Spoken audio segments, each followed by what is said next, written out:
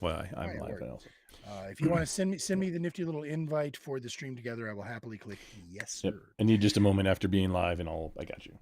Faux show. I might need to recover, but hey, background stuff. You're gonna have to deal with your audience getting to hear my story. So that's fine. Yeah. So I was debating a dude named Chris Speaks, who is a VTuber, and it was a bad faith debate, and the prompt was that VTubers are the superior form of streamer. Now, I mean, this is obviously a ridiculous statement, but I figured that the best way that I could do it was to take away all of his strengths. So the anonymity and all the catchy visuals. So what I did was I put on the Care Bear costume. And as you see, the tip of my microphone is blue. I actually had the microphone off the stand and I was just draping it on my lap in the most provocative and inappropriate way. I also had like a little face mask on, like a actually my like a ninja welding mask. Oh. Yeah, it's like a hard for when she does stained glass. And so like she wears these masks so that if a piece she doesn't catch it to the grill.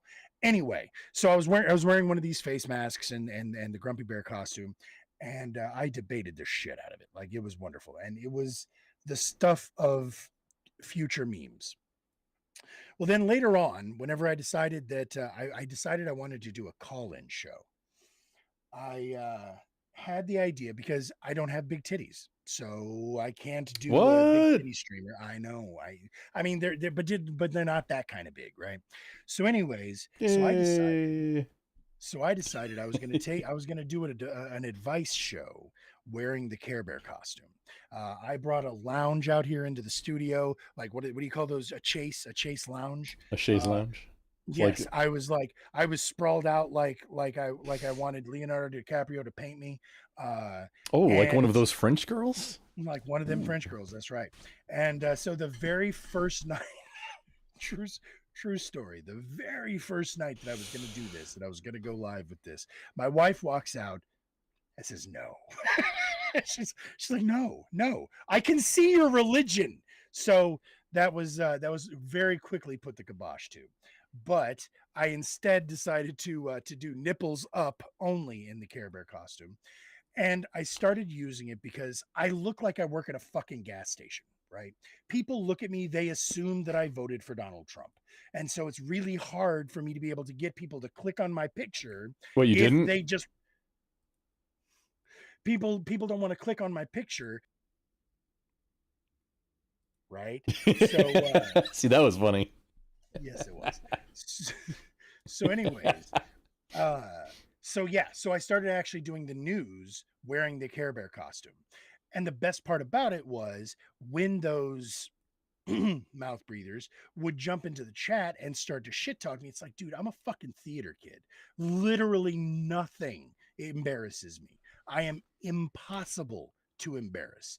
So when I was like 6, my mom used to get a kick out of throwing tampons at me in the fucking grocery store. So like, again, like whole boxes of them or individuals? No, sometimes she would take them out and throw them at me individually. So again, like I said, I was taught to never be embarrassed from a very young age. Any concussions? Yeah, but that was from the Pinecone game. That was a different thing that my folks were throwing at me. That's another whole conversation. Okay. I'm sure you can figure out from context of the conversation what was entailed. Where did they stick the pine cone? They flew through the air in a violent measure. Okay, just that's where I stuck the pine cone. That was later. That was a whole different therapy session. Paige, no. If I may reference a meme very briefly. I don't get it. I was just laughing to be polite. So. I'm sorry. Well, I'm not going to explain it because that'll ruin it. So. I was about to say, good luck. I'm not terminally online like all of you kids. You call me a You're kid. My fucking age.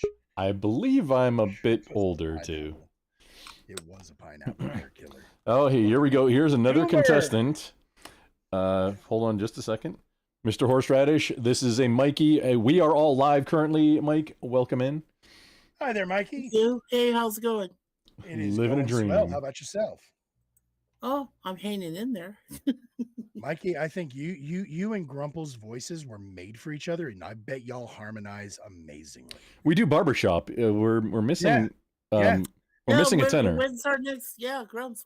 When's our next? We're missing a tenor. I think you wait. Horseradish. What are you a tenor? I used to be. I was first chair tenor in high school, but now I'm a baritone. Oh, look at but that. I mean, I used to be able to sing with the no. when I was in church choir, I used to be able to sing with the altos and the sopranos and the tenors. Yeah. Weird. Yep. You're not supposed to do that. I was a comfortable tenor, and I started smoking just so that I could change my voice. I was an alcoholic. I think the beer helped me some of the time. It was lightweight. I mean, you had a lot more water in it than regular alcohol, so it kind of cleared my throat. I never realized that most of the time. But, yeah. No, I both of my parents were alcoholics, so I generally try to avoid it. Although these last few debates, I've been going through Bushmills at an alarming rate. So that can happen. Happens to the best of us. So this game show, can you tell me more about the game show and what to expect from it? Yeah, yes, give me just a moment. I have to text Chrissy back. Sorry, Killer. So you caught us on a weird night. So my buddy Grumple here is that StreamYard looks like a nightmare for lefties. Would never. There we go. Pieces. Hey, Chrissy, I was just about to text you back. Your message just came in. This is a Horseradish. He is over from primarily in Twitch land, but plays over in YouTube times sometimes. And Kick recently. And Kick, yes. Welcome. Thank you. Oh, yes, Horseradish. I sent you the invite, and Chrissy, I will send you invite now for Twitch. Oh, so whenever you start up, and then we can, like, I am live right now, and Horseradish is live, and yeah, and as soon as I finish a few things, then yeah, I'll go over the how we do things. I might have one more coming also to play on panel, to be the panel team. That'd be great. I assume you played some Jackbox games at some point, right? You're familiar with Jackbox? Oh yes, yeah. Cool thing. There's a picker that you can find that's like it's $0 on Steam, but instead of having to load up each individual one, it lets you like, hey, here's the entire menu of all of the Jackbox games that you own, and then you can pick it from inside it instead of having to like load up number 3 and then wait, which one is the one? Which one's Monster Bash or whatever on? Oh, that one's on number 7. Instead of having to remember which one is on which, it's just all of them that you have access to. It's really cool. And it even works on Linux. It compiles all of your Jackboxes, you're saying? Mm-hmm. And then it'll like, you just launch it from right inside there, and then you're in. Very cool. And it even runs on like I'm on Linux, and it even works for me. It's cool. Okay. Rumple wants to collaborate. Click to accept. So who is MS Chung? That is Sugar Booger. He was on there last week, remember? Okay. He came up and helped us out on panel last week. What? Oh yeah, that was that Bandit? No, that wasn't Bandit. Was it? Sugar Booger. Sugar Booger. Okay. That's MS Chun. MS Chun. My mom used to call me Sugar Booger when I was a kid. Right, I was getting all wonky stuff going on, so I had to restart my computer. And now it seems to be doing fine, so I think I'm good to go. I've been calling my wife Boo Angel Bear eternally for 16 years now. That's the very first day I met her back on March 1st. All right, I'm gonna hit the live button on our side, Mikey. Okay. I only have half games tonight because I did get woke up last night. For what it's worth, unfortunately, I only have 30 minutes. So okay, well, I don't know if that changes anything. So I got woke up at midnight, and then again at 2, and then again at 5, and had to be up at 6 to be at work by 8, and then I just now got off work, and it's 9:30. Yeah, I'm tired. That makes exhausted.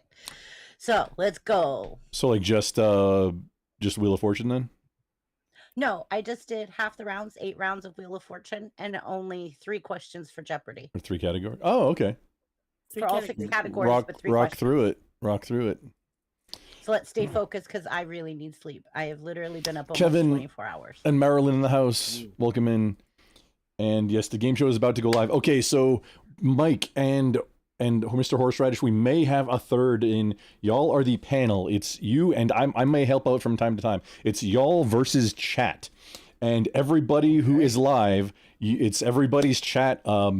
Mike, you remember to hit ultra low latency when you're setting it up.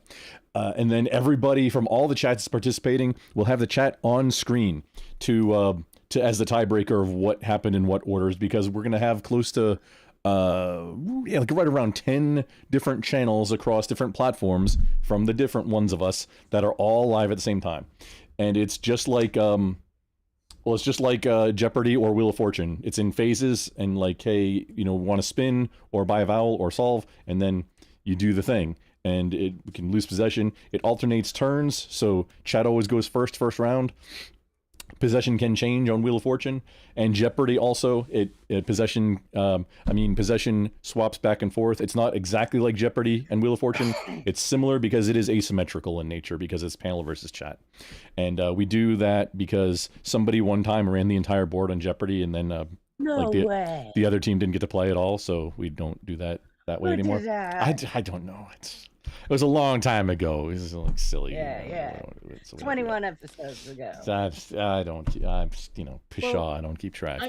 Who remembers? Good, don't I? I'm not young. I gotta hit live, guys. We're 5. Yep. Go. Behind. Okay. Oh, final thought. Yeah, please. We do get complaints. We've been getting complaints lately. Please try. Like, Chrissy's running the board from behind the scenes. I am the announcer and running the game show on the front half. We're going to try and not talk over each other. If I'm announcing something for the game, please don't also announce the same thing at the same time. It makes it more difficult to hear. If you can do like a 1 or 2 liner, if you've got something funny to say, add it in. Anything other than that is for the after show that we can do, where we can just hang out. Yep. Okay. I'm sure this is going to make more sense once we get in. Yep, it is. Okay. Okay. Horseradish, welcome to the show. 3, 2, 1, go. We'll have a good time through it.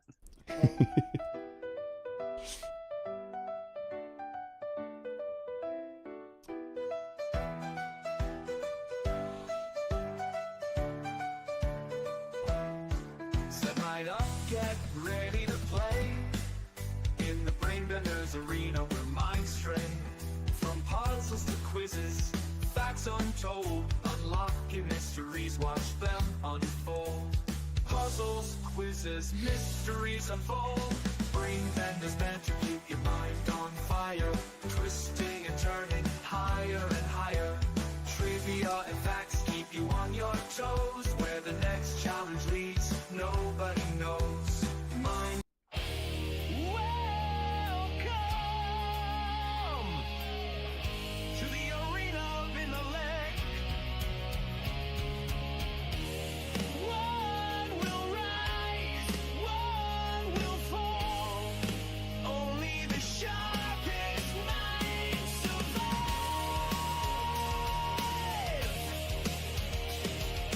Brains will battle, sparks will fly. One gives glory, one says goodbye. Trivia heat, no time to stall. One wrong move and you might fall. On the leaderboard we rise. In the cemetery, no disguise. Win the crown or take the fall. In the brain blender, we want it all. Losers fade, the victors shine. Brains collide in real time. Step right up, it's do or die. In brain blender, you must try.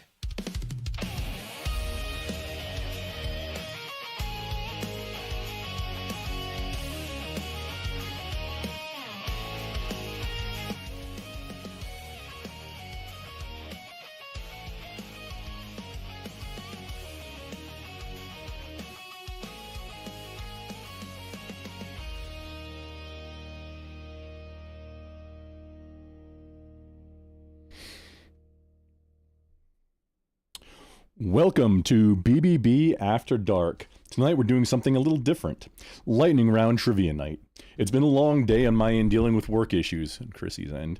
So tonight we're going to keep games quick and fast paced. That means shorter rounds, rapid fire questions, and straight to the fun. Panel versus chat. Let's see who can think the fastest tonight. Yay! On the panel right now we have our panel team.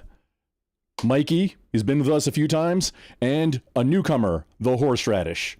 Then your hostess with the mostest, Brain Bender's Banter, Chrissy, running the game. And I'm a Grumple, keeping things running smooth. And My co-host and my producer. Alrighty, And we are ready. Let's introduce some of our great smart chat people there. Kevin's Theme Park Adventures from California, from the Chatty Blogger MS channel. Welcome, brother Kevin. We also have Independent Many United. Indy is in the house. And then we have Hi, MS Chung is also in the house. Oh my God. It's good to meet you, Horseradish. Pleasure's all mine. Yeah, we are going to continue our winning streak since we did win last week against Chat. that was kind of a fluke. It's not. Well, it has to be more than once to be a streak, Mr. Mikey, and that was one in a row for the whole night. I'm going for 2 in a row tonight. Just so you know, Mr. Producer, there's only 2 of us in Twitch in the share. Oh! I have to get over there.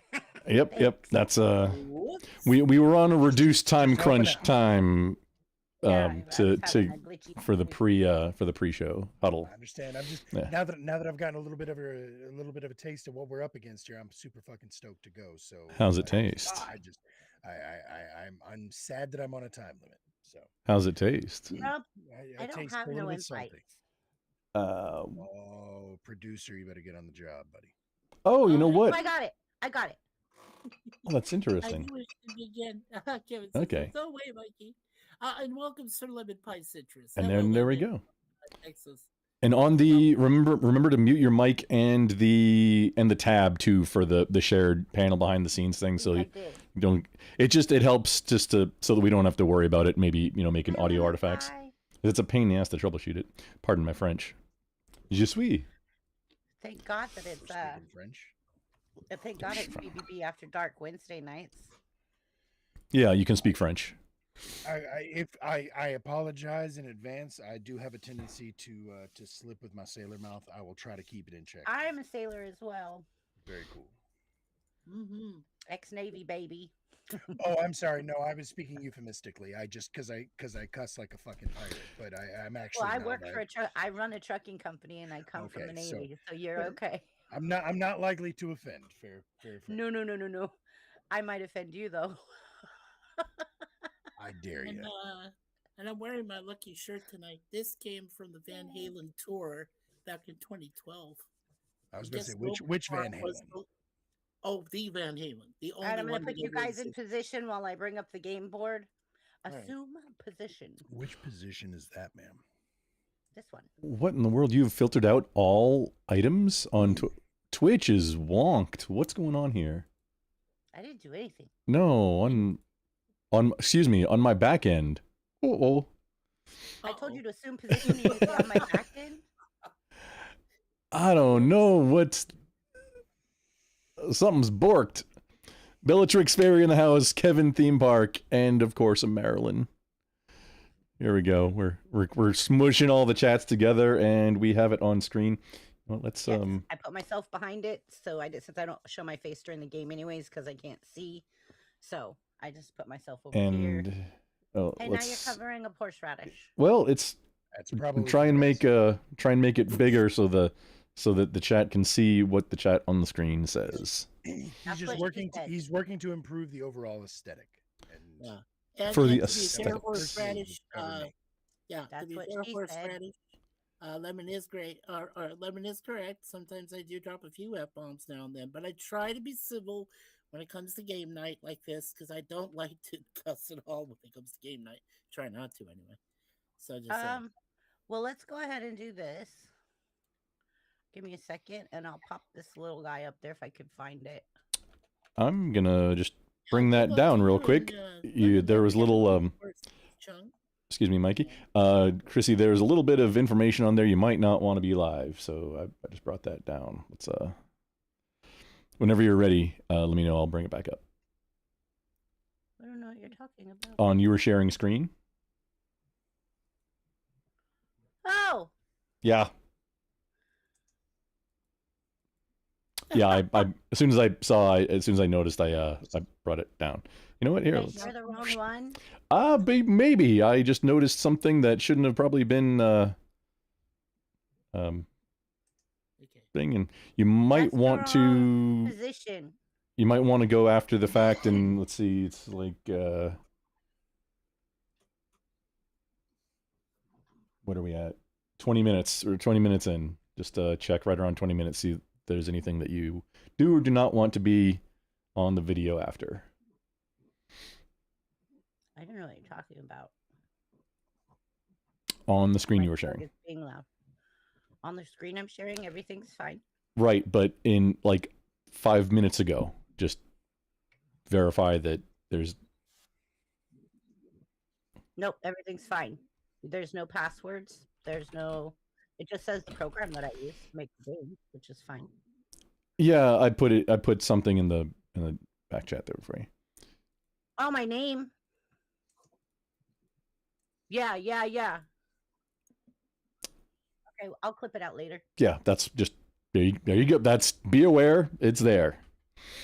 Be aware it's there. Got it. I'll clip it out later. Yeah. Thanks for catching that. Yeah. I clicked on the wrong one. Twitch is host. I told you I'm extremely tired. When have you ever seen 8 rounds of wheel?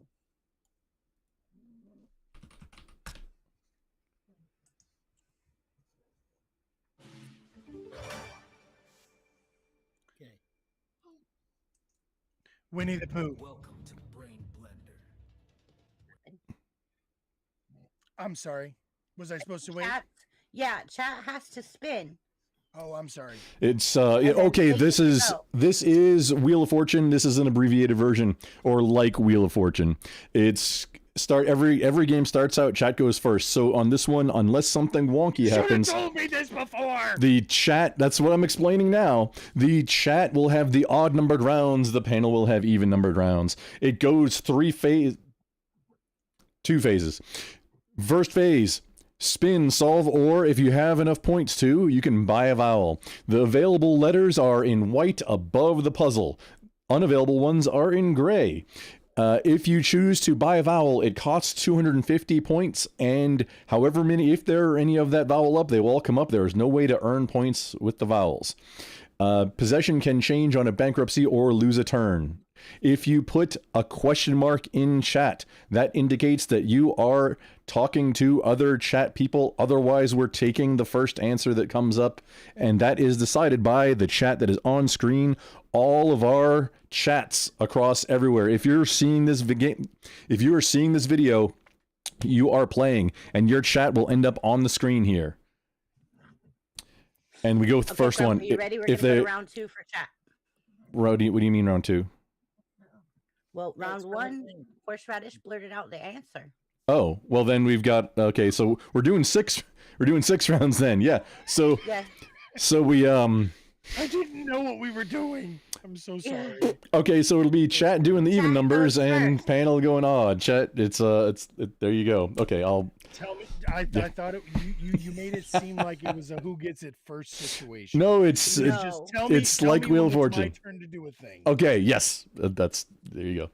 It's chat going first, and it'll be a spin for the very beginning of the round. It's a spin because you can't do anything else.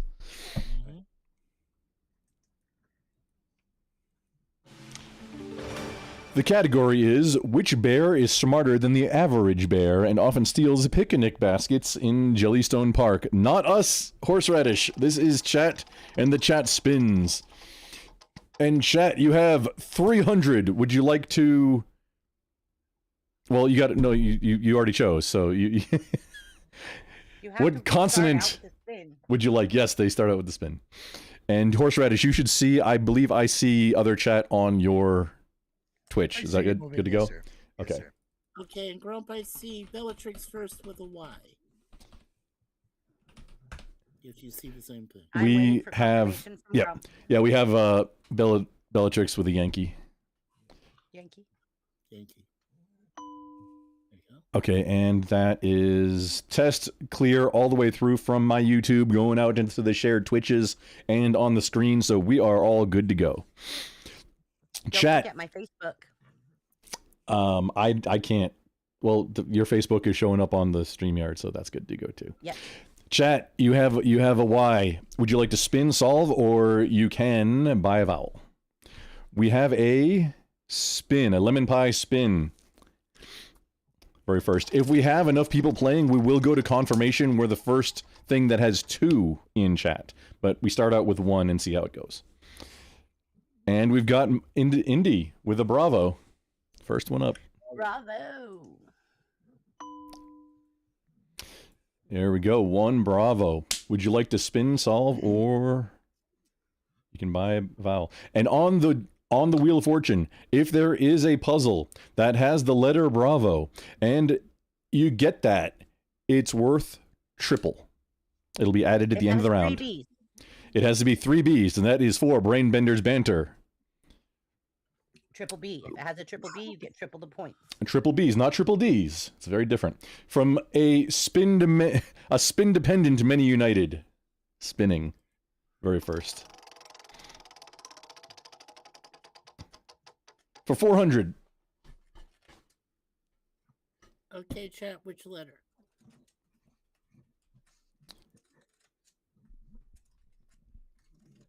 From, we got Indy up first with a golf. All right. We may have to switch this over next round, too. I did See how it not goes. see anywhere that was a chosen letter, for the record. So wherever that was chosen is not coming through in the shared chat. And welcome, Rambo. Oh, yes, it'll on the screen. That's the screen. tiebreaker. Yes, if anything that's on StreamYard is not in my the restream bot that manually sends chat to, the only way it'll be in your chat is if it's from one of my platforms or Chrissy, who's sharing Twitch with us. Don't worry, Rambo. I know what it is already, but I'm not going to say. Spin, buy, or solve. And up first was Indy with a spindy. Okay. Indy with a spindy. We love Indy. Thanks for coming, Indy. Good to see you. You and Lemon Pie. I'm sure we'll see a Moose Man up in the house in a little Big bit. 900. Kevin. I thought Kevin, they said good to see you. solve. Romeo. Well, yes, there was a solve, but before that was a spin from Indy. Got you. Kevin and then Bellatrix confirming with the Romeo. This is some big money. So next Okay, we've so got, now okay, solve. from Indy, we've got a solve, and then Kevin also a solve, and I forgot. I'm All right, say the answer in the chat. almost into to where I can pay full attention to the chat now. Almost everything's Yay. done behind the scenes. Yeah. So I'm doing that behind the scenes. You're doing like the spokesperson stuff, and then We we got got- 2 people on panel. Yeah. Triple threat with Indy up first. Yogi Bear. Yogi Bear. Hey, boo boo. You get a picnic basket. Hey, boo-boo. Okay. Now this is panel. It's gonna be mostly y'all. I if you need help, I can help. But in the Jungle Book, which bear teaches Mowgli about the bear necessities? And first up is a spin, because it is the first round Ow, of the turn. Noni. You're being a jerk down there. for 700. Okay. All right, horseradish. Let's go with the L first. Lima. Works for me. All right, There we go. Panel has Lima. Lima. There we go. Would y'all like to spin, solve, or Well, let's go Purchase. ahead and spin. What do you think, Horse? Yeah. I feel like we got some catching up to do, sir. Well, yeah. Considering I think there's only For Grumpy might 400. want to explain if you buy a vowel, the process of that. Being I- Yeah, kind we of- Yep, don't. I did. We don't want to take away 250 points each time we buy a vowel horseradish. Yeah. So if we agree. know that the right, so it's just Yeah, like, but let Grump explain how it works. Sorry. Go ahead. Which I think I did at the beginning, but we were on a rush to get going. So you're picking a consonant now, boys. So Correct. Bravo. we've got a buff in the house. Welcome in, What's up, sir. Buff? Hey, Buff. The way Welcome, vowel Buff. that did not go as intended. The way vowels work is Hi, Twinsy. oh no, we've got a raid. Thank you for the raid, Mr. Zachopotamus. Do appreciate. Very cool. Very cool. The way vowels work is you have to have greater than 250 points already. You say, I would like to buy a vowel and I want this vowel. If that vowel is a vowel that you can pick, then if any of that vowel are in the puzzle, they will appear. No extra charge if it's more than one. There is no way to gain points via buying a vowel. It just makes vowels appear. Okay, and I had Miss Chun to you, BBB. I had Miss Chun say that she was asking for the link. DM her or the link. We got a Zach in the house, and that was for prior to the end of the Do you want to game. go ahead and lock in the answer, sir, or do you want me to? I'll go ahead and mark it in. Okay, so we'll solve it. It is Baloo. We have a solve. So Baloo. We have Baloo. And Zach, you are welcome up. Zach, from If You're Feeling Adventurous, the If You're Feeling Adventurous channel on Twitch. Zach, you have the link. You are invited to come and be on the panel, sir. On the team, if you would like. Now horseradish, it is now chat's turn, so don't solve it. Okay. Mum's the word. My bad. No worries. I understand the assignment now. He Unfortunately, I've only got 4 minutes left on my clock here. So. he understood the assignment. So I know. Do y'all usually get started like at 9? Because I can do from like 9 to 10. I could probably even do like a 9 to 11 if I know to prepare. Is it usually pretty late start, or you guys usually get this? Usually a bit earlier, but not much. We do need to switch the days and like time that's coming up. We haven't set it in stone yet, though. Because this is fun as hell, and I wish I would have gotten here earlier. Okay, well, I don't even get home from work until about 9 p.m., but hopefully that's going to change soon. Hopefully they've got some plans of getting someone in there to help us, and that there'll be Fingers crossed. another for you. person to take some more of the workload off of me. So I'm looking forward to that. Cheers. Okay, so are we moving on to the next Moving round? on to the next one. Okay. My audio is on loop. Test 1 2. What?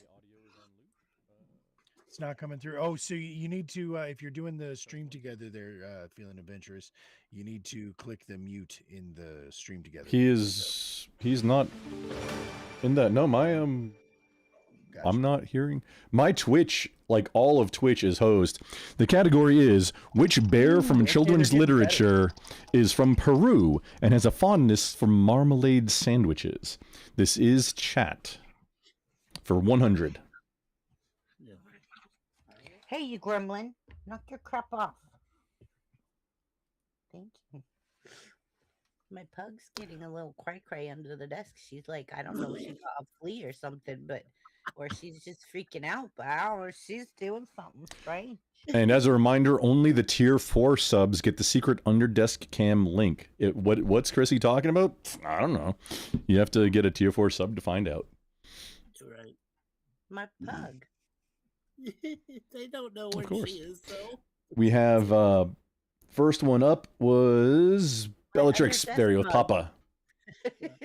Under the desk. Yeah, well, we'll have to put a CCTV camera underneath that Under desk. desk mug. Yeah, Pug's view. We got Papa. Chrissy. Papa. Papa. Papa, I know you're gonna There we be go. upset. Okay. Test 1 2.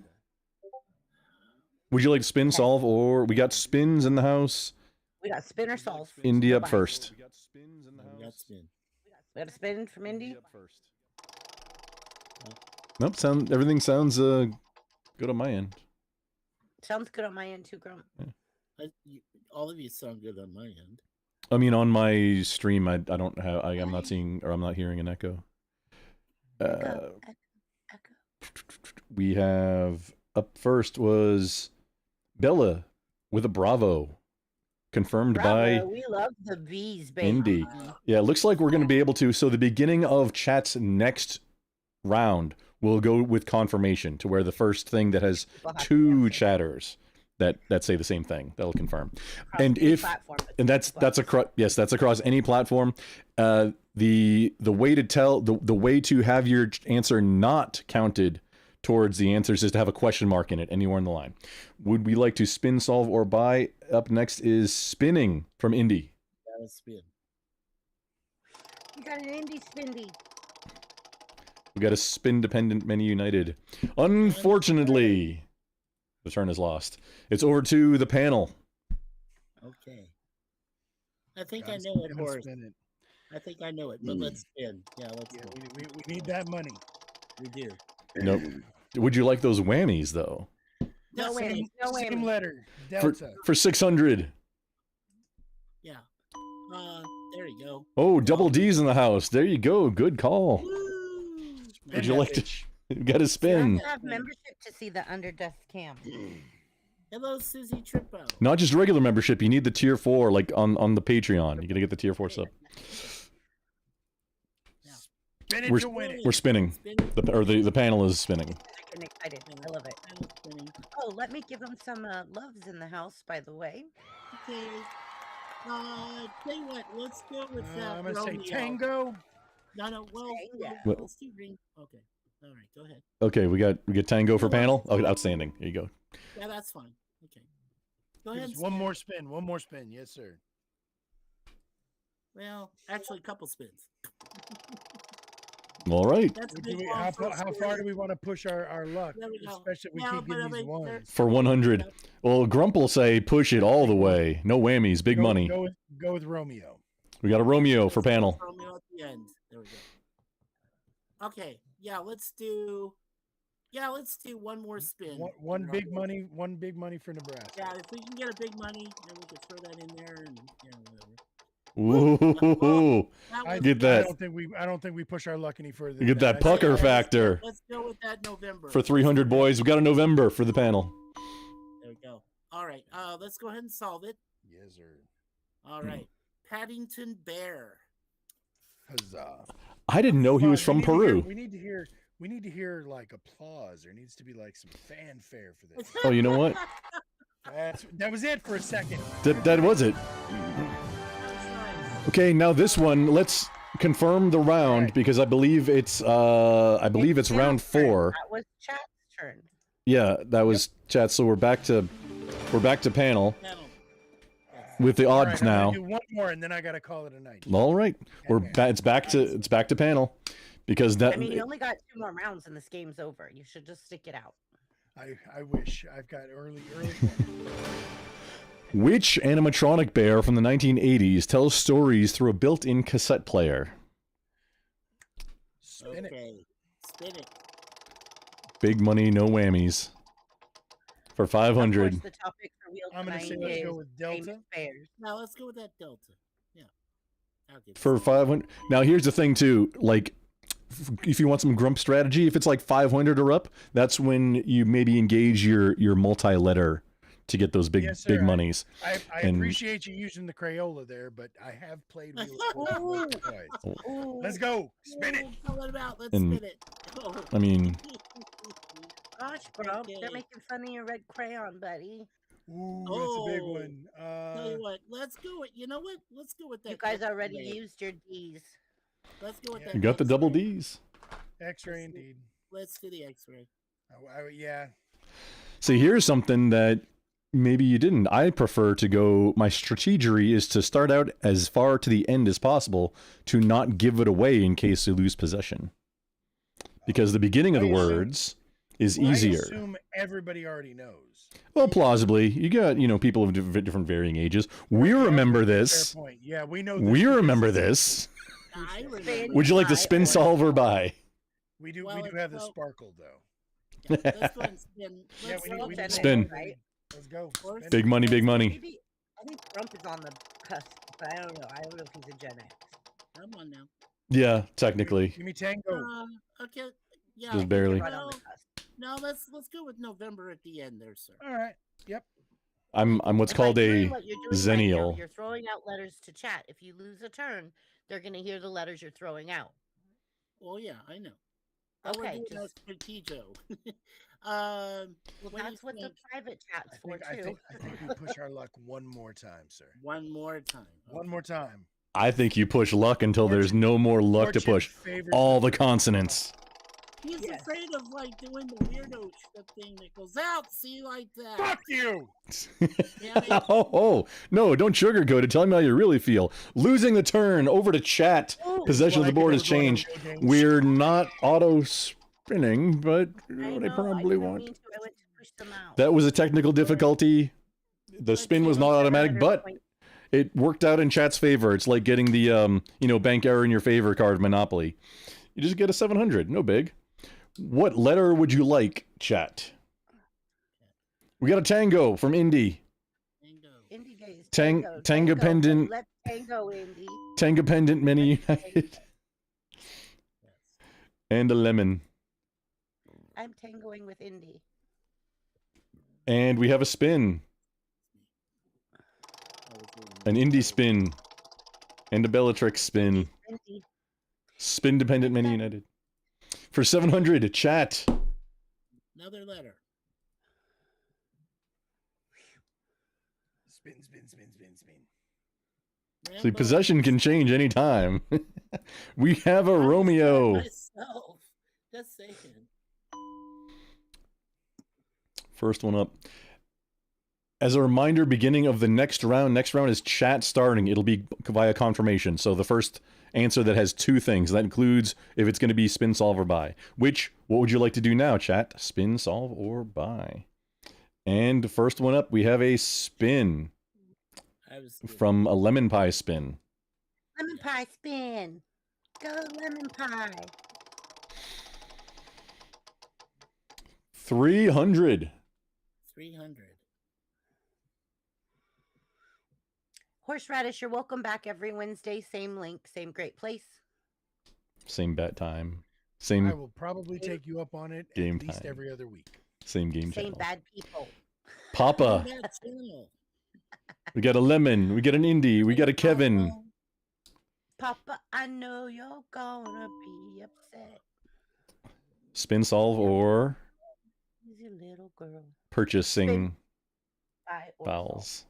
Spin by or solve.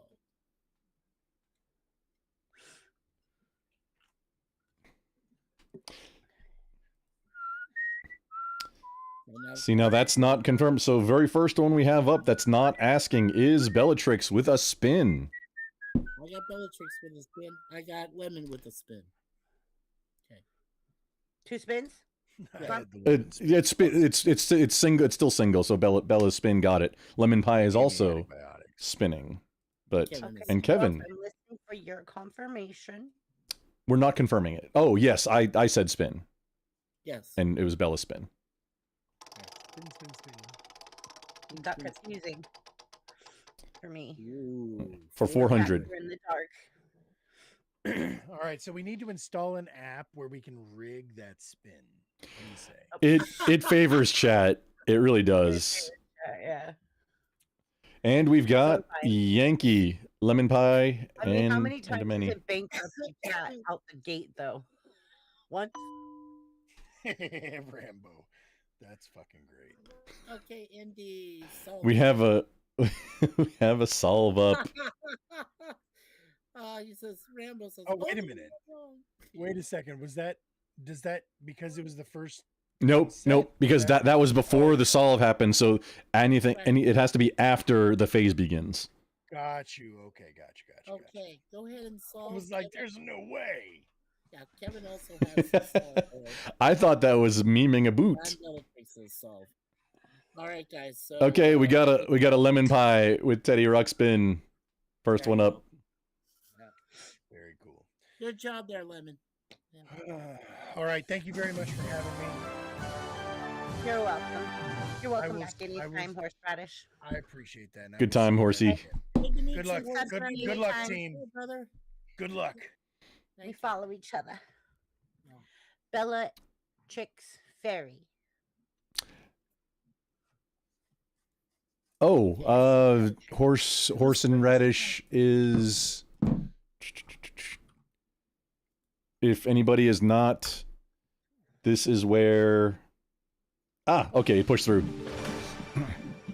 And well, Grump, there. are you playing now, or is it just Mikey? Yeah, I guess I'll play so that it's not just Mikey, because there's being on the spot like that. I don't mind being just me. Come on. I mean, it Okay, could be it's just Mikey you. unless he asked for a Grump assist, maybe. Yeah, that is very fine.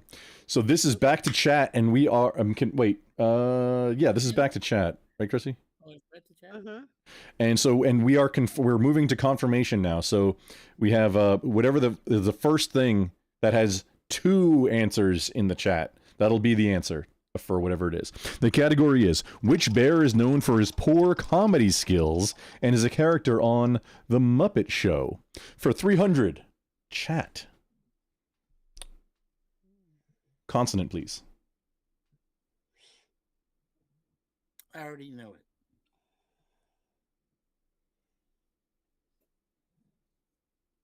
Good. Okay, we've got one. We've got a lemon pie and a Rambo, and we've got a lemon pie with a Romeo, a Rambo with a fox. First one confirmed is Romeo from Rambo Lemon Pie and Kevin. There we go. And we've got a spin.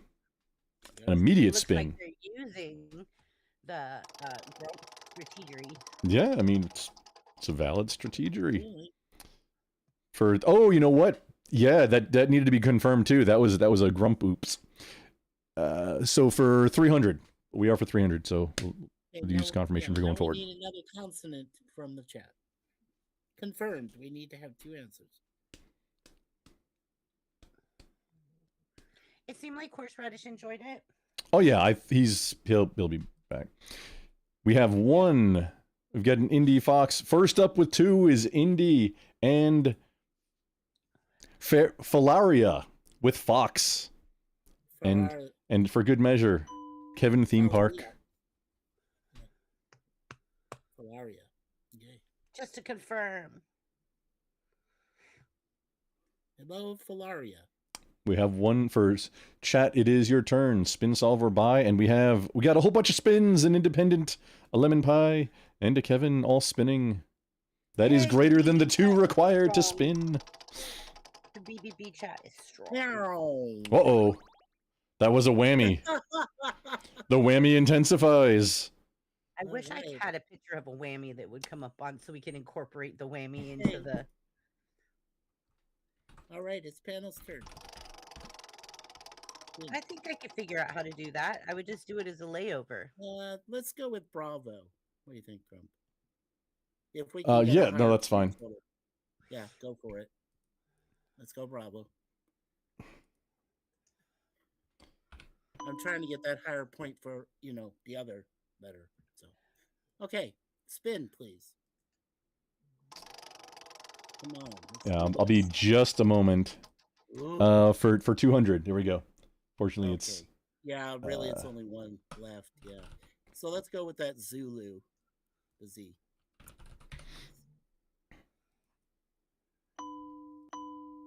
Right, and I'm going to solve it. Because all we have left is vowels. Fuzzy Bear! we've got to solve. There we go. Okay. So now this is the last round, right? It's for us now. No. Wait, hang on. What round is it? It's Round it's for us because, Round 7. Yeah, round 7 is the last round. yeah, and- this is the last round, and it's for us because they lost their turn from the last round. So Ah, yes. This is back to panel. back to you. Which bear stars in a series of children's book by Els Hommelman Dominionurk and an animated television series? Ah, Shh. probably get a spin first. Yeah.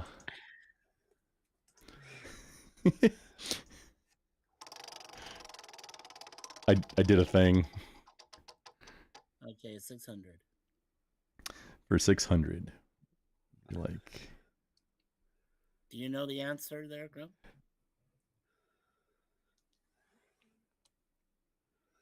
else Homeland Yeah, Homeland. It's Mineric? Homeland, an animated television series.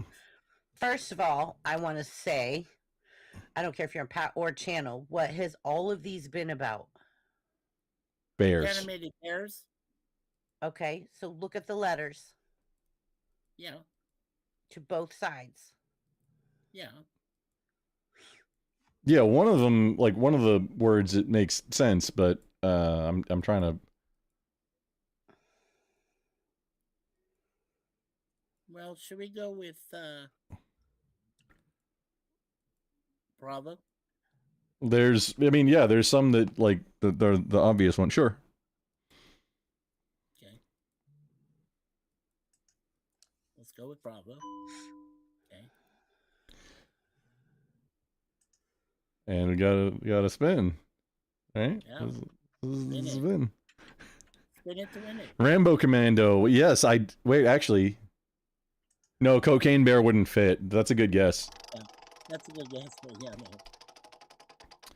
Don't For look at the damn- for 200. Okay, so let's go with that Romeo. Yeah. That's the only thing I can confirm at this point. Okay. Yeah, I was kind of hoping one of those letters would be doubled up in the Yeah. 6. I don't know. All we can do is delay. Spin. Yes, spin.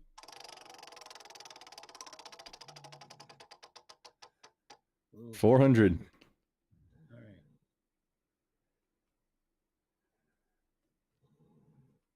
I mean, okay, most common letters, but it's a foreign homeland. That sounds like like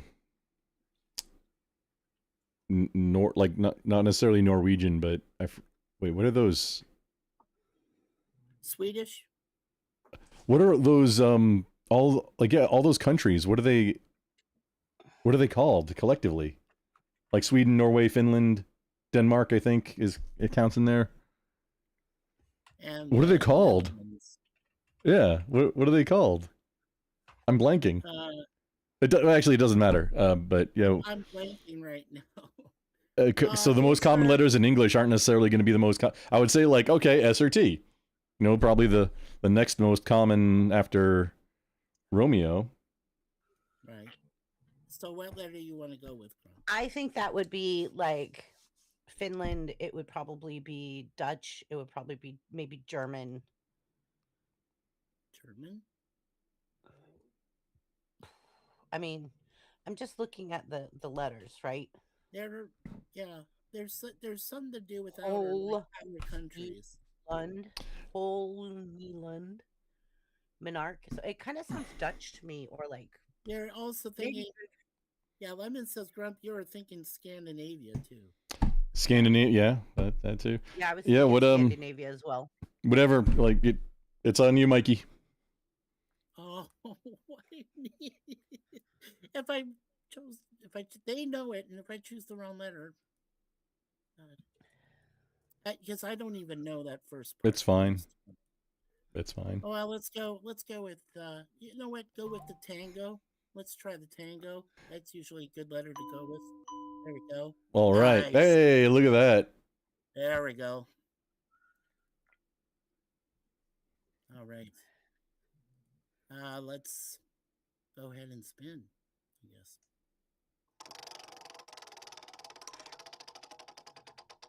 Whoa! Man. For 100. You know what I'm thinking? I'm thinking November, possibly. All right. We got a November. Right. Let's go with November. Uh-oh. That bothers me. Okay. Chat, you're up. Chat, you're up. Would you like to? It's not an auto spin. Would you like to spin, solve, or buy? We have a spinnerino from Indy and Lemon Pie. Okay. And Falaria and Rambo and Bellatrix. All the spins for 600. Chat. 600. We got one. We got one for Lima. We got two. We got three. We got 4 Limas. Look at all that Lima. Oh. And we've got 2 solves. A moose. A very moosey solve and an indie. Hi, Moose Man. There's Moose Man. Okay. Welcome, Moose Man. And Y'all we've see- got 2 with, we've got an indie and a moose and then a Kevin theme park, all with Little Bear. Where the hell's our Roddy? Don't know. Rambo, that would have been much better if it was Battle Bear. I agree. And that's game. That's it. Congratulations, chat.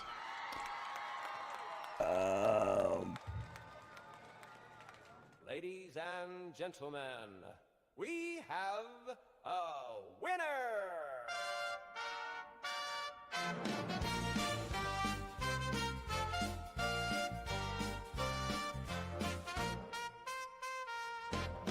Now you are a champion on BBB's Brain Blender!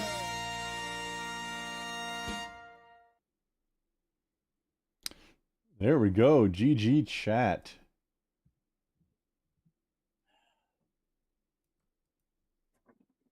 I had a streak going the whole time. Chrissy, I have it. I added a new thing. It is just an overlay. Well, I feel bad, Grump. I let us down. Oh no, that's fine. You know, you wanted to get your streak going, so unfortunately, it's not going to be a full streak.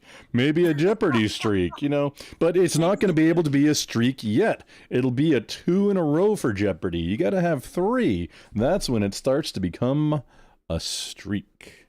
A streak, right? And for the panel. You have nothing to fear. Oh. Well, there, loser. How does it feel to be such a loser? Better luck next time. You have been brain blended. Hope you're up for a late night. I know I am. Better luck next time, loser. I picked the wrong one. That one's vertical only. Okay. All right, go ahead and pick another one. Oh no, let's move on. Just like Oh, pick a yeah. quick one. I come to feed on losers' flesh.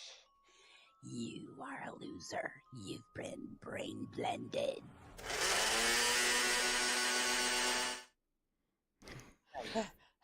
Stressful. And Zambies. And I think that was the shortest one out of all of them. You know, I voiced Yeah. that one over myself. No. Thanks, I Evan. said I was the brain blender. See? I did it. I did it myself. Thank you, chat, for your complimentary thank yous there. Yeah. Rambo said, looked up Battle Bear movie, not gonna state what he found. Don't look that I up. was going to say that's why we be getting win people. Oh, okay. Yeah. Okay. All right. And the game show is ready for the next one. And remember, everyone, tonight is lightning rounds. I was woke up at midnight. I have been up for almost 24 hours at this point, and I'm doing this for all of you out there. And at the end of this, Grump, if you want to do another game, you want to do something, you are more than welcome to take it over. I trust you as my co-host. But we are We'll going see. into this game right now. And I'm going to put you guys, assume the position. Uh-oh. Yeah, this didn't work out so who's great looking last for time. me now? Drop your socks and grab your knees. Yeah. Hey, Grump, remind me to clip that section because I'm extremely tired. So, Yes, I know what. I'll text you right now so I don't forget either. okay. So this game is Jeopardy, chat. There are more phases in the Jeopardy lightning game. rounds. It also alternates back and forth, starting with chat. You can't lose it's always going to be just back and forth. First phase Grump. is yes. Grump, I want to do something a little bit different tonight since I'm only doing 3 questions for 6 rounds. Okay. I want, if they could answer it before the multiple choice, every single question is worth double the points for both teams. That's how it always is. That's how it always been. I know, but I'm just saying, like, it's going to be double the points every single question. Yeah, it is always the same way, but there's more points on the board. There's usually like the 4, the 5, and the 6. So they're all just doubled no matter what? Yeah. Okay, so if you answer before the answers come out, then it's worth quad, and then if you answer okay, so it just would have been, so it's 200, 400, and 600 essentially. Mm-hmm. Yeah. We'll treat it like 200, 400, and 600. Okay. So each one's a daily double unless you have to have the multiple choice, and then it will only be worth a double. I don't know. Let's keep it simple. Grump. Okay. We've got too tired. We've got foodie for 3 and foodie for 2. We got to confirm which one y'all want. 2 or 3 or something else entirely. Right. Grump, how are you doing the points? Just doubling them, right? Double the points. That's what you said? Yeah. Okay, we've got 2 foodie for 3 for chat. Oh, I'm clicking the wrong damn thing. Whoa. I'm so tired. Which snack is rich in protein and convenient for on the go? That could be a lot of things. And we're still asking for double confirmation, correct? Yes. Mm-hmm. And there is no downside to answering before the answers come out. If it's wrong, no biggie. When the answers come out, you can still answer from the multiple choice. If you answer wrong before the multiple choice comes out, then that answer will be knocked out. You can still answer from the 3 remaining. If that one is wrong, if after the answers come out, your answer is wrong, then the other team has a chance to steal. If that team gets it wrong, then the chance to steal goes back to the original team. I think it should be answer time now. It is indeed, but let's see. Okay, there was nothing confirmed. Oh, we've got 2 for nut. Nut. Well, there are no nuts. Okay, no double points. So, Alpha Bravo Charlie Delta. What do we want, chat? Some of them are hard. It's just luck of the draw, and if it's like, how would you even know? It's luck of the draw. Unfortunate. And we've got 2 for Alpha. That's worth the most is the one that's the easiest, and the one that's the easiest is the hardest question. Okay, I've got confirmed for 2 alphas. I already, Mike. I'm sorry. But also, Chrissy, yeah. I was waiting for you to confirm it. I promised I did. I that... said 2 for Alpha. Okay. Okay. You gotta remember, I've been up 24 hours. Yeah. So. Little grace. It's all good. Chat? It is now okay. So 300. So they get 600. Would it be easier to change all the values to be 600 to be double from the board instead of manually adjusting every time? Would that be faster? Or I don't know what you're saying. It's not comprehending. Okay, hit next to go back to their score is good.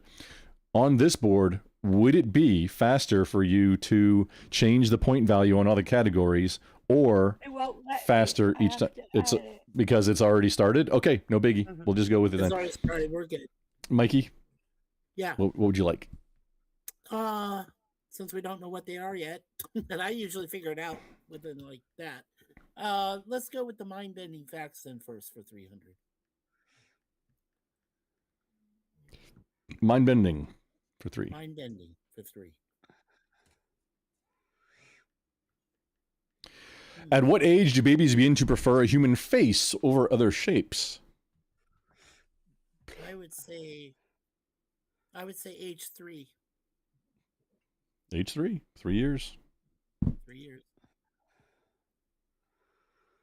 Okay. All right. Did somebody just twitch a nose? Yeah, that was Yeah, me. that was me. You were Okay, casting a so, spell? I get a text message. That's my ringtone for my text messages. Okay, so I said 3, but I know it's wrong now. But what would to you appear to be like the most likely? The closest to 3 is a year, but I mean, I would think it's a prefer a human face. I don't know. Probably right in the mid. Like, Yeah, I think it's before a year. it's before a year. I mean, I'm pretty What do sure. you think? Like 5 months? How do you sound about that? Sure, no biggie. Okay, let's go with C, Charlie.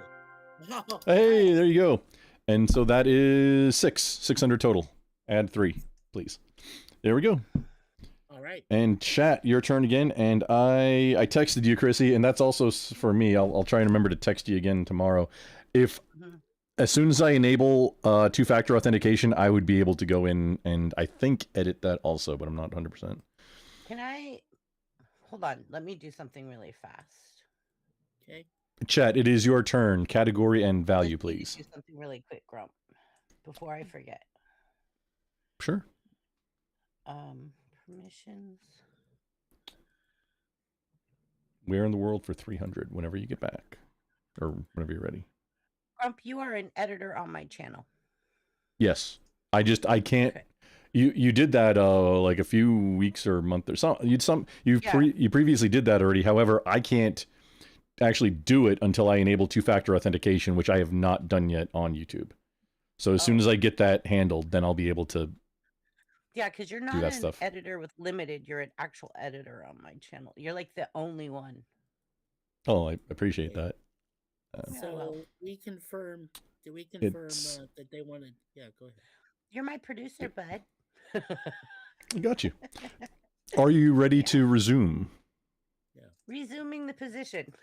What was it? Okay, chat is doing where in the world for 300. We got a Moose and Lemony first up. Which city is the hometown of the band AC/DC? Oh, honey, they have AC/DC questions. My gremlin is acting up again under my desk. Mikey, I you apologize to you shook me. those that have the member 4 membership. The tier 4 membership, yes. Mikey, you shook me all night long. Did I? Yeah. Well, I mean, currently in the middle of shaking. me now. Well, as I said, Dirty deeds done dirt cheap. Dirty deeds. Okay, the timer should have begun. it's also We've a long got- way to the top if you want to rock and roll. It is, but we've got big balls. We've got a New York, we've got a Sydney. Oh, we've got two for Sydney before the answers came out. Okay. There you go. And they did have the AU, which is both a continent and a country. So what are you saying? I'm saying Oceania isn't a country. They get double. I gave him double. Or excuse me, they get quads. So that was 6. One more 3. Okay, Okay, one more. more. Wait, what were they at? I don't know, but They I were- added they 3, were and at then I added 3, and then I 300. just added 3 more. So that has So to be 3 right. more, so they'll be at 1,800 if I got the math correct. Uh, Okay, they were at my brain 600. isn't functioning. It's okay. It's okay. I can help you math wise if you need. 6 If you plus gave them 24. No. 30, 3,000 even. No, they don't have 3. What quad is 4 times? No. right? This is only this question. Yes. Oh, then 2,400. No. Yeah, 600. Oh, excuse me. 6. Not, that's right. Okay, never mind. No, you're right. I'm right. mathing. So you're at 1,800. Okay. 300 Eight- times 4, not 600 times 4, 1200 Right. for this. And we got that. Yeah. And they were at 600. We're good. But we're at 18. Why is- I need to why be is- at 12? Yeah, no, we're at 1800 for that. Plus the original. Yeah, that's up to 18. No, that's it. That's it. It's 18, yeah. It is. This is getting complicated. Okay, I'm gonna start putting the scores in chat. Okay, Good idea. Okay, so because we got to let's do go with- math. Yeah, so let's go with TV and movie madness next for 300. Sure, TV and movies for 3. What song does Sheldon want sung to him when he is sick? Oh, great! This is about Big Bang Theory. Or Didn't the watch other a lot. show where Sheldon is younger? No, I'm pretty sure it's the Big Bang Theory. Is It it? could be younger Sheldon. Young Sheldon. I don't know. The What do you answer's think? the same on I- both, so it doesn't matter. Yeah, probably. Same on Oh. both. Okay. Oh, or it's Sheldon is also from one of the older cartoons. He's an egg, like an egg that isn't all the way hatched. His name's Sheldon also. Spaghetti song. Is that Kitty song? Kitty song. Is that your final answer, Kitty song? Yeah, let's go Okay, with Kitty song. Kitty song. Kitty song. There's no downside to guessing before the things. Oh, the timer I- should have been going. I know. Oh, Ah, there we go. okay. Unfortunately, double points or quad points is not an option now. Right. I have So no there's idea. Warm kitty, soft kitty, happy kitty, or sleepy kitty, hun. Which one sounds right? Happy kitty. Oh, go with happy kitty. Go Happy with Kitty sounds good. Charlie, we've got a Charlie. Right, Charlie. Ah. Okay, chat, you have an opportunity to steal. Chad has an opportunity. Need 2 of the same. Alpha, blah, blah, blah, Bravo, or Delta. Delta. We got it. I see one, we but I got need one. more. We got a Delta. We got a Bravo. Need 2. 2 for Bravo. Lemon Pie and Bella in the house. Soft Kitty. Okay. That sounds like something for After Dark. No, you got that part right, babe, but we had to say what it was specifically, so they had like 4 different kitty things. Okay. My wife's helping us out too, if you don't mind. And back to No, yeah, it's on fine. panel. She's just not on panel. Right. Okay, so we have Ra- categorized this. Name that tune. Rambo. From- Rambo thanking the rest of chat for not giving it the D. Chat, we need a category and a value. It is chat's turn. We got 1 for categorize 3. And 2 for categorize 3. You know what? Hey, let's modify this a bit. There, so we can see. What are the primary ingredients in Aligo? I'm not sure what language that word originates. Yeah, it could be aligo, or you could also say aligot. Do you know what it is? Me? Well, it's French. I mean, don't it know about- could be I don't know French. about the primary ingredients, but I have heard of it, but I just don't remember any primary ingredients. Okay, we've got Cheers, which I don't think that's an answer. Snail, maybe. We got a Bellatrix with snail, and the timer should probably start about nowish. Yeah, I'm timer should watching start time. Food guy, not that. Garlic, we've got a garlic. Need 2. Just anybody confirm anything. There's no downside. Mashed potatoes. Hello, Brady. Bratty. Okay, I'm the glad answers you're are out. Feeling better, baby. Bratty in the Let's house. to Bratty. Okay. So go ahead and give us the Oh. letter answer there, chat. Mooseman, I think I said your answer, even if I didn't bring it up, but it is more than just mashed potatoes, so just mashed potatoes wouldn't cut it. You did both have It's mashed kinda potatoes. Like what they just had with the kitty answer, like all 4 Yeah, of it's them like- said kitty. Yeah. We got 2 for Bravo. We got a lemon pie and a Bellatrix with Bravo. That is mashed potatoes, Bravo. cheese, and garlic. What's taters, Precious? So we're at 20. Okay, we add 3. That's 3. There we go.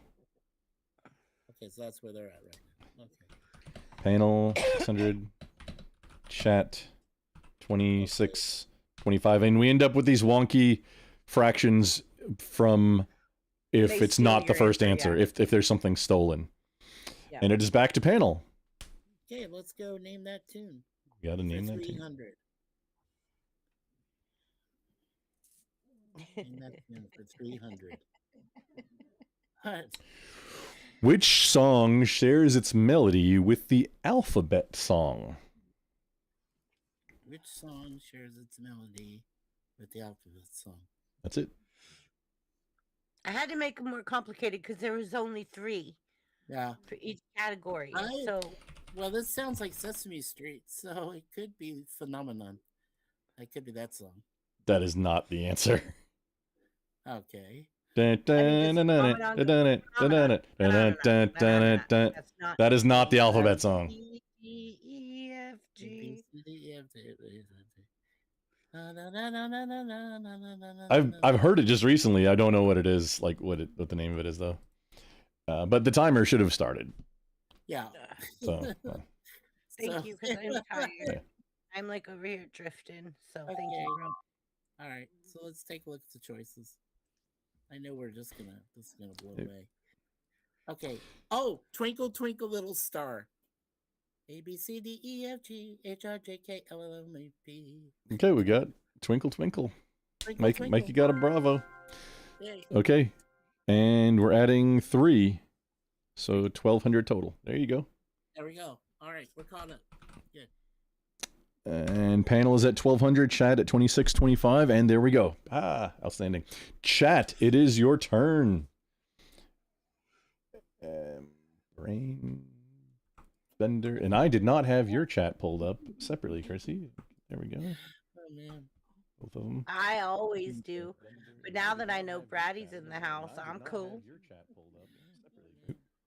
All right. Moose Man and Brady, they're gonna always take care. And Roddy, I don't know where Roddy's at. We got Lemon, and we got Kevin, and we like hell yeah, we got people in the house to take care of this.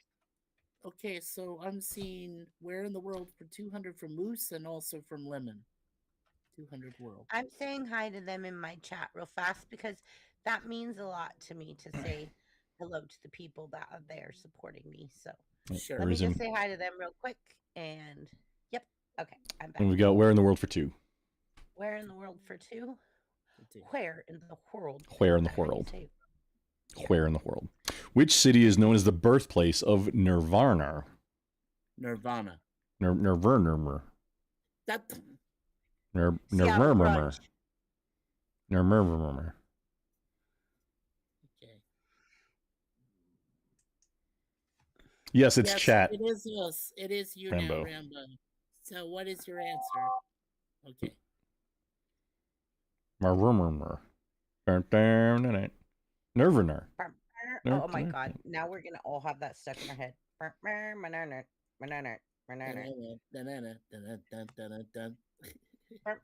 That's one of my alarms in the morning when my alarm goes off because it literally like startles me awake. I've got, We've got 1 for Aberdeen. We need confirmation, and the answer's wrote.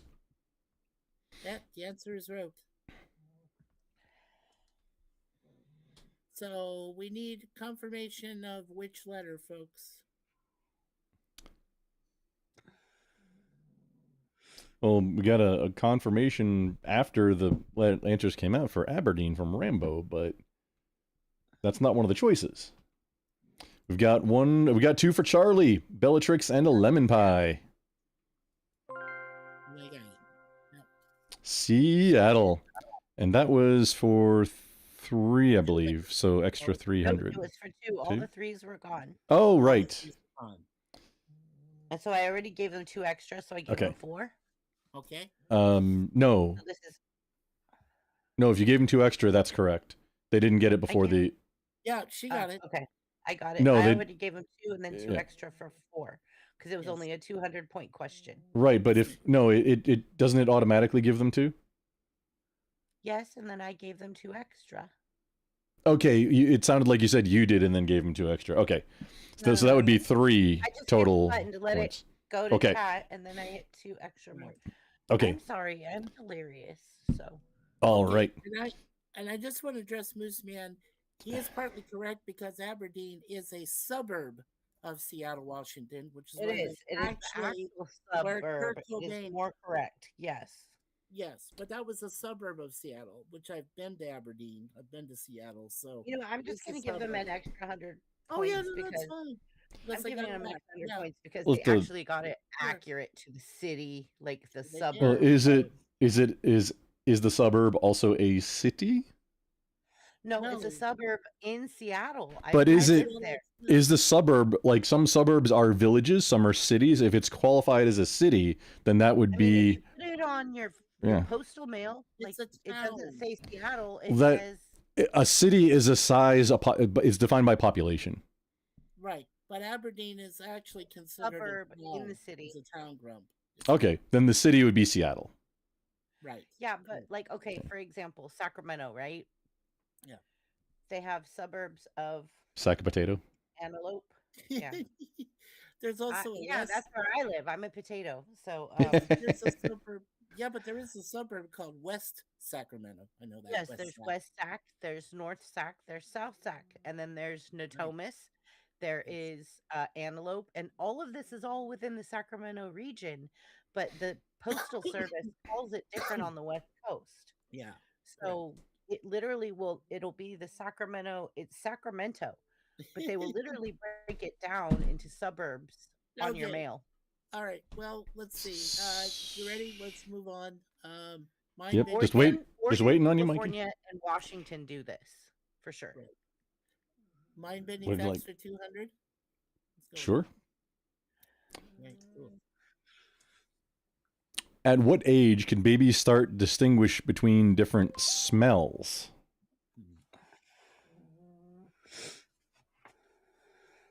And I is would the say answer the a age pug? I would say the age of 3. I would say She's a 3. gremlin. What was your answer, Mikey? I said 3. 3 years or months? Or 3 years? weeks? 3 No, years? I said 3 years. Yeah, the age of 3. 3 is a toddler, not a baby. Okay. So double points is off, or quad points is off the. It's not a choice. Yeah, but this is so double points, right? Okay. Well then, if it's not 3 years, well, the last one was 5 months. What do you think? I'm saying Between different smells, I'd say a week. It's maybe a month, but I mean, okay. You want smells are one of the strongest things that you got going, and that you would get first. Okay. Unless you're like me and don't have a sense of smell. well, for babies, itty bitty Alright, babies. I'm gonna go with you on this. What are you saying to me, Alpha? 1 week. Are you guys going with Alpha or Bravo? Because you said both of them. We did. You're whichever you like, Mikey. I gave a suggestion. I like your choice. So let's go with Alpha. I'm pretty sure it's probably wrong, but we'll go with it. No. Oh, chat, you can steal. Chat, you can steal for just 150 points. Well, it'll be for 150 points. Right. well doubled. Right. I'm not doubling when they steal. Okay. Oh, we didn't say that. It sounded like we were gonna do everything as doubled. Nope, I'm not put- doubling when Arr. they steal. I won't Okay, we got an alpha, a delta, but the first one with 2 is Bravos, lemon and moose. Moose. Bravos. I think that's right. Yeah, it's okay. Hey, that's okay. Okay. So now is it their turn? It's back to chat. Yeah. Yeah. Let me know in the comments what you guys think about the shorter game, like only having 3 questions for 6 categories, and let me know what you guys think of the Wheel of Fortune being shorter. Like, give me some feedback on that. If you want it longer, if you want it to go back the way it was, like, or if you like it in the lightning rounds, like we're doing right now. Right. We've got a category confirmed: TV and movie madness for 200 for the chat. Where do Sheldon, Leonard, Raj, and Howard work? And as a reminder, chat, make sure you're looking at the live feed of the video. At the bottom of the player, There should be near your play and pause, and the volume button right next to that is the word live. If it does not have a red dot next to it, click it and it will bring you up to current. And the timer should start. We've got one for university.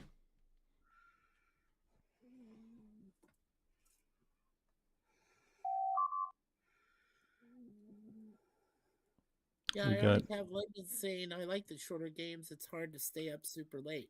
I got you. I agree, Lemon. 2 for. I agree. It's hard on me too on Thursday. I It's struggle, and then I've been struggling because I've been up for 24 hours. So here you guys go. we had 2 for university, which unfortunately was not specific enough. That's why I just And, brought up yeah. the answers. Yeah. It looks like Mooseman may know, but we need to have we confirmed. Need to confirm that news, man, but Technically, Mooseman's it should be a whole nother set, but Mooseman always supports us, and I want to shout out Mooseman because he's always here to support us. Him and Roddy and Indy and Oh, we Lemon got- Pie and Kevin. yeah, and we got 2 for yeah, we got 2 for Delta confirmed. Caltech. There you go. Yes, even I knew that one. I did. And But- 1, 2. yeah, there. Oh, it's backed up again. Nope, Okay. I added 2 more. Okay, awesome. All right, so it's my turn. Yes, sir. Wait, chat panel chat. Yes, it is back to panel. Okay. What would you like? So let's go with categorize this for 200. Categorize for 2. Categorize. Which country is famous for its dish Kalkenin? Cocaine. You know, that sounds to me like Spain. I'm going to say Spain. Do we have That sounds Spain? like Spain to me. That's what I have. That is No, not a not choice. Spain. Not a choice. Okay. Cocaine. Usually, Spanish dishes end with a vowel. A-I-E-O-U. Oh, Italian. okay. Let's go with then let's go with Charlie for Scotland. Scotland. Scotland. Please. Uh-huh. Another frack.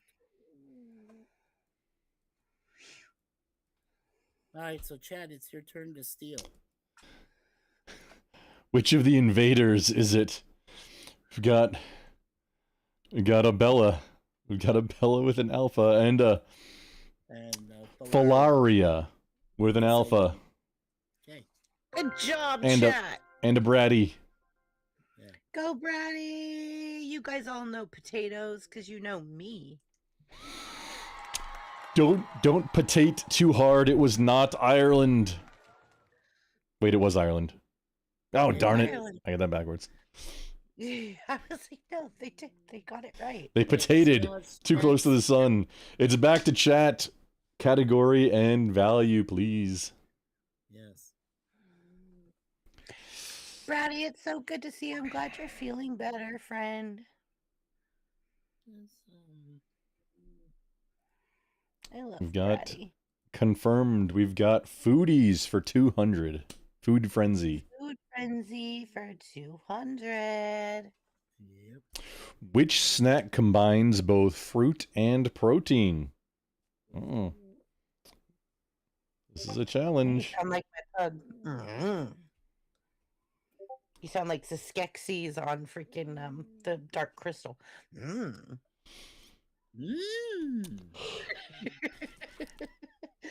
Grump's probably We've got one for trail mix, one for flapjack. The timer should be started. Start timer. Thank you, Grump. Delirious Chrissy tonight. Yeah, we're letting it go. Like I forgot to test too, but we're almost done anyway. Yep. Okay, and answers. We got one for before the answers came out. We got one for yogurt. And that's not the choice. So does this mean it gets to go to panel? No, they still What? get to choose multiple choice. Never mind. Mm. Sorry. Yep, they. Choice. What so these are some interesting answers. We've got 2 for alpha. Apple slices with peanut butter. 4 for alpha. All the alphas.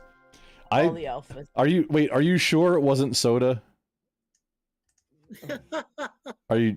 Or chocolate cake. There you go. It's It definitely depends on if the yogurt was in the chocolate cake. yeah. So Grumple is are we correct? Ice on the cream could have points? been. Yeah, We points are good. correct? Well, I mean, if you put fruit in ice cream, isn't that both Yeah. fruit and protein? Yeah, it is. But if it has fruit in it, it doesn't say Yeah.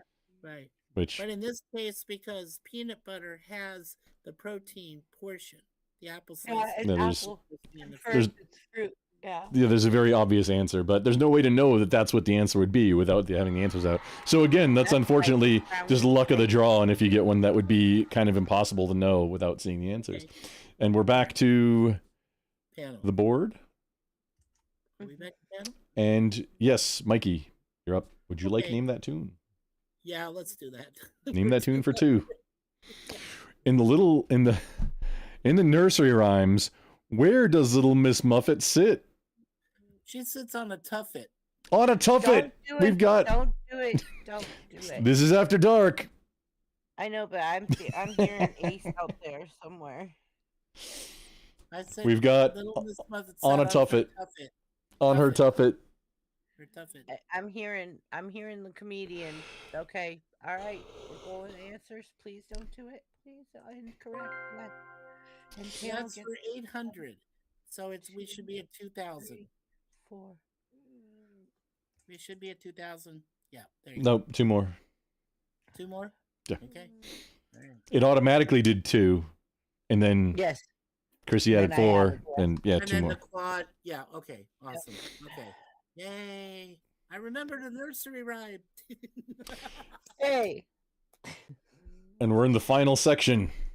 Yep, I that's just the hear second. the comedian in that one, and I'm like, oh god, this don't get crude. All right. So obviously that category was nursery rhymes, right?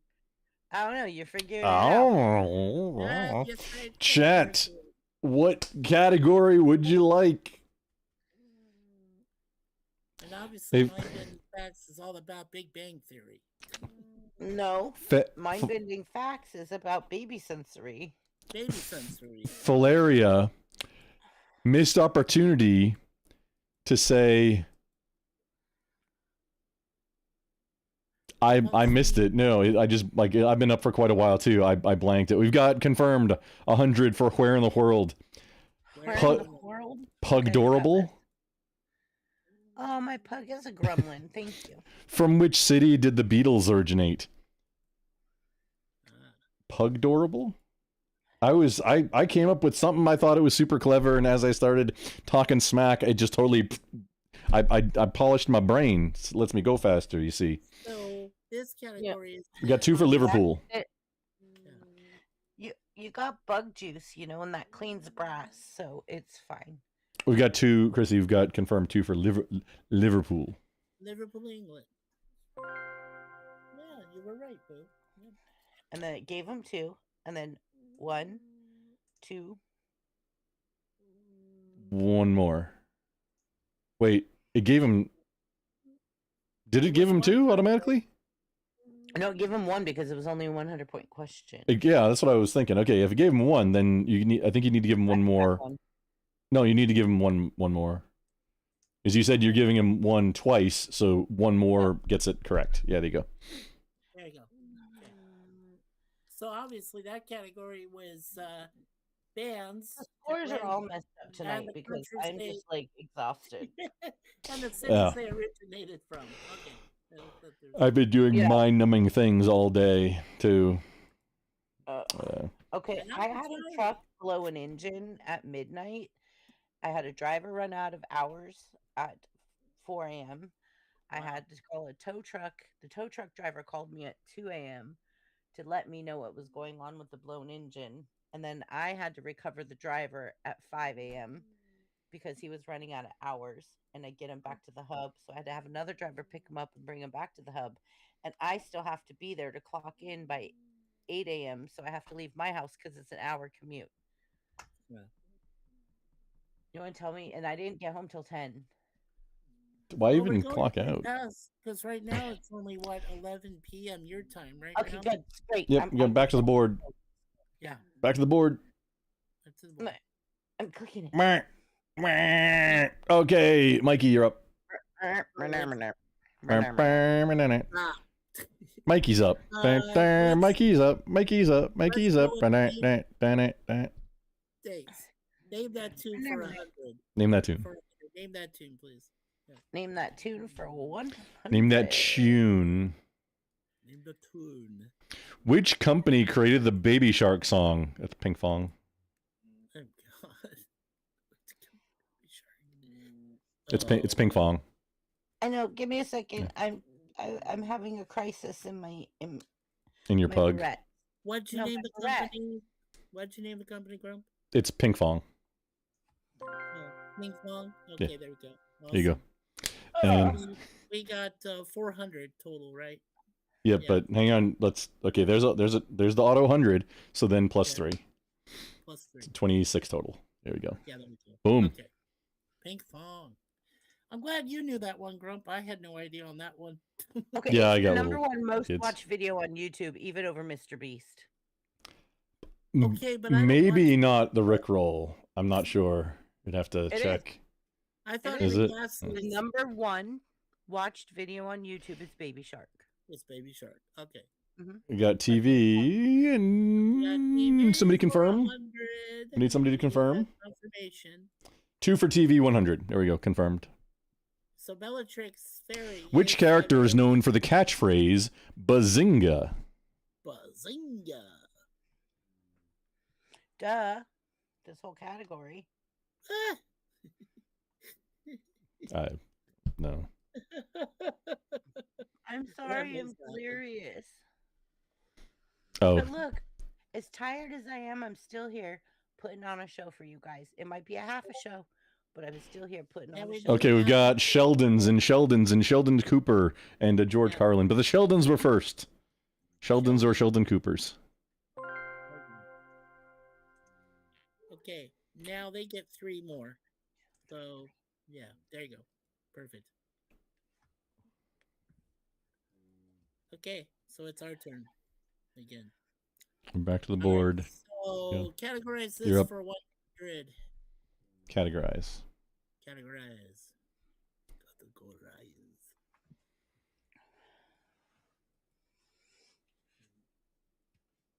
How many pugs could a pug if a pug could pug pugs? 100 of one of these categories. Categorize this. Categorize this for 1. For 1. Okay. Oh, You have to click. What is a roosty? Roasty. I like how it looks like 2 eyes and a big mouth on the O. Yeah. It is. It's a surprised roosty. It's a very big surprise. Roasty. What? So, If anybody knows what a roosty is, roasty. Oh, wait a minute. Hang on. Sheldon, this is for... No. This that is was for- the previous answer. That was previous answer. Oh, okay. Yeah. Yeah. For Moose. Roasty would be if it's where in the world. I would think that's a Oh, we house. didn't have... It didn't do confirm. I don't have a confirmation. That's my bad. Okay, so just go ahead. But This will be for straight. no, I mean points. choosing the category. It was just Mooseman Foodie. oh, Not- I think there's yeah, less but- people in now. So Yeah. we should have announced that we were going back to like 1. Yeah, I didn't. But it wasn't intentional. Going back to 1. Yeah, It was an we're- oopsie. It's But our- the answer should be out. I know. let's do the Okay, give me a second. I said I'm struggling over here. multiple. Okay, I got this. Okay, here we go. Multiple what? For this because we didn't get it right. So initially, Multiple points. but You're funny, Grump. roasty. You know what I'm thinking? I'm thinking Charlie for a type of potato pancake.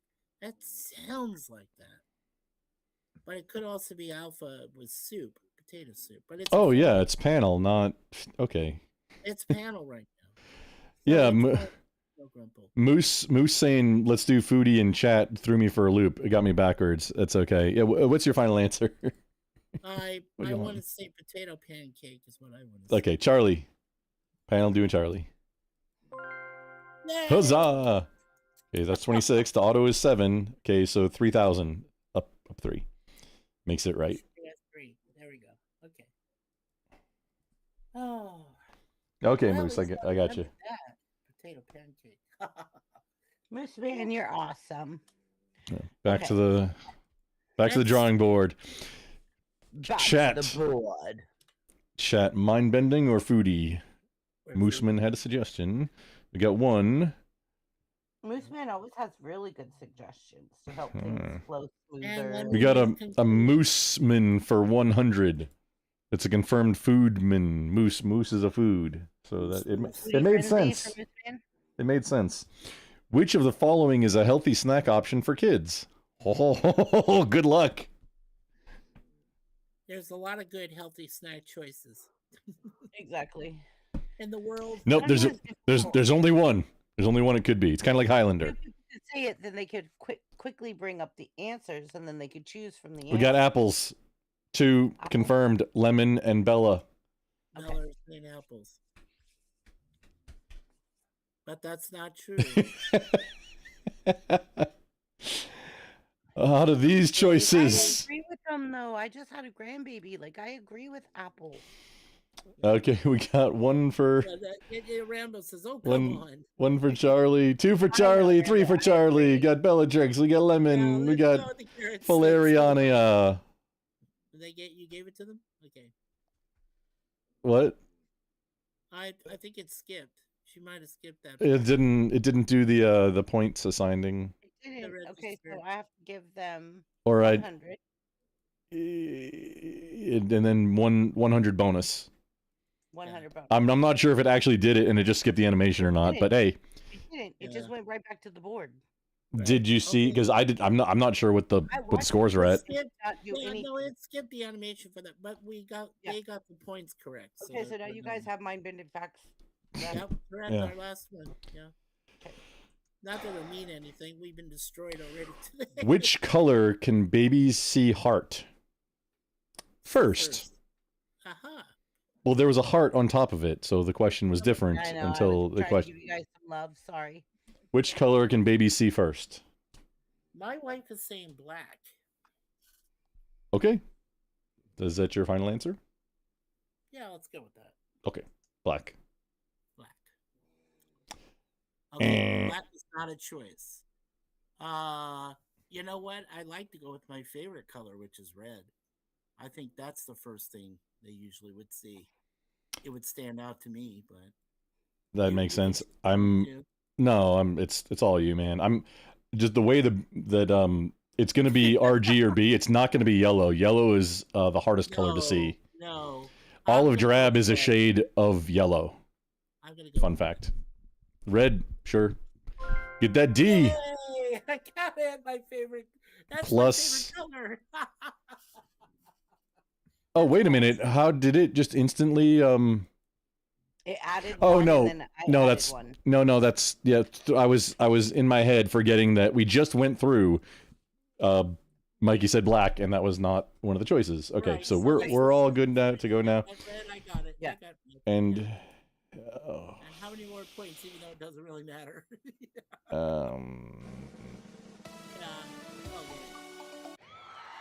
Well, congratulations, Pat. Ladies and gentlemen, we have a winner!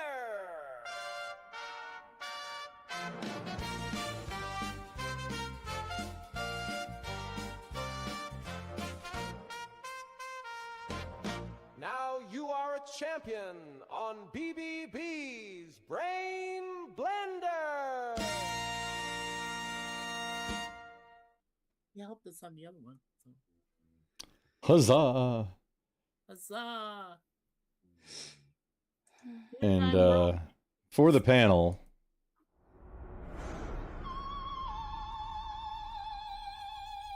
Hey guys, that is what a loser looks like. Have you ever seen one before? Do you know what happens to losers here?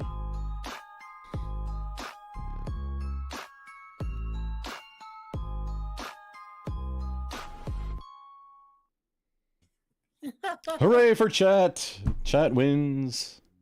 Hooray! Chat won both games, lightning round. I am gonna literally make some new loser videos and winner videos. I swear. Okay, hun. There are It's plenty of amazing. them. Oh, I know. I got a little carried away. That's fine. After when we wrap, I have something to show you that I don't for after that I added. You might need to do an animated for it, but yeah, that's it. The game is over. Chat won. I saw you added something, but I couldn't find where it's at. Like, it doesn't show in StreamYard. Like, It's a secret. No, it is. It does. It shows it. It's like right out front, but you gotta know where. I'm not seeing it. Okay. All right. I'll show it you. shows me that you added something, but I'm like, what? Okay. I'll show you after you wrap. I'm gonna go ahead and end, and unless you guys want to do like an open mic for like 5 minutes, 10 minutes. I mean, it's still early enough. You could do an open mic, or we could just say goodnight. Well, I just want to say real quick again, Chrissy and Grump have been two of the greatest hosts that of any trivia show I've ever been to. I love them both immensely. And I gotta say, chat, you guys and gals, you are smart people. I mean, we have a group of smarties. We do. We wouldn't get anywhere without you guys and girls competing against us. And you really do trigger our brain powers. So it helps a lot. Oh, yeah. Mikey can do. Thank you, lemon pie. I like the quicker format too. So, Mikey. Mikey does slam poetry? Go ahead, Chris. Go ahead. I know he does slam poetry, obviously, but I was guessing. I just want to say Saturday night, Grump, you're cordially invited as well. I would like everybody on panel to come Saturday night with 3 things that they have never done, maybe 5. I have never eaten chocolate ice cream. I have never mowed a lawn. I have never, and the chat has to figure out if that's true or false. That's a drinking game, man. Lie about it. You could lie about it. Well, that's a drinking game. One. You're allowed to lie about one of them. Could we mention? And chat has to. Yeah, you are allowed to do that. Mention drugs. Okay. All right. As long as you just say drugs or like pugs. I did hugs. At one time. I did pugs at one time. But yeah, you have to disguise it just like corn. Yeah. Or like pew pew. No, actually, I've got 3 action sports I've never wanted. Okay, so you have there are 5 things you have to bring to the table, right? One's going to be a lie. One will be a lie. Yeah. And chat has to figure out the one lie. Okay. Like I could say like I've never changed my own oil. I've never eaten chocolate ice cream. I've never mowed my own lawn. I've never I mean, there are so many different things that you say, right? Like I've never wrote a check, a physical check. One, right? But the chat has to figure out the one lie. Yeah. One has to be a lie. Okay. I outdrank a British Marine in the Navy. Like, which one? British Marines aren't in the Navy, so that would be the lie. When I was in the Navy. Oh, see, that's... Okay. Okay, back... just back chat thing. I've got my moments in life that I You didn't see my back chat earlier. I'm just I did. Say, right. Okay. I'm just gonna say for me, I'll pick 4 things. I was all. I'll just say I'll pick 4 things that I know I did in life, and one you know you did. That is a lie. Yes. Yeah. So like I haven't eaten chocolate ice cream. I think everybody has eaten chocolate ice cream, but there might be people out there that have never had chocolate ice cream, or there might be somebody out there that has never had flan, or there might be somebody out there has never mowed their own lawn. They've always paid for a landscaper to come and do it. Right. Or they've never changed a tire on their car. They've never done an oil change. Like it's all quite open, right? But every panelist I'm sending tomorrow, the that they have to come to the board this week. And Grump, you're welcome. You're cordially invited to come to the board to play Saturday night. 5 things I've never done. You pick which one I've never done.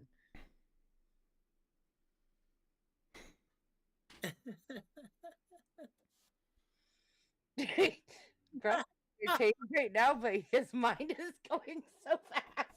I see it. I don't think I can. Okay, I hope to see you on Saturday. Hopefully you join our panel. But I love the fact that you always are the best co-host ever. And you always support me. And I am very grateful, complimented, and honored that I met you, Grump. Honestly. Like, And, you, hey. Like I said, I love you both, and love everybody in the chat. And thank you so much again. Congratulations on your thoroughly wonderful victory. Well, I mean, Grump's Marine, I'm Navy. I mean, I know that we kind of are rivals in a way, but at the same time, we still float on the same ships. So She's a taxi driver. Well, that's yeah. I'll both taxi you anytime. All right. And like I said, I used to be former Navy also. So you see, the three of us can all fight together on the same side. Absolutely. You know, exactly. Except I'm fighting for the Canadians right now. In the Navy. Canadian Navy, man. They got some good shit. Oh no, respect to Canuckistan. Coming from Marine, right? They were absolute innovators at war crimes. A little bit jealous. Really? Oh yeah. Oh yeah, most of the Geneva Conventions was like just mostly a list of what the Canadians did. The very first one. Exactly. Yeah. Absolutely, the very first one. Yes, I was. The first one was mostly just a list of what Canadians did. Exactly. It's like don't do this anymore, please, guys. The Geneva Convention is very interesting. So is the UCMJ.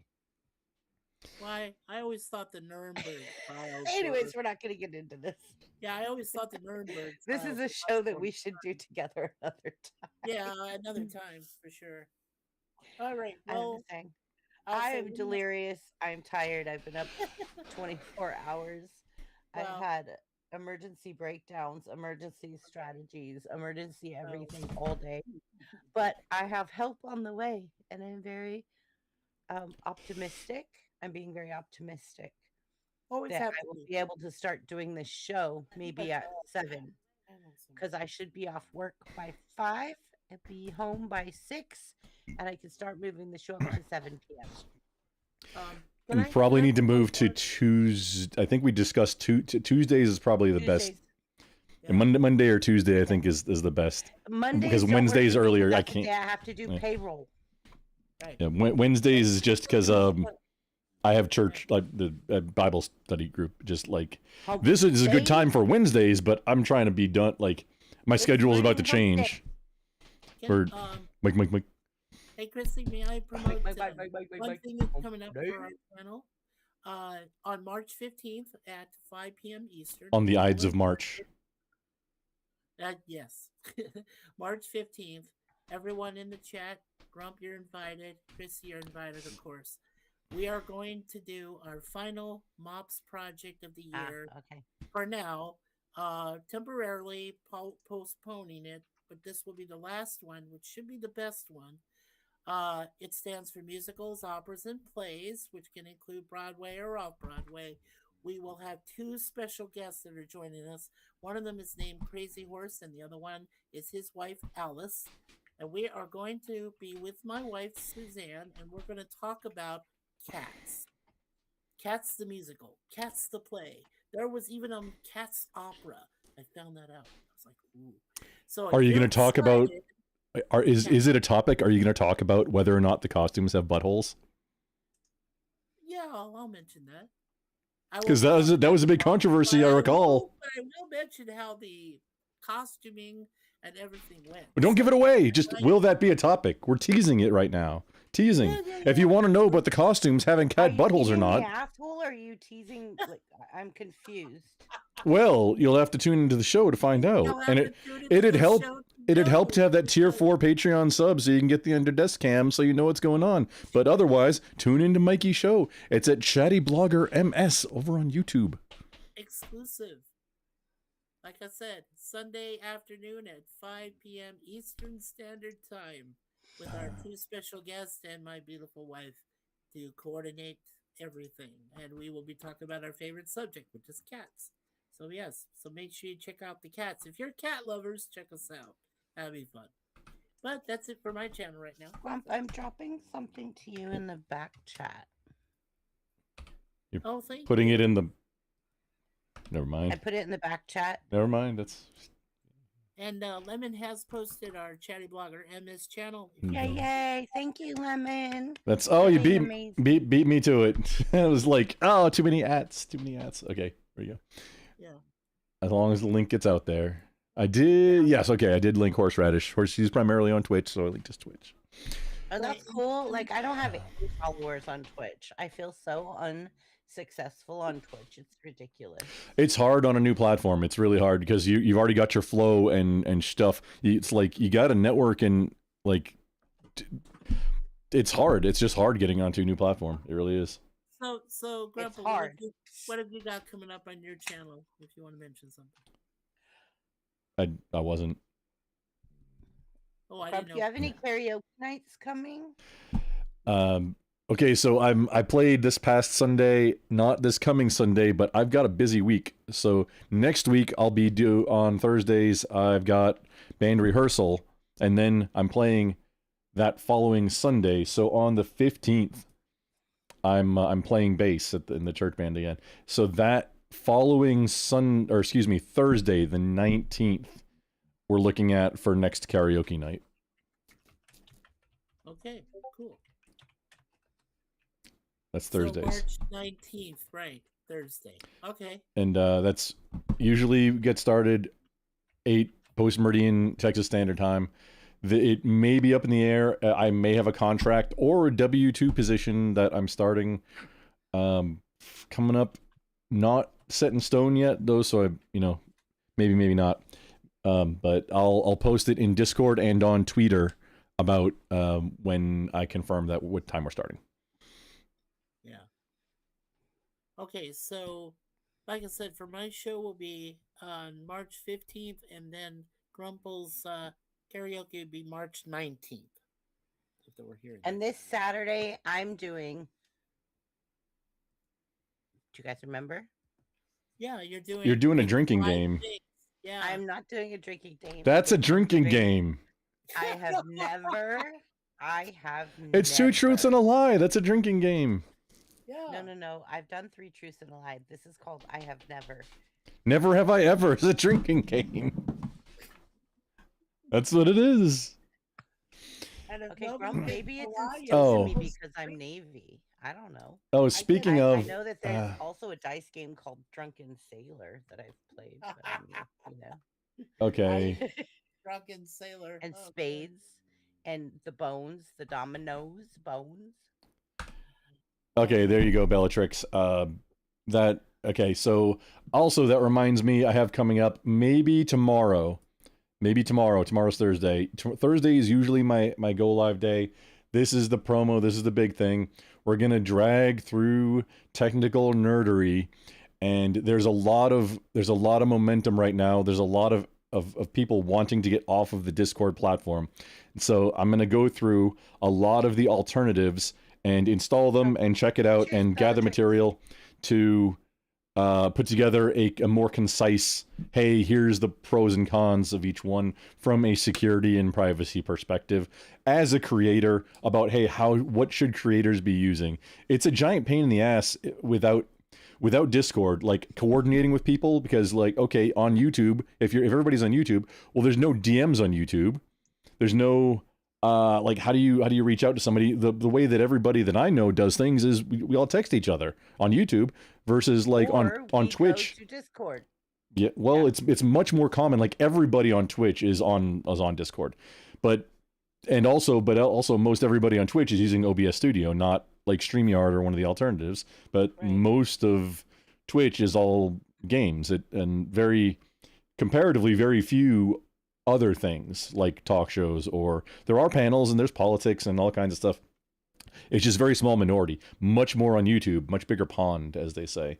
But I've been wanting to get rid of Discord for quite a while, and just last time I kind of dug in, there wasn't a solid alternative that would have been good enough to say, hey, this is a good replacement and it's going to be around for a long time. This Discord is much like Twitch. It used to be where they could just ban you for no reason and without giving you a reason, and there's no appeal process. Well, you're just done. Yeah, you violated TOS. You're done. Goodbye. And oh yeah, you're never getting unbanned. Both platforms have changed for the better regarding that in recent years, but it's still not great.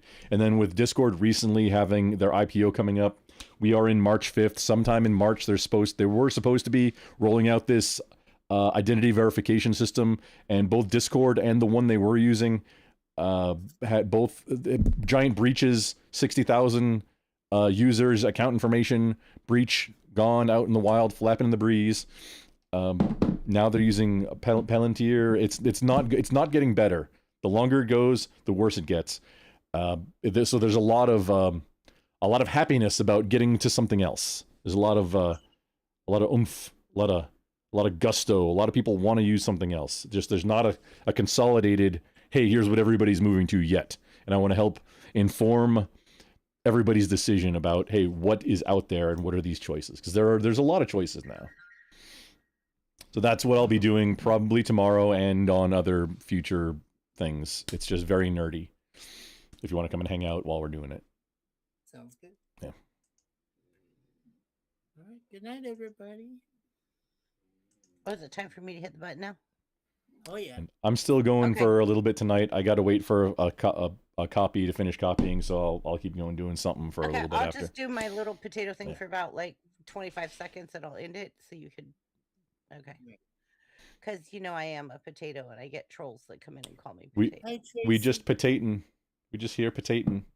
Yeah. We're just here potating, Al Gratin style, French style, mash style. No hating, just potatin'. Yeah. Just And potato. the one thing I like doing is goals in sight. When they sing that part, I say goals in sight.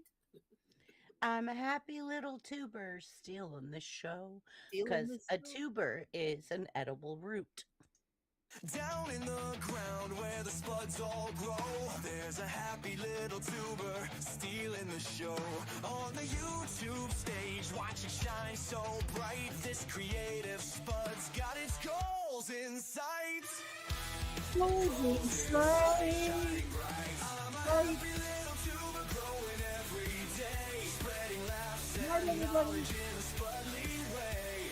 From roots to shoots, I'm reaching for the sky. This potato's on a mission. Don't ask me why. On a mission, reaching high.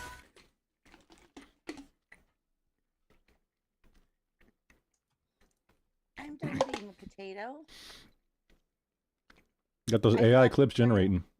Or AI shorts generating. Okay. So I'm still alive, so my crew is going to see it. But here, check this out. Let me see. Let me see. Oh, Mm. It's a whammy. Oh my God, I love it. It's a Can we whammy. Make that a layover. Make that a layover, and so then you could play that when we're like, no whammies, no whammies. It's a whammy. Yes, well, it's formatted for the vertical, but in order for it The to horizontal too. well, right now it's on the horizontal, yeah, but it's you need to add some background to it to make it, because it's just an overlay. It is an overlay. I put it in overlays. Okay, well, give me a second. Let me see what magic I could do, because now you got me intrigued. Okay, so And you I know will- me with you know me. Well, Chrissy, get some sleep if you Nope, can. nope. I'm busy at the moment. Hold on. No, I'm just saying. I will see you on Saturday night then. Honey. Yeah. I'm gonna stay here with Grump for a minute because I'm gonna get. No, Yeah. go for it. I'm gonna head on out. So Thanks for Yep.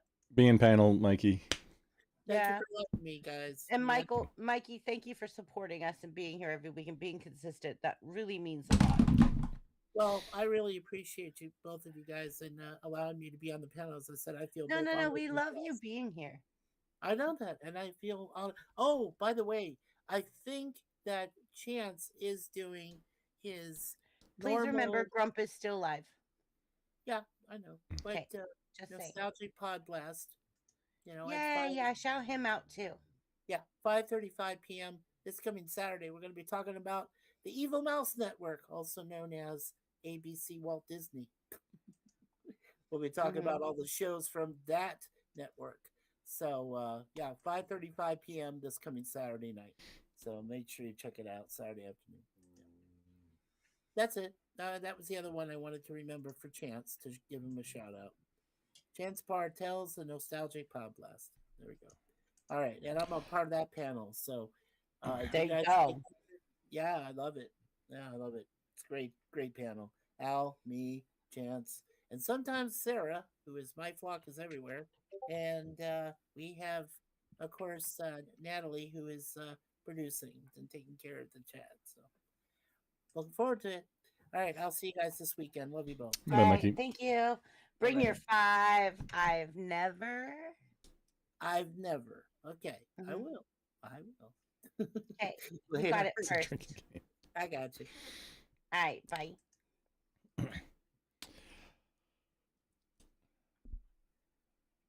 Grump, I think that this needs to be like a.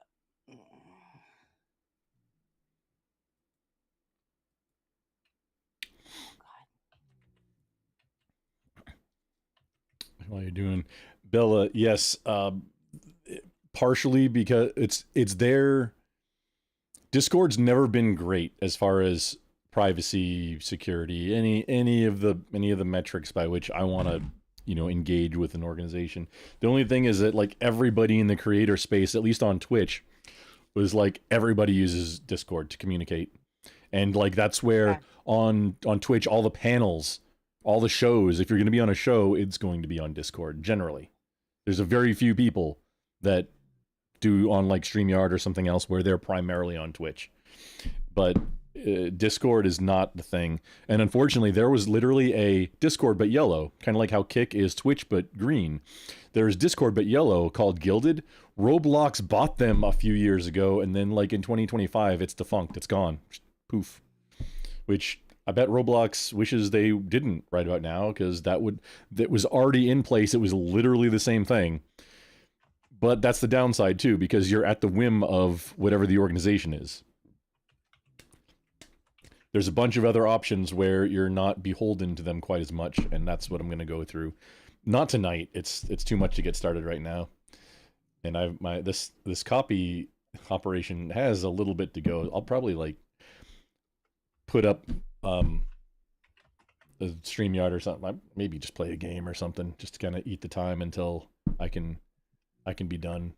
I need to get this finished tonight. Yeah. Okay, so I'm working on Railroad? this, and I will have it for you in a moment. Okay. There was a open source Discord compatible project called Foscord, free open source software, Foscord, for a while. Then they changed the name of the project to Spacebar, which where it was supposed to be, hey, you can run a server and the Foscord clients can connect to that server, but then the Foscord clients can also connect to Discord servers. So it was like seamlessly using, like you can integrate with people who are not using Foscord that are still using Discord servers. And cool, like, hey, cool. It's just literally use a new client and you can connect to both. There's other third-party Discord clients out there too. I think they're technically against TOS, but if you don't do anything that's against TOS with it, then they don't do anything. Like they don't, but they could. So it's like kind of a little bit gray area. Venktop or that's one. There's a bunch of different third-party Discord clients. Yes, ma'am. No whammies. Yeah, I've got it.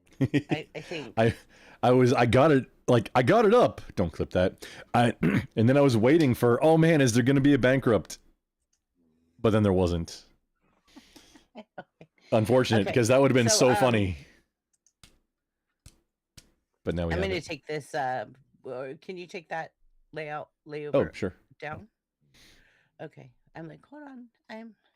Okay, so now I'm going to add another layover, right? As long as I have enough space in my thing, because we might have to delete some more stuff. Oh, is there a size limit? Wait. Yeah. Yeah, I've had to delete videos before just to add something. So it says like, Oh, that's just a static, like very small static image. That should be fine. But either way, yeah, if it's, I mean, but it has motion, so that's why it's not showing up. Okay. no, it doesn't. Ooh. Or you mean yours, new one? Yeah. So let me see if I could do it this way. Because we can always do this too. Bam. Yeah, this one. Okay, so it's gonna be under the actual videos, but I could also do a static video, so it's a layover. But I just wanted to show you what I did real fast. It's really funny. Having it be a video, so it has the sound, and then it'll just play once through, like just a couple seconds. Boom. Sound. Yeah. Yeah. Perfect. Here we go.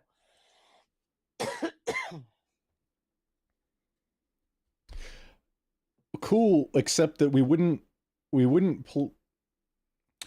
to get no whammies, but like getting a bankrupt or no whammies. But when would we play that? When we're like saying no whammies, and then I'm gonna do another one where it gets a bankrupt or a which also might need to. I just looked up whammies, which I'm not sure might need to make an artistic interpretation of a whammy. Right. So it's not copyrights. I can do that. Let me go to. I was initially gonna do. I was initially gonna grab this.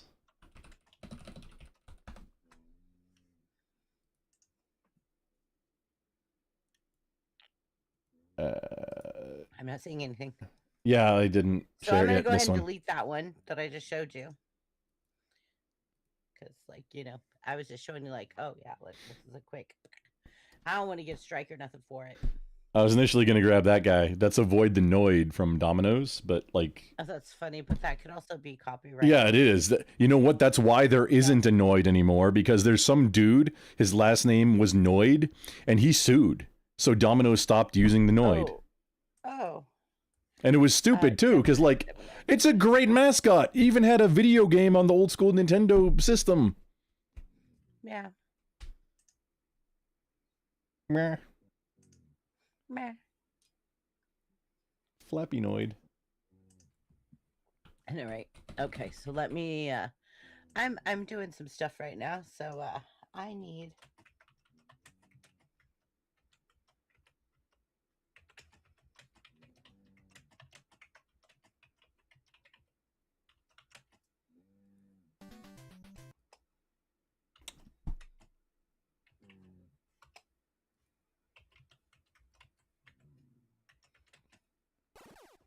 Yeah, this.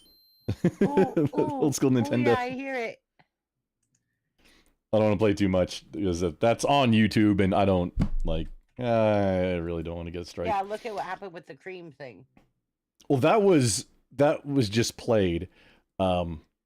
Which that was a claim. I have an actual copy, not a copy strike, but a third-party community, I have a community guideline strike for playing third-party content, which I thought was public domain, but it turned out that it was not. And that's over in April. A funny thing, I can't monetize until it's Dover. Oh wow! But I'm really close to. Let's see, where am I at? Right, meow. Meow. 30s, like a hair under 3,700 hours. I need 300 more. You're almost there. View hours, yeah. But I'm at a bit under 400 subscribers. So even for that first level, I need like 100 and something more, and then an additional 500 to get to ad revenue. I've got a few like big deal things to like unboxing videos. I really want to get to that first level monetization so I can split the things off onto different channels to help algorithm. So what if we made our own whammy? Yes, that's the idea. Okay. Like with like Grok, you know what Grok can do? Hang on, Grok can do it right now. Yeah. That's where I'm at right now. I've already done like 15 of them. And here's a trick too, because Grok, imagine, generally won't take a character, but you can ask Grok in text, especially the one on Twitter, not the one that's on Grok.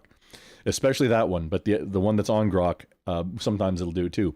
It'll tell you how to prompt the Grok Imagine to make it something like, you know, an inspired by. I did that in Gemini, and it gave me this prompt. And then I put that prompt into, and I think this is kind of cool. This is like kind of cute. So let me show you what I came up with that I kind of think is funny. I mean, right now it's like a short format. I'm gonna have to like take it over to Canva and make it a bigger format for the like both fields. But Oh no, it only needs to be like 2-3 seconds, right? For if somebody gets a whammy, if somebody gets like a bankrupt or just needs to be like a and then like a buzzer play when it plays, and then that's it, done. It's less than the goat. You know what would also be funny? What? Okay, so on one of them, so we've got two different things. We've got bankrupt and lose a turn. This thing that's like the Noid for one, and then for the other one, remember the dog in Duck Hunt? Yes. Laughing at you? Mm-hmm. That. Something like that. Which one is which? I don't know. Which one makes more sense for which one? I don't know. That is legally distinct. That is not Gizmo. Or and that annoyed. That should be a no whammy. Maybe we need to call it something else too. I'm going to share my screen with you so you guys could all pick and choose what you guys think looks the best. Because I have a lot of them. It's looking like a cross between Gizmo and a troll doll.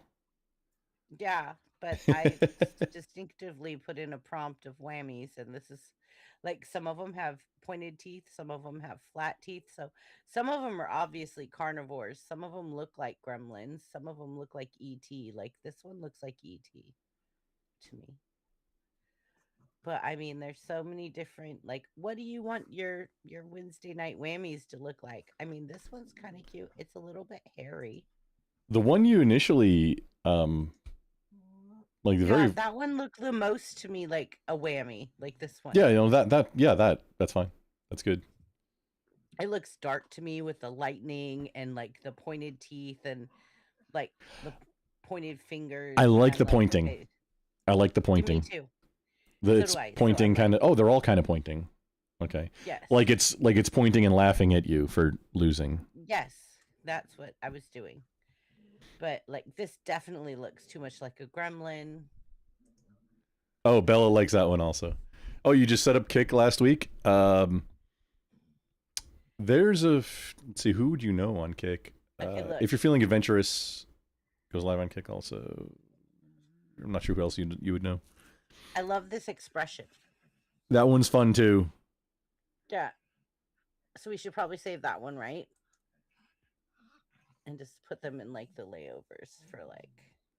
Okay, and then this one's funny, but and you can have it. Like gremlin. Yeah, I mean, you can have them like you can have you can have them make videos out of these. Yeah, that's a good idea. Yeah. Instead of having to do it in Canva even. Mm-hmm. But Canva, you can change the. Oh, before. Yeah. Okay. Before. Oh, I'm not sure if you can. You already generated them, so they're in vertical format. I can regenerate. Like I could just go down here to video, and then change the ratio. Yeah, but that's gonna generate. I mean, is it? It's gonna generate a new one though, right? Yes, correct.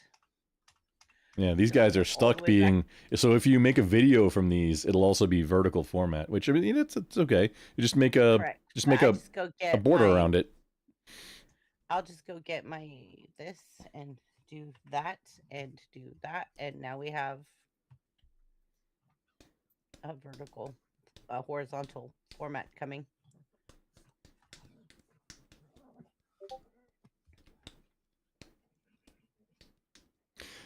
while you're waiting on that, check. Okay, this is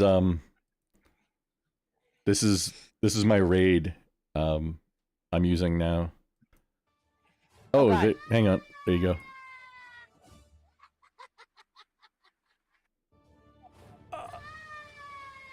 Okay, you know what? I like it. I like it too. It reminds me of a minion. Yes, it's got that minion, also potato vibe. It's like, yes, it's just laughing at you. Yes, I like that. I like it. So that's gonna be our whammy. I'm gonna download it. I'm gonna download it right now because it's our whammy. So that was collaborative. The whammies in the video and stuff. It was. This one I was taking input from chat and doing something, like generating something and just taking input from chat. Oh, nope, this one. And so it ended up like, okay, hang on, I've got an idea now. And then took, you know, hey, ideas from chat. And this is how. Oh, Grump, you and I have to get together because I'm doing these baby videos and I'm like going nuts. So this was. I need to know how to put the clips together, or to prompt it to do the whole thing. In Canva? No. We'll talk later. Like, okay, well, this was my other channel. This was using a prompt that was supposed to make essentially Johnny Five, but with a jester hat, smoking a cigar in a bikini, which that's what that red kind of flap thing is. Yeah. And doing like a Ministry of Silly Walks, silly walk. But how's he gonna do silly walks with treads? Or I don't know. That's up to you to figure out, AI. But this is what it spit out. For after messing with it for a while, this is what we got. Like, you know what? This is it.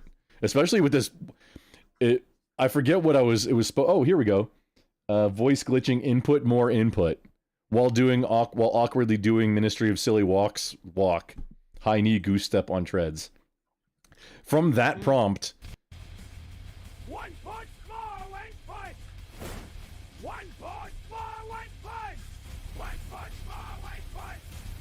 That is so realistic. It's like the bender from Futurama, arms just flailing all over the place. Well, and like not even knowing what he's looking at. Like, oh, okay, yeah, no, this is it. It's not like this was not intentional. Mr.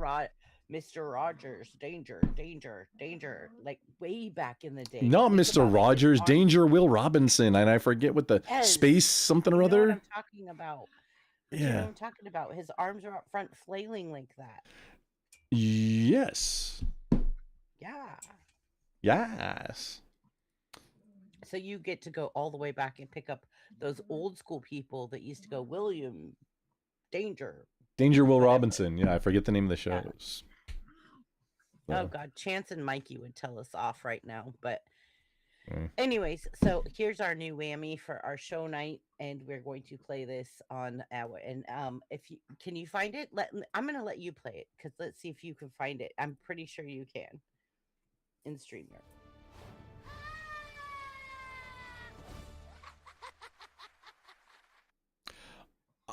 It's laughing. It's pointing and laughing. It's perfect. Like just like that, and it's in the stupid costume.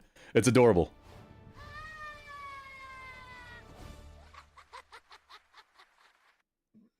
Now it's perfect. Yeah, that's it. That's one of them. So either that's for both Lose a Turn and Bankrupt, or a second. And honestly, it just occurred to me the dog laughing at you, because everybody hated that. Okay. After the first level, everybody hated that dog. Like you just want to shoot the dog.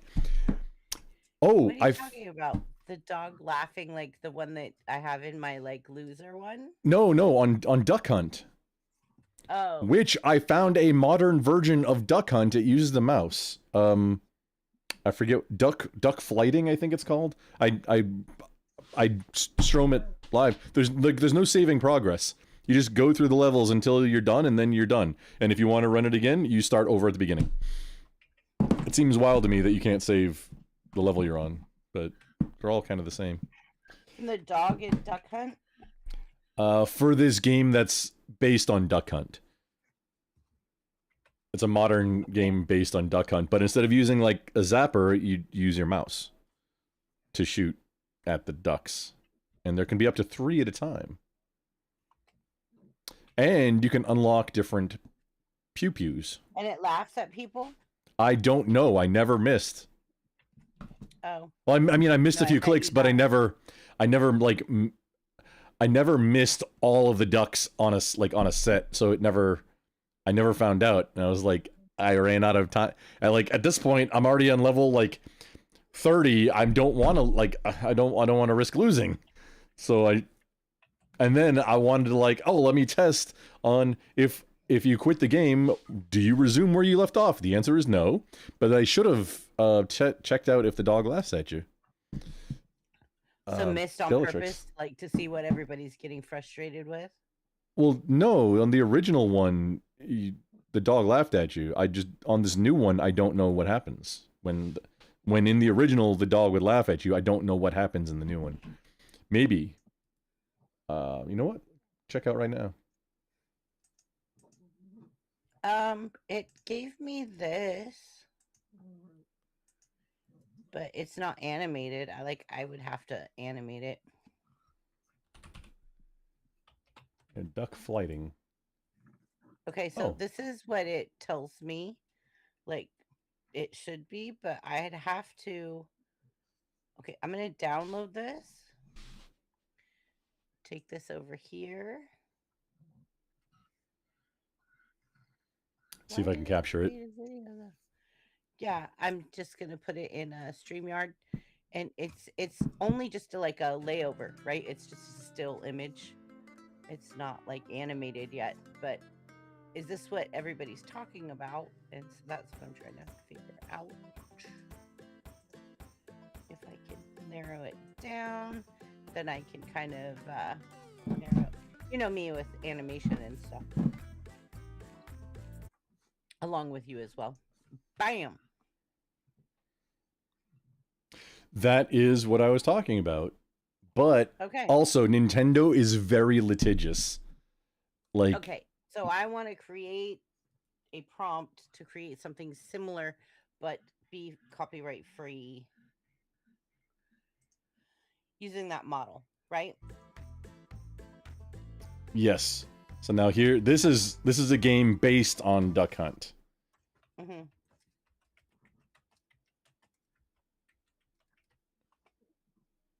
See, it's legally distinct just enough because it's got a different breed of dog and it's just different. So you can, so I'm going to intentionally miss. And the next round starts immediately too. Oh.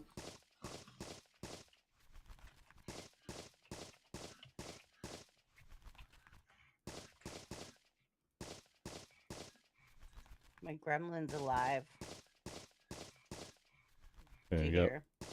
Oh, your real one. Yeah, my real gremlin, down there, crazy. Okay. What's gonna happen? Oh. If the dog doesn't laugh at you, what? Wait, what? Nothing. No, it's just you're just stuck. There's nothing. This may be in Texas. I think this is supposed to be bluebonnets. But what's going on? It doesn't laugh. The dog doesn't laugh at you. It's just you just soft lock the whole game. Pug, you gotta calm that down. I know. Breathe slower. Noni. Shh. Oh, okay. That's wild. Yeah. Okay, so yeah, the dog in that game, it's similar to Duck Hunt, but the dog doesn't laugh at you. Lauren in the house, welcome in. You would cry every time, but it was this or Gyromite? I don't. Wait, what's Oh, Duck Hunter Yeah, Gyromite was a old Nintendo game, wasn't it?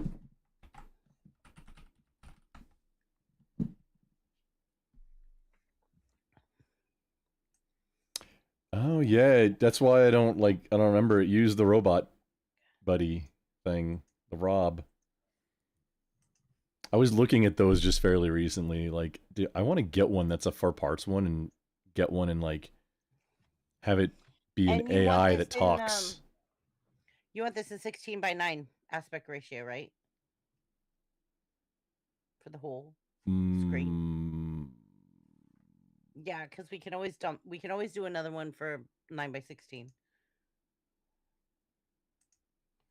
We'll do one for each. So the vertical, we'll add the vertical.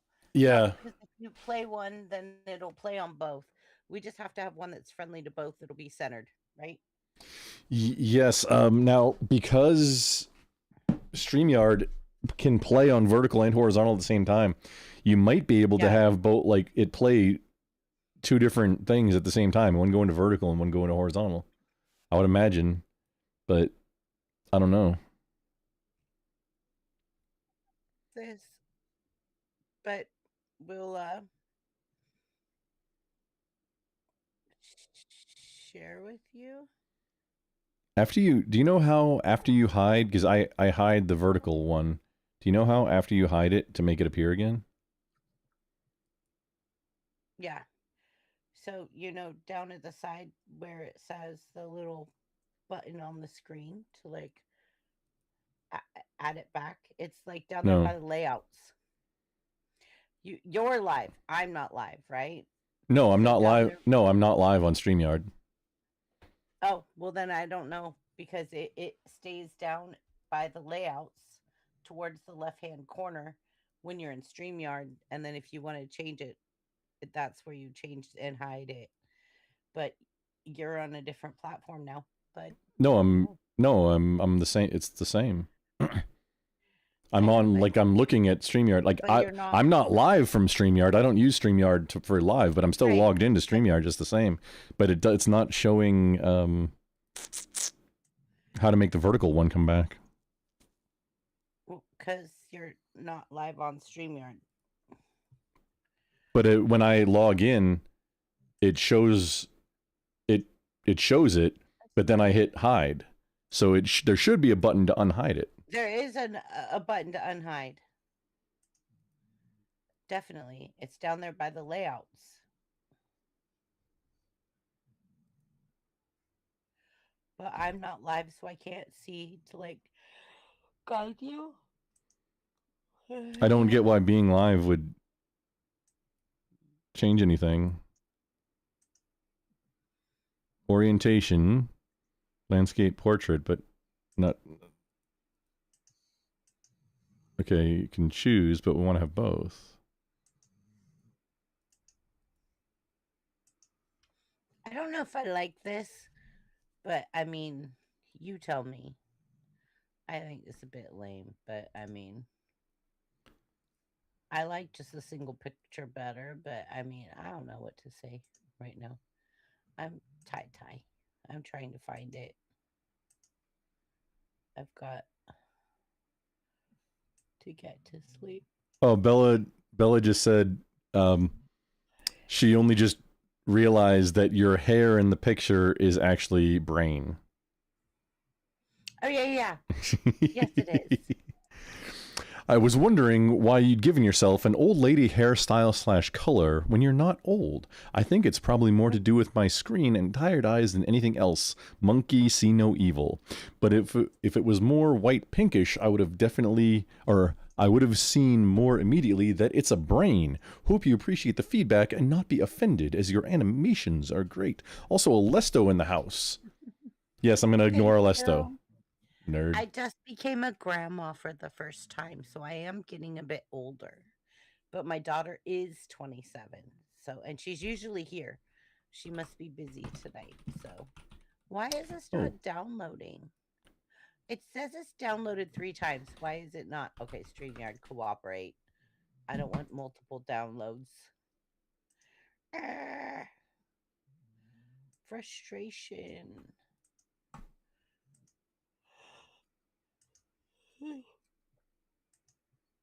No, it's not showing up. Grump.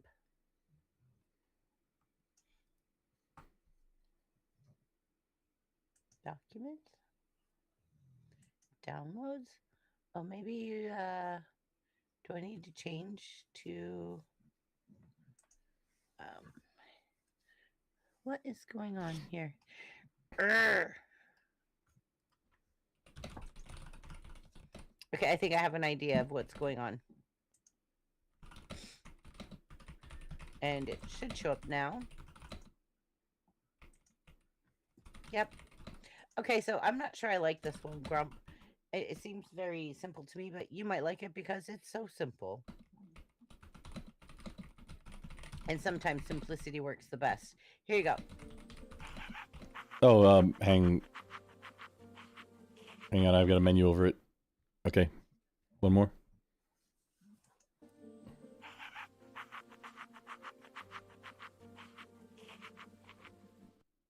That works. That is Okay. legally distinct enough. Yes, that's. Yes. I mean, it's a dog that's laughing. It's not the same laugh. It's not the With same ducks dog. flying It happens behind to be it. a dog, and there happens to be ducks, but they don't look like the same ducks either. So yeah, that is legal. I think that is legally distinct time? enough. One Sure, more yeah, time. yeah, play it.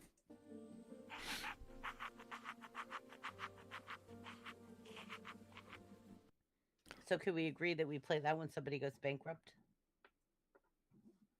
One of the two for bankrupt, and the other one for Okay, so I would say whammies lose a for turn. lose a turn, and the dog for bankrupt. What do you think? The dog is laughing the whole time, whereas the whammy is not. So yes, the bankrupt is worse. So more laughter. Yes, the dog for the bankrupt. Okay, that makes sense. Okay, let me move it up towards the other ones so that you can access them easily. So you've got this one.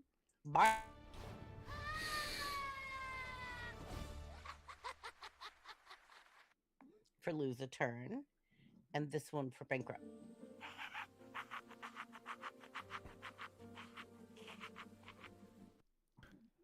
Oh, Bellatrix likes that dog better, but wants to shoot it less.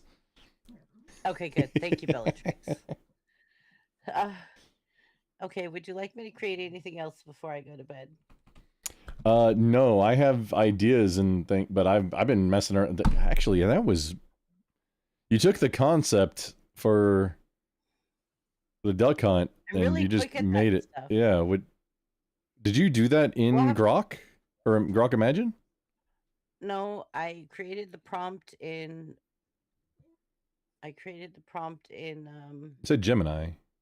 Gemini. But then where'd you do the? I took it to Grok AI and I took it to Midjourney AI and I got one from one and one from the other. What's Midjourney? Is that like Midjourney is my favorite AI ever. Can you send me a love link to Midjourney? Yeah, I mean just is it like mid like and then journey like you're going on a journey? Jeez. Hold on. Midjourney AI artist. Okay. I found it. Midjourney it's my favorite AI creation. However, like Grok is starting to grow on me. But just mess around with it. You're way faster and better at this. But it's like the mess ups. A lot.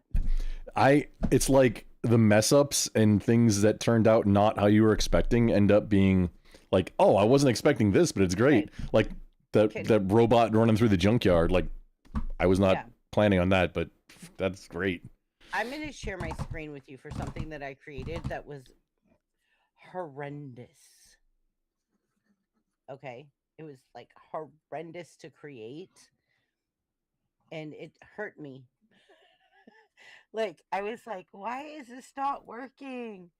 But I ended up making it work, right? So can I play a couple quick shorts for you for another channel that I have? Yeah, sure.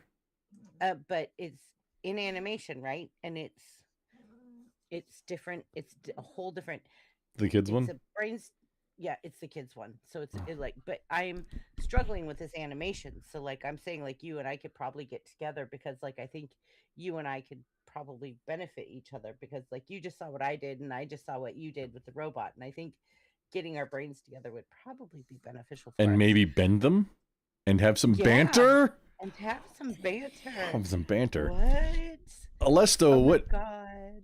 Just if you like, some like when I have not been going, dude. I've been working on some technical issues where I couldn't stream what I was doing. I'm almost done with that. Actually, I had to do some big data shuffling. I will be going live more coming up post haste, like soon, Okay, Grump. starting tomorrow.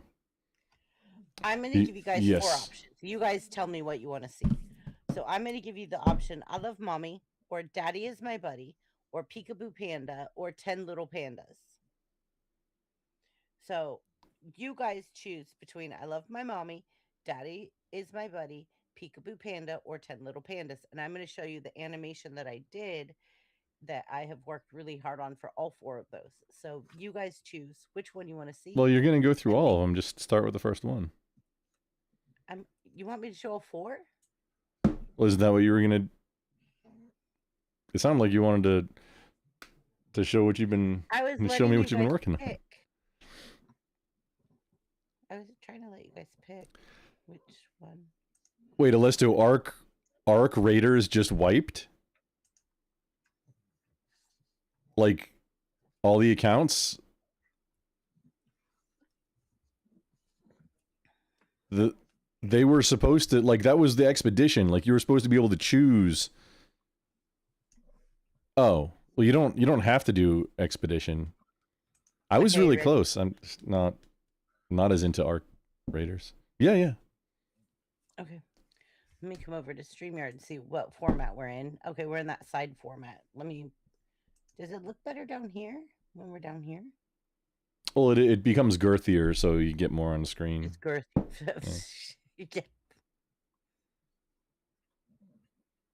Okay. So, let me know if you guys can hear it because I think I have my sound off. Let me check that first. She gives There it is. hugs, kisses too. When I wait, I love my mommy, yes I do. She gives me hugs and kisses too. When I wake up in the day, mommy smiles and says, let's play. She holds my hand and helps me grow. She cheers for me wherever I go. Mommy, mommy, you're the best. You give my heart happiness. Big hug, squeeze tight. I love you morning, noon, and night. If I stumble, if I fall, mommy helps me stand up tall. Giggle, cuddle, laugh, and sing. Mommy makes my heart go ding.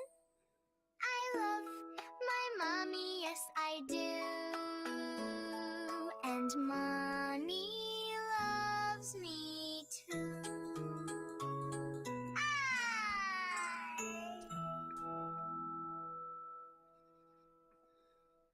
I love. Okay, so that's 1.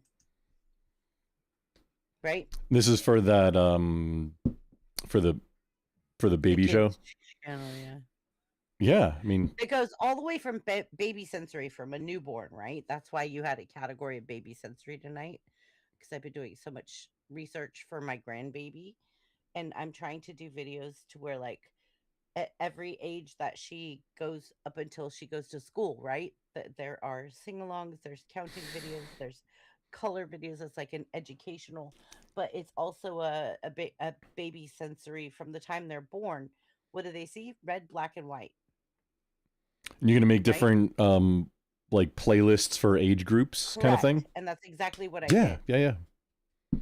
So I did baby sensory from 0 to 3 months, and then baby sensory tummy time from 3 to 6 months, and then toddler time, and then early learning. And I've put at least one video in each category, which I think has confused the algorithm. But I wanted to put at least one video in each, so that the people could see where the channel's going. It's only 20 days old, so I'm like, yeah, let me just go ahead and screw up the algorithm now and get at least one video in each I category. mean, if you've only got, I and mean, then focus on it. if you've got just like a few things out, there's not much algorithm to screw up. But Bellatrix is very interested in koalas. She said her daughter is a big fan of koalas. If you could send a still picture, that's what she's asking. Okay, now do you remember what Sierra said last week about koalas? They have syphilis? No, wait, that's not what she said. Chlamydia. Chlamydia, that's right. My bad. 99% of koalas have chlamydia. Be careful if you really, really, really want that sent to your daughter. But I mean, if you want to keep the innocence and you want to like be genuine, then yeah, like absolutely. I can send you a 3-dimensional, adorable picture of the koala. Absolutely. I will do that for you. Oh, there you go, Bellatrix. You got it. How to get it? I mean, you're both on my Discord, right? Yeah. Yeah. You can post it in my Discord, then just say, hey, Let's get it to you. BBB, send me that koala, and I'll send it to you. I know who BBB is. It's all right. Okay, so here's the next one. Fun fact also, so yeah, koalas carry chlamydia. Yes.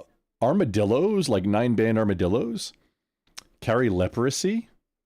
Fun fact. So True. if Wow. you want to eat armadillos, make sure it's well done, and then it's safe.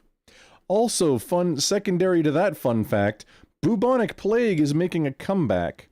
It's very treatable with antibiotics these days, but in prairie dog colonies inside the United States, there's a big outbreak kind of area in the Northwest, and then like either New Mexico or Arizona, somewhere in that region kind of area. Yeah, prairie dogs carrying bubonic plague. Go figure. But it's not really a threat to humans. Antibiotics solves it. Yes, it's true. I love my mommy. Okay. I'm getting there. All right. So we're going to go back over here and we're going to go back to share. And I think this one is for you, Grump. Daddy, daddy, here we go. He lifts me high and says hello. He's my buddy, he's my pal, my biggest fan, my bestest pal. Who? Strong and steady, tall and true. Daddy says I'm proud of you. Daddy, daddy, big and strong. With you I know I belong. Hold my hand, walk with me. You're my hero, can't you see? We build and run and laugh all day. He keeps me safe when I play. If I fall, he helps me stand. I feel brave when I hold his hand. Daddy, daddy, yes, it's true. I love my daddy and he loves me too. That looks like the potato girl. Yeah. I have two little observations. Okay, perfect, because I did a couple things in there on purpose. The horse with the mustache I thought was humorous. Yeah. And then Okay, I did that on purpose. And then dude with an octopus. Okay, because sometimes we raise things that are not ours. So you have adopted kids, you have kids outside the box. Yes, I got the concept. Just wait, Okay. that was an octopus. That wasn't. Yes. Because, you might have people that are raising or adopting or fostering, and they're different. They're different. They're not. I was trying to make a point. I did the same thing with the mommy one. If you noticed, the cat with the baby chicks. That one was going by, I think, a little bit faster. I was trying to get. You missed it. Okay. So Yeah. the cat that had the baby chicks and ducklings. Or I didn't take was a notes. different species, Forget. but it was loving on them and taking care of all of them. And it doesn't have to be your actual biological mother or father for them to take care of you. Sometimes it's outside the box, and learning, like, whether you have a disability or not, should actually find a place to fall into. So every video that I do, I have a special place in the video that is learning without limitations. And so I add that little bit into, and I'm going to actually add a playlist for kids that have autism, that kids that have disabilities of any kind, and they could reach out to me and tell me, like, this is how my kid learns, and we're going to make videos and put it in that learning without limitations, so that all kids have a channel they could go to. All kids can go somewhere and find stuff that will stimulate their brain, because I am brain benders banter for adults, right? But now I'm being brain benders banter for kids. I think the number puzzles cross over that. I mean, down to obviously like a lower limit. Brain Yeah. puzzles, yeah. Okay, so I'm going to show you a couple other videos real quick that I did that are really super cute, right? But I did these two that you just saw with Midjourney. Okay. Yeah, so these are Midjourney. And now I'm going to show you the two that I did with Grok AI. And they're completely, totally different, right? Completely different. How come I can't get out? Hey, let me out. What tier are you on Grok? Of like membership? 4? So you got the under desk cam to Grok? Oh yeah. Okay, yeah. Do you hear my pug? She's being like whacked out. I think she's on crack. I don't know what's going on. I think somebody's giving her stuff while I'm at work. Honestly, like, I don't think this is normal. Okay, so I have to go back into that YouTube channel real quick because it like gave me a glitch. Let me go back in there. Boop, boop, boop.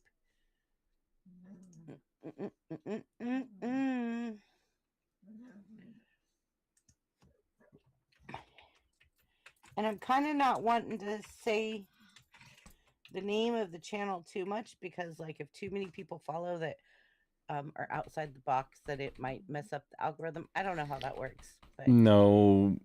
Okay. So then I'm going to share my screen right.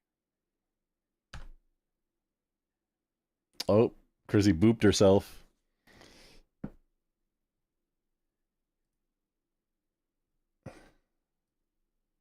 Wait, was that me? No, there's no way. I just kicked off another copy job. There's no way that was me. Was it? It was very coincidental.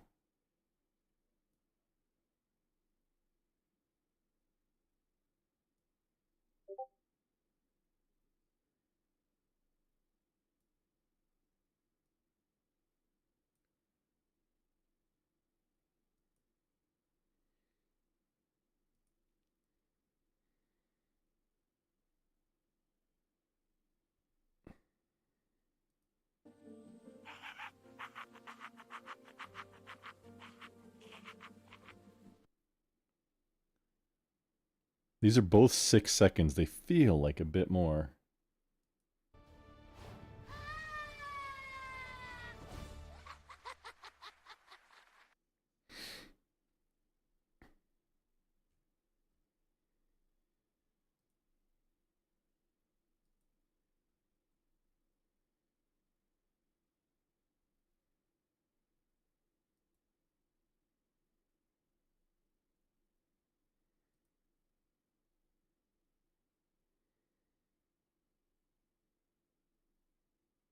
Oh, look at this. Chrissy made disclaimers. This menu, this is for more for when it's 1v1s. However, it is valid during other game. She had to go crash. Like, I don't know what she's still doing up. She got her second wind. Oh, I gotta wait for this to be done too.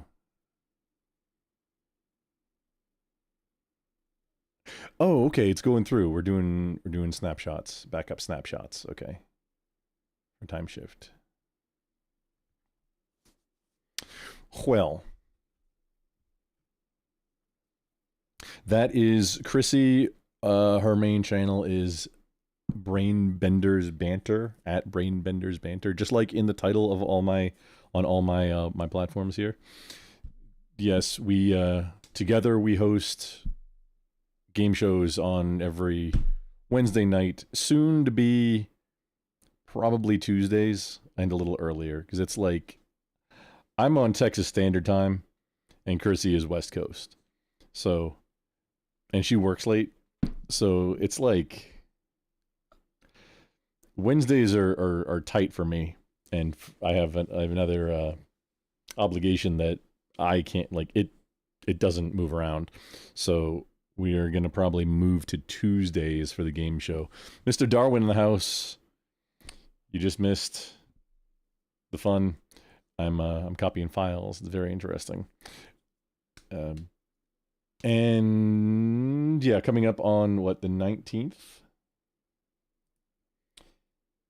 Oh yeah, in exactly 2 weeks, 19th on Thursday. That'll be the next karaoke night. In Grumpland.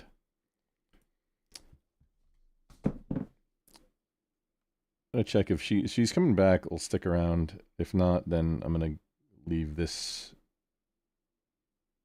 StreamYard.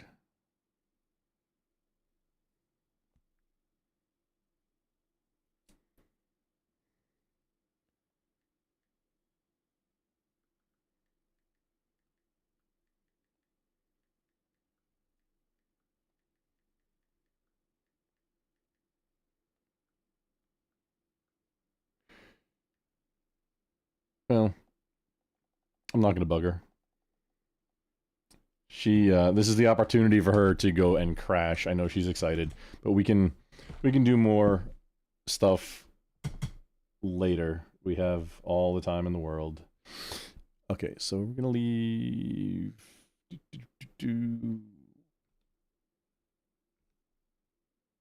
There we go. Outside of StreamYard now. And boop.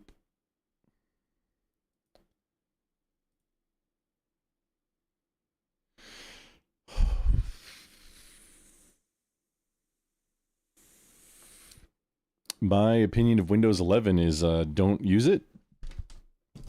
Microsoft, like, they're just like every other, well, not every other, but most businesses have realized that you don't want to provide a product anymore. You want to provide a service, because a service means a subscription. They want to monetize a subscription for your operating system. Already did it with Office products, with Office 365, and then hosted email instead of running an Exchange server, which, yes, honestly, for email, for an organization, that's much better. Not necessarily for not necessarily Exchange, just somewhere else. If your organization isn't big enough to have a team that runs your email, you're better off having outsourcing it, having somebody else, because email it's a whole other thing besides like network or application support. Like that, it's a big deal. If you run Active Directory, yeah, you can, I mean, it's integrated into Active Directory at this point. However, like I've been an infrastructure guy, primarily network engineering, but and the engineering piece, the design and implementation, not operations, for the better part of like 2.5 decades, professionally. Mostly network, and then mostly design and implementation of that. But I do full stack infrastructure, and I've worn a lot of hats. And that goes network, virtualization, both the hardware and hypervisor piece that it runs on. Storage, not quite as strong, but I can carve out the LUNs and worldwide names and CIFS and SMB shares and all that good stuff. And iSCSI, setting up iSCSI front to back, even into virtual hardware, virtual networking, software defined networking, up through operating system, Linux and Windows servers, and then through Active Directory, like all of it. I do all of it, or have done all of it, primarily network.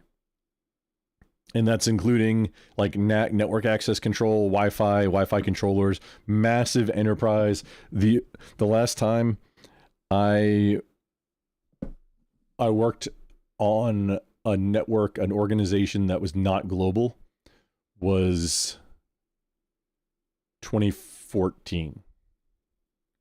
So it's been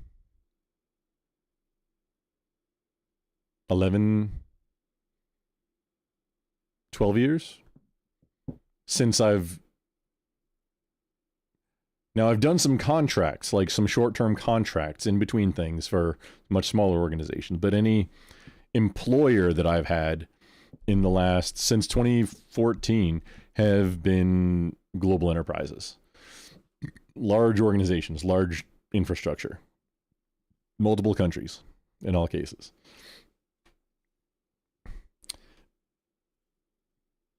You need to be, I forget where I was going with that, but you need to be more siloed, more focused in that large of an organization. It has to be by nature. And you have to have like change controls. You can't be quite as agile.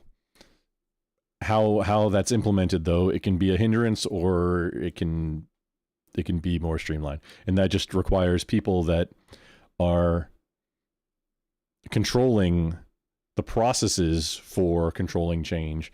Just have to know enough to know that the processes that control the processes can also be refined. Nerd stuff, very nerd stuff. Haven't used Active Directory since 2016 when you were doing an IT course. I mean, that's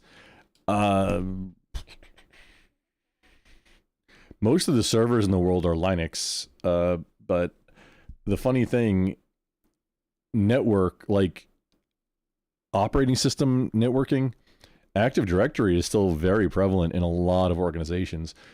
Samba is an implementation of Active Directory for like open sourced, where it's compatible with Active Directory. There was a product called Likewise that started out open source and then they went closed in with a pay model that you could just join, like it just, hey, you can join a Windows Active Directory network with Linux, and you can join Windows servers to a Samba network. There's a lot going on. Backing up anyway. Yeah, anybody providing a product, any large business providing a product, has realized by now that there's way more money to be had in providing a service that you can charge a subscription to which you can charge a subscription.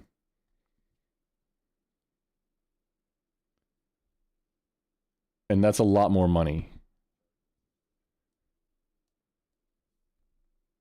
Oh, Chrissy is stuck something. Huh.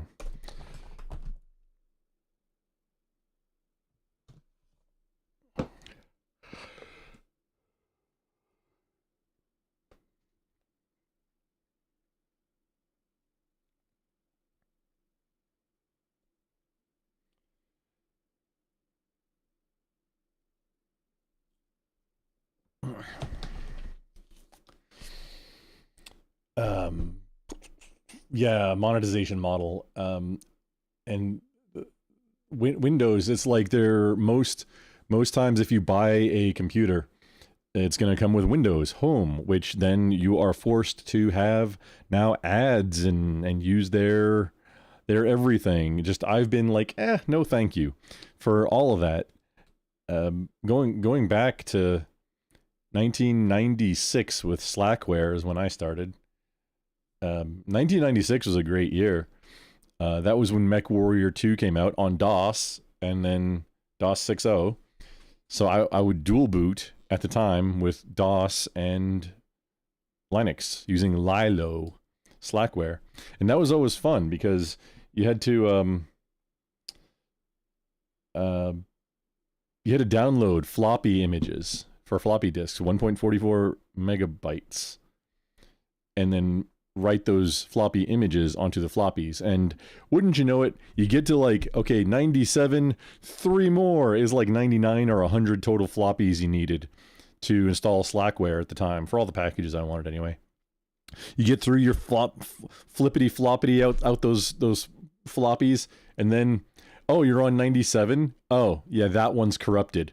Okay, so go back, install DOS 6, and then, okay, now install Windows 3.1, not Windows 3.1.1 for workgroups, but Windows 3.1. That's, okay, DOS 6 was on 3 floppies, Windows 3.1 was on another, DOS was on 3 floppies, Windows is on 6. So then, okay, now we've got Windows installed again. Now install your FTP client, and then go and download. And well, we're gonna download that one floppy. Okay, we gotta maybe try from a few of the different sites. Sunsites.edu. That was where you got them from. Or generally, I did. There was like 2 or 3 locations, whatever. So you download those last few floppy images again, write them out, and then go back. Okay, now start over again. 100 floppies later. It was like an all-day thing to maybe get to where you could even log in. Linux today, like almost, I don't want to say all the distributions, but most distributions have, it's like start a live USB. Okay, yes, install, choose your time zone, choose your keyboard layout, next, and your reboot, and you're in it. And most of those next things are choosing like, or at least on some distributions, do you want to use third-party codecs, and or are you okay using some closed source software for back-end stuff? That's usually what it is. Depending on how user-friendly it is, you might need to do some things for partitioning or formatting or whatever.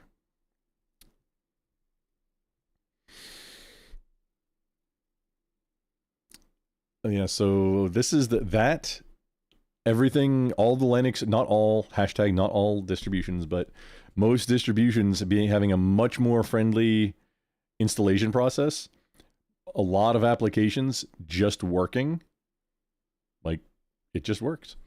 And then with the work that Steam has been putting in, Valve has been putting in with Proton and Steam, and I have one. Steam Deck, and then the Steam PC, which I'm not sure if it's out yet. It's the year of the Linux gaming machine. There's only a very few games that won't just run out the box, essentially. You're like competitive AAA games, like the newest Battlefield and the newest Call of Duty Black Ops, and Arena Breakout. Those guys won't work because the anti-cheat is specifically disallowing Linux. Same with anything that Epic makes. Even though Epic makes an anti-cheat, I believe it's BattleEye, and that works on Linux. Other games and applications use that as an anti-cheat, not Epic games. I don't know if Riot. League of Legends, I don't think does. But so there's a few things that don't work. Star Citizen works. Project Zomboid works. Escape from Tarkov is now on Steam and works just with Proton, just inside Steam. Just click. Yep. I don't think you even need to click anymore. It'll just run it with Proton by default. Okay, Chrissy is stuck in some technical difficulties, and she says, good night, everyone. Huge hugs.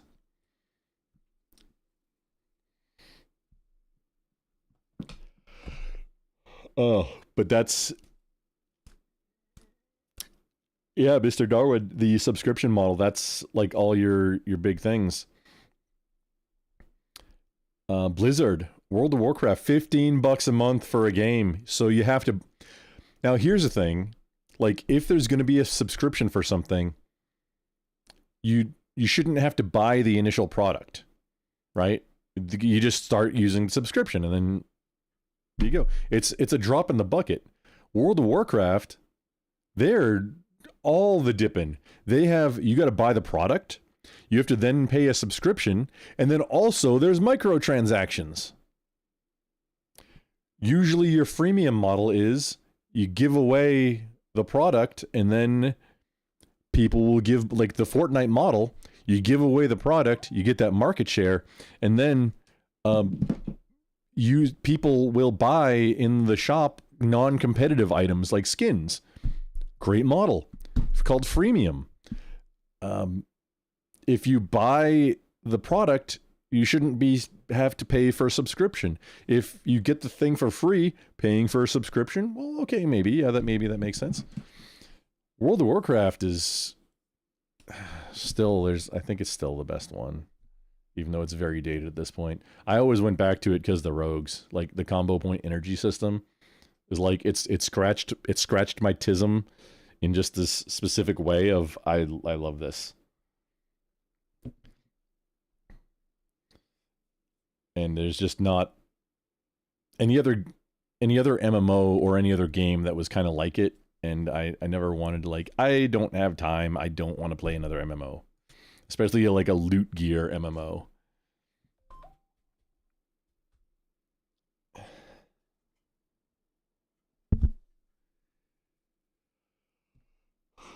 Oh, we're still copying.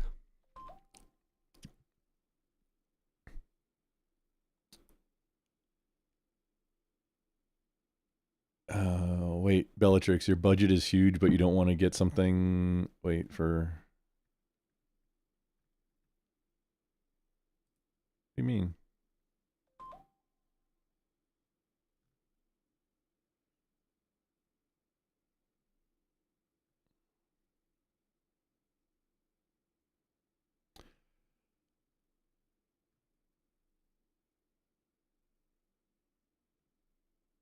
I'm checking. Bellatrix, I don't see... Okay, I won't answer because I don't see what you're asking about. If you put something in the chat for like a tech question, but Mr. Darwin, hold on to the Steam Deck. It's going to be worth a mint soon. I mean, if you believe what's going on with, hey, other hardware, I need some hardware for home things soon. I was about to start, like, I've already got some of the, not scripts written, but the concepts to where I'm going to record them and live stream them, going through it, and then edit it down into, like, a more set of instructions for low-powered home infrastructure. I'm going from, my home infrastructure is enterprise at home. That's what I've always done. I'm about to go through the exercise of changing out my entire home infrastructure to, from like basically enterprise lab at home to close to enterprise, but much lower power usage and heat, because the economy is not doing great. The global economy is not doing great, and it hasn't been for like 10 years. 15, 20, like, it's, the last 30 years have been kind of shit, pardon my French. And things are getting a lot more expensive, especially since the plague got wild. Yeah, paying for electricity and cooling is a challenge now. And then also, when you get into low power infrastructure, that makes it more plausible to like, hey, maybe run it inside a vehicle, or like if you want to get into that van life, or on a boat, running off of 12 or 24 volts for your life. Well, you can have a little bit of infrastructure on your boat too. You can have some little server action. Maybe you can have a Plex. You can self-host all the content that you want to stream. You can take all your DVDs and go back in time. Go back in time 25 years. It was, hey, we'll get the DVDs. Well, 20-ish years. We get the DVDs and buy them, of course, and then rip them to back them up and locally, and then you can just play the file. This has been a thing. And then it turned into, oh, the streaming service. You don't need to buy the DVDs anymore.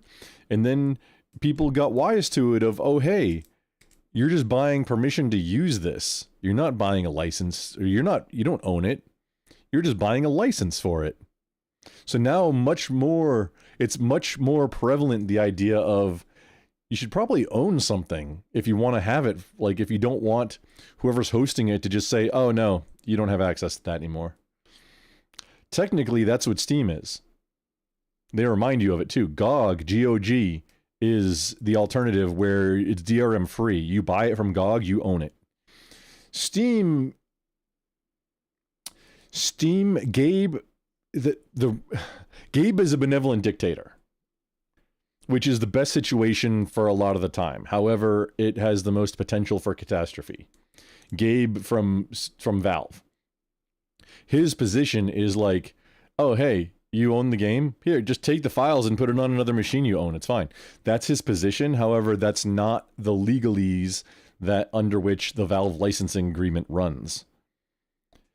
The Valve licensing agreement is it is licensed and Valve can just turn it off. Like if you get banned from Steam, if your account gets banned, your account can no longer access anything that I think you're still good to go for anything you have currently downloaded, but you're not going to get any updates anymore. You're not going to be able to download anything else out of your library. If your account gets banned, you can no longer log into Steam. I think you can still play games I think you can still run games as long as it can still be ran. But anything that requires an online presence, any game that's always on connected, like a lot of Ubisoft games, no. The Division 2, nope. Other Ubisoft, Tom Clancy, Ghost Recon, the Wildlands, and Breakpoint. The first one would be good to go. The second one is not. The second one is always on. That new Star Wars, the Outlaws, that's always on. That's always connected. I don't think it's an MMO, but it's always connected.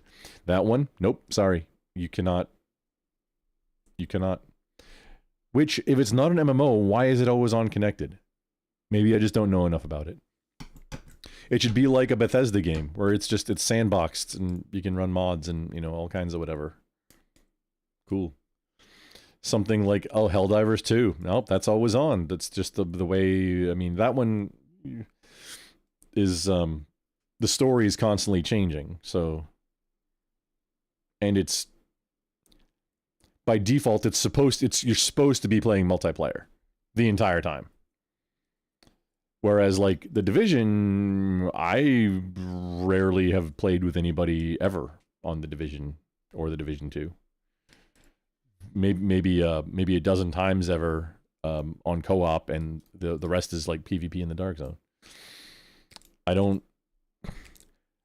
say I don't play games all that much. I really don't. Like, usually if I'm playing a game, I'm live, or doing, like, hey, something that you got to do, something quick you got to do for, like, not every day, but a lot of days to, keep your whatever up, or to grind currency or whatever it is to unlock things.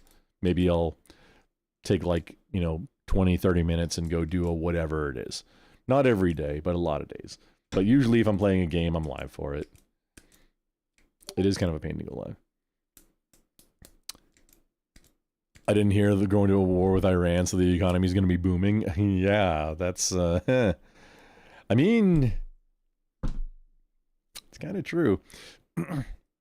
Mr. Darwin, yes, if you believe it, so it started with RAM, so now disk or drives, like SSDs and then NVMEs apparently are the next thing that are being sold off, like, to data centers primarily. I'm more interested in getting my spinning disk situated. I have a lot of disk, but the newer drives are just, like, so much girthier. You can get, like, 20 terabyte spinning disk. I need to get a few of them before they just become unavailable. I mean, so I can do, hey, new infrastructure, low power infrastructure, instructional videos. And it's so silly because of how much more storage these newer drives have that it's going to outclass. I'm going to use so much less power just by nature of, instead of having to drive like 24, instead of having to power 24 between spinning disk and SSDs, like 4, 5 instead of 24, and have more storage. Friggin' wild. Issue with subscription model with Kindle removing books? Yeah. Oh, yeah. Anything on Kindle. Yeah, you don't own that. You don't own nothing. I think the best way to do it is, seriously, and I'm not advocating piracy here, purchase the physical book and then download a PDF of it from somewhere, whether it's you scanned it yourself or somebody else scanned it for you. Download a PDF that's readable on anything of that book, because you own it. It's just having it in a different format. You own you own the intellectual property for you to read, not for you to display it publicly or to do a public performance of it. Not that. Just like at the beginning of, the old VHS tapes, any, public display is subject to the full force of the FBI, blah, blah, blah.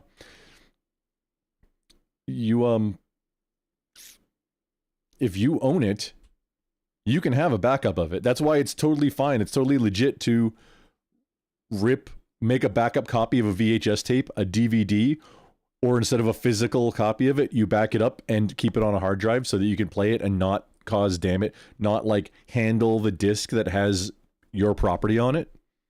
You can make a backup of it. That's fine. So does it matter if you are the one physically who made the backup? Or I don't think it does, because prove I didn't make the backup copy. I have a physical copy. I have a backup copy. That's kind of how it works. It's very difficult to prove that you didn't rip it yourself from a copy that you own of something. But then also the same people prosecute it that prosecuted you for recording onto a cassette tape from the radio. It's the FCC. That's who does that. They don't. They used to be a lot more into prosecuting pirate radio too, and pirate radio isn't like "yar me hearties" or like playing music. It's anything that's not, if you're broadcasting on a frequency that you legally either need a license or aren't supposed to be using. That's pirate radio, and it's usually other like ham radio, like amateur radio operators that report pirate radio. It's not like the FCC isn't looking for people doing pirate radio. And a lot of that is very few people know how to broadcast over the air these days. There just aren't that many. The ones that do police each other. Like, it's mostly hams, not turkey.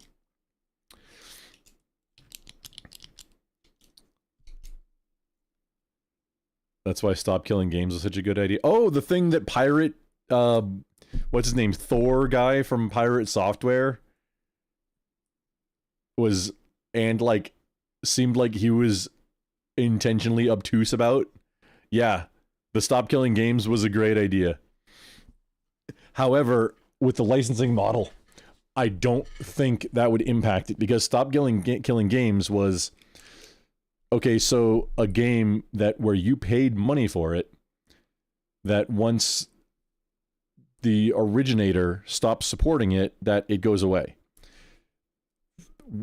The tricky part on that is for like an online only thing like an MMO, like for World of Warcraft. When World of Warcraft stops, how? Well, maybe by forcing, like, hey, for everybody who did this, you have to either publish, like, make it open source. That's a thing. Publish the server software. That's another thing. I think making it open source, like, hey, if you're not going to do this anymore and you're not going to do anything derivative of it, if you're going to shut down the servers, you have to make it open source. That would make sense to me, but I'm not sure what the prescription, what the remedy was from Stop Killing Games for once a game stops being supported by the publisher or whatever. Which it should be all software too. Like OneNote or whatever, any like Lotus 123, whatever. If it's a software and somebody has purchased it, generally applications are not going to just stop working. Like if you have OneNote, if you bought it and you have the software, you can still run it. Maybe not the most modern version, but you can. The most modern one really wants to use Microsoft OneDrive. But it can use a SharePoint server. You should be able to just point it at a share and have it operate out of a share. But that would be maybe just an update, but before it stops being supported. If you run a SharePoint server, you can point it at a local SharePoint server and it'll work. And be cross-platform capable. Jake in the house. Yes, it was a quick game night. Which Chrissy was up for 24 hours and wanted to crash early, but then we ended up like getting distracted and making like doing just maybe making some new art assets for the game show StreamYard, just like a few new assets. No whammies, no whammies. Well, we made a whammy essentially. Pirate was upset because of his practicing. He's a simp for subscriptions, and he loves it when a developer can take your money and run like he has done with the last 2 games he created. What Heart something? That's the only one I know that he made. What's it called? I don't have it, do I? No, I'm not gonna buy it either. It was Heart something. What's the other one?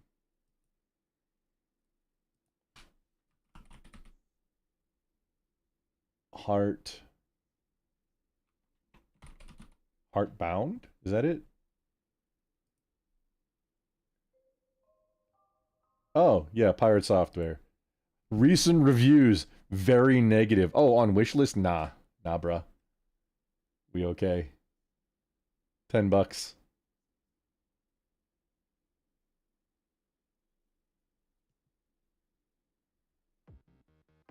Oh, Champions of Breakfast. Okay. Oh, you know what? Let's Now I don't need to bring anything up. Oh, wait, actually, you know what? Not to like roast Thor, whether or not he deserves it, but yeah, let's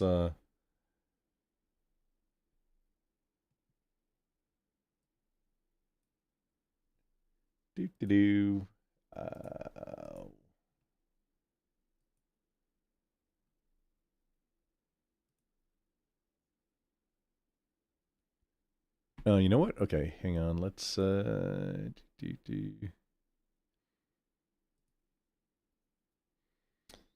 super easy, super quick. Test 1, 2. Okay, there's that.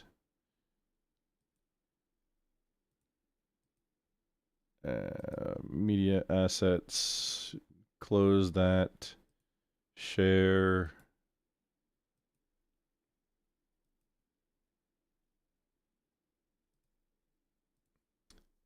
That and transition. There we go. So, Champions of Breakfast. This is apparently Thor's other game, maybe? Mostly positive. Oh, published in 2016. Okay. Store franchise. Heartbound and Champions of Breakfast. Heartbound. Okay, this is the game that he was always pushing. Can we see that? Oh, we can't zoom. Oh, that's unfortunate.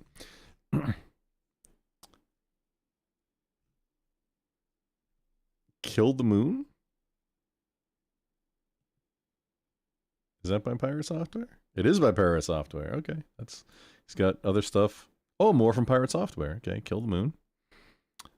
And Heartbound, Kill the Moon. Okay, that looks like all of it. Okay, here we go. It is very negative, the recent reviews. All English reviews, 1,435, very positive. Recent reviews, 12, very negative. Okay, what do the very negative things say? I wish I could get my money back. Kickstarted this game way back in 2018 and have nothing to show for it. Updates add nothing. At this point, there should be a mass refund and removal from the store until it's finished. Well, it does say early access. There are asset flips that are like that. But, you know. What is this? Thor was caught multiple times lying about many things, one of which is development of this game. Unfortunately, his God complex is probably in the way of finishing this project. Hopefully, he'll grow up to some degree of introspection of his statements. Oh, these all 34 people found that one helpful. 43 people found this one helpful. Recommended. Long story short, I like it. Okay, kind of more interested in why is it very negative?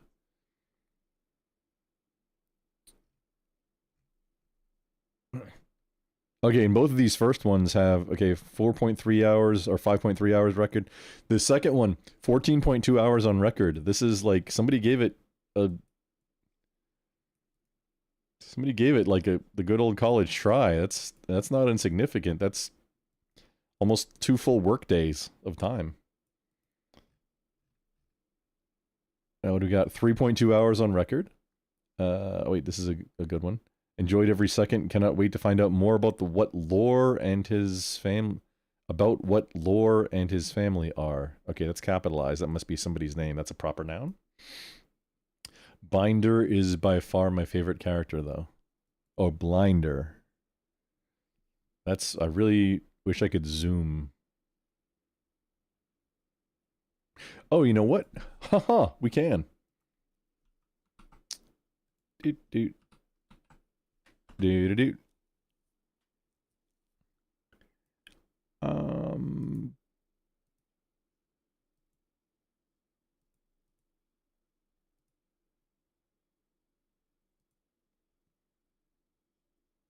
In the Brave tab, there we go. And now, boop, boop, boop, boop, boop, boop, boop. The words could be very big, large, big and large, bad, McBig, huge. That's what they can be.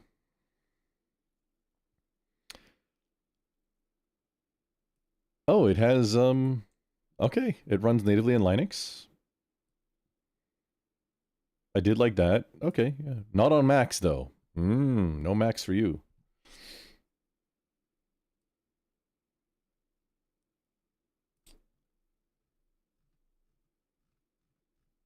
Okay, we got down to... What is the difference between these two columns here? Oh, recent, most helpful reviews, recently posted. Okay. Early access. Okay, all of them are... Okay, it's still early access, so they're all early access. Posted March 1st. This was from... Sunday. From Dark. I'm not part of the lolcow pirate software suffered. I'm not part of the lolcow pirate software suffered. I'm just stating one single truth. The game doesn't worth your money. If you want to have a great experience, play the demo and that's it. The full version only adds a bunch of boring exploration and talking to NPCs. The best experience is the demo.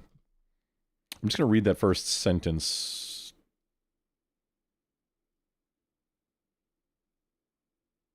One more time. Okay, yeah, this is one sentence.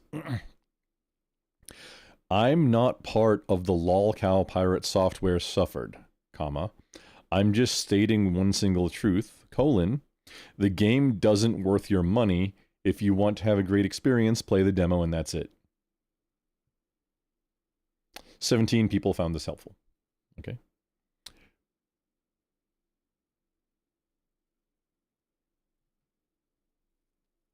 Blank heart pirate software. I'm guessing this doesn't mean hard. It means probably something else. What do you think it means? If it's looks like a bunch of hearts. What could it mean? Well, from Hazy Ninja, 1.1 hour on record. Oh man, this guy is almost a full workday, 7.2 hours on record. I love pirate software. ILUV, that's what it says. ILUV, pirate software. Hazy Ninja. Why is this game still getting updates? Updates add what my son could do in an hour or so. Has existed forever and barely any content. I wish I could remove this game from Steam because it's the worst kind of scam. It pretends to be an active developing game that is really a cash grab. Oh. We go 3 hours played from Dust. Updates aren't real. Okay. From almost an hour, and this is all in the last. All of these are in the last week or so. Did Thor, like, does he still stream? Is he still doing content? I mean, I'd imagine, but did he do something on? Hold on, did he? Is he on LSF? What happened?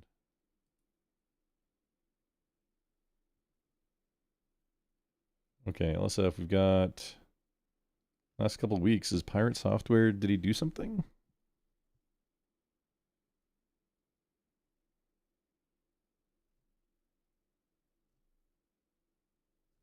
Oh, we can search.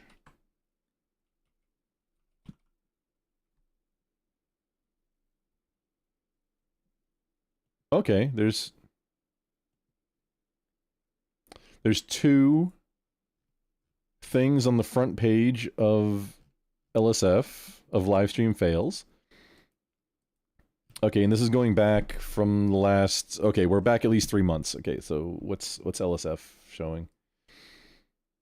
Did pirate, and this, yeah, this is from clips, so this is gonna be okay.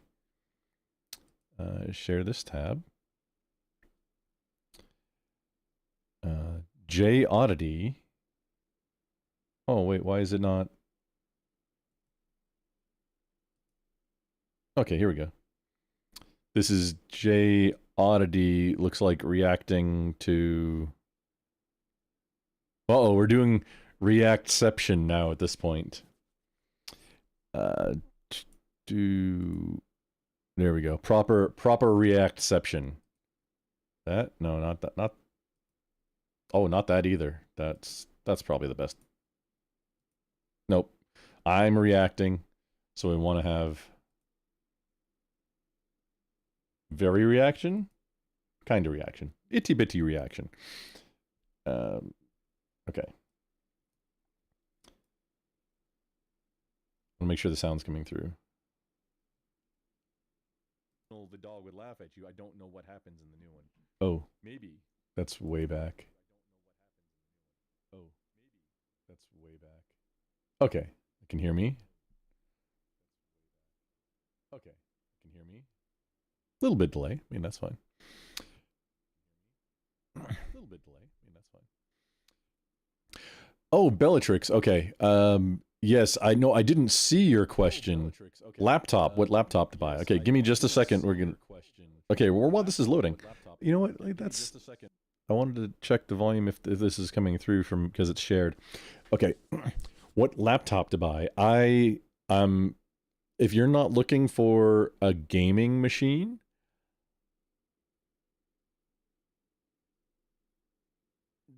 if you want a 14-inch, a ThinkPad T480. If you want a 15-inch, a ThinkPad T580.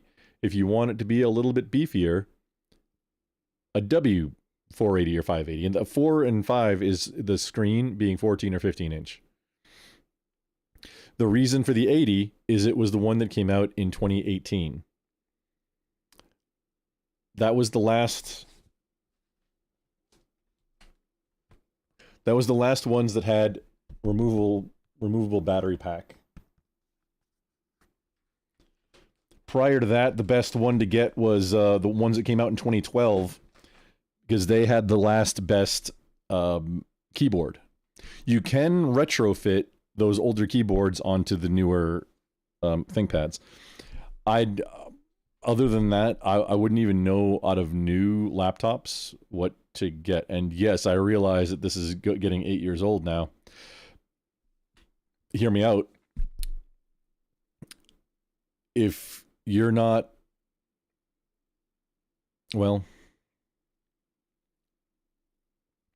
depends on what you're trying to do. If you want something that is durable and going to last and probably get everything done that you need to get done, ThinkPad from 2018. Either T480, 580, or T is the lighter weight. W is more workstation-y. Some of the W series have a discrete video card, like for games or 3D rendering or AI if it has an NVIDIA or whatever.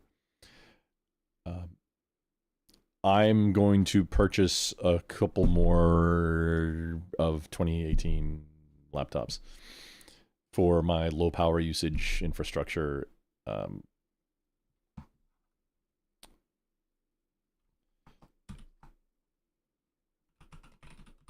Check this out.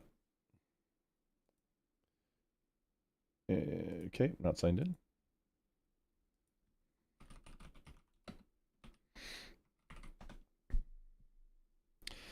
Couple $100 out the door, done. i7, yeah, whatever generation. Oh, don't get Intel. What is it? Either Gen 12, 13, or 14. It's two of those out of those three. I'm not sure which two. It's either 13 and 14 or 12 and 13. Intel generation processors, you don't want them. Either just get AMD. I'm all team AMD at this point for video card, for GPUs and processors. But if you get an Intel processor, you don't want, I think it's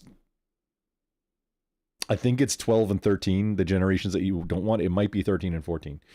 But there's some processors that you very don't want. They grenade, or not physically, but they eat themselves, and it's not fixable. Like, if there's like firmware updates, I believe, that can fix the issue, but if the problem already happened, it cannot repair it.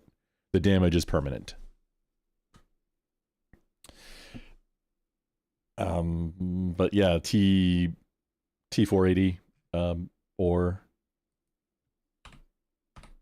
T580, same-ish price. If you want to get one that's loaded up with RAM, I mean, these are very solid workstation. Like, these are going to be current for a while. Yeah. That's what I would recommend anyway, if you've got something more specific that you're trying to do with it. But I'm not the guy for like consumer hardware. I got to put in a whole bunch of research too. I like to just use whatever's the most commodity.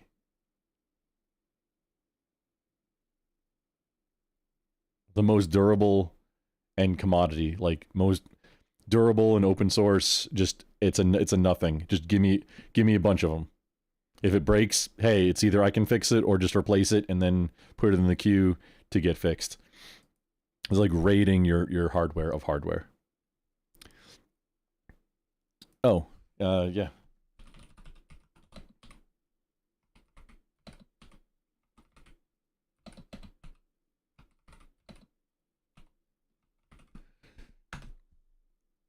ThinkPad, Lenovo ThinkPad, T480, T580, W480, W580. One of those is probably what you need. And the reason I'm recommending the 80 is that was the ones that came out in 2018, and the last ones where you could remove the battery and replace it. It's just a click, pop it out. So if you travel, you can take, like, I have the flush one that comes with it, and I have just for that one, and then 2, it's a 6-cell, I believe, and then 2 9-cell battery. So like I can go for like a full day, like sleep to sleep, with those batteries.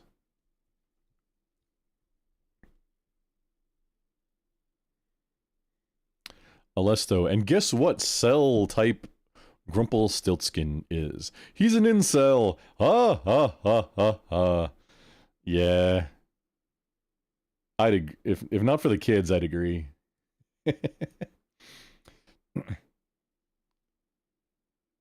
There are newer models too and different things, and there's like yoga and flippy things. It used to be that the ThinkPad series is incredibly durable too.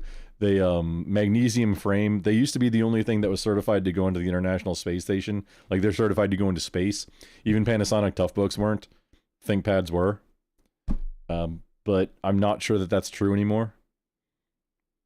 And going back in time, they always had the best keyboard, but that kind of stopped. It slowed down after the 2012 models. The change, like 2012 was the last really good one. And then, yeah, like I mentioned. What specifically to get, and like how much RAM and whatever, and if you don't want to mess with it and just get it with whatever exactly you want. Amazon is really safe, and a lot of sellers will have like selectors where you can choose what options you want. Here we go. T14. Oh, you can choose if you want to have a touchscreen on it. What processor? Oh, there you go. Yeah, you can choose what processor, how much RAM. There we go.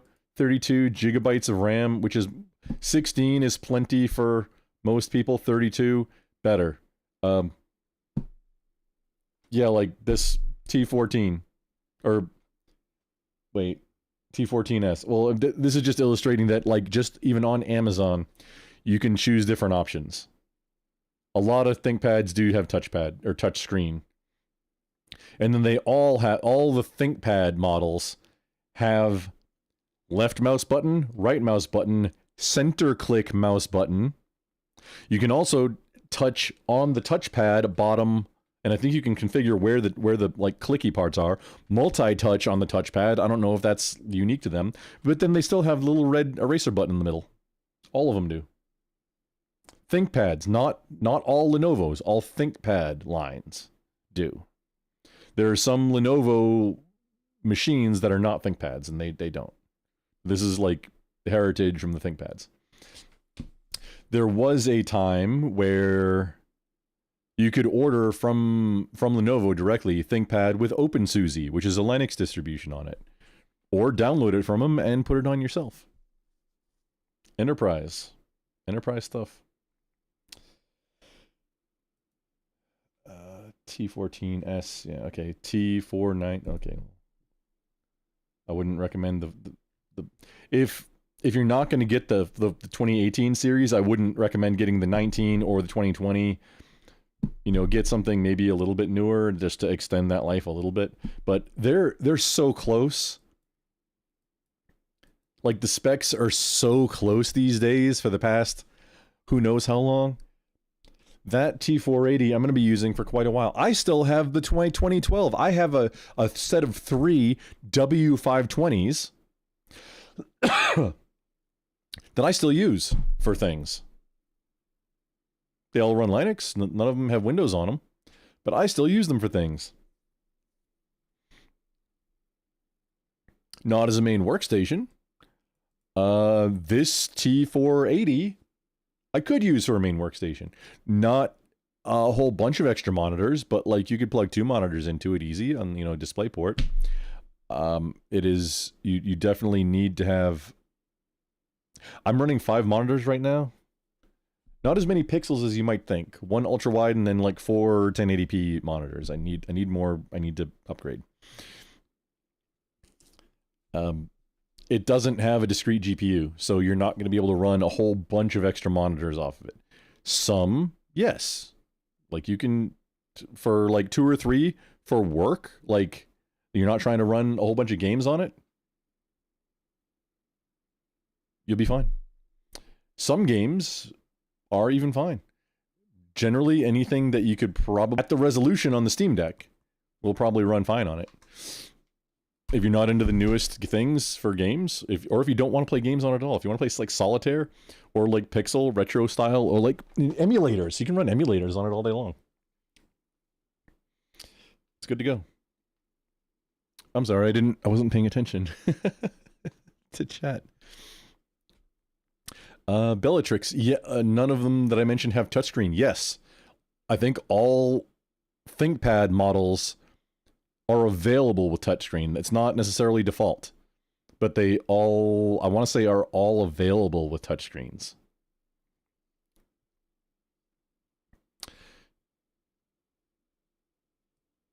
You're a fan of the Amazon option? They're good if anything goes wrong. Yes, especially free returns. Amazon Renewed Store. This one doesn't say free returns.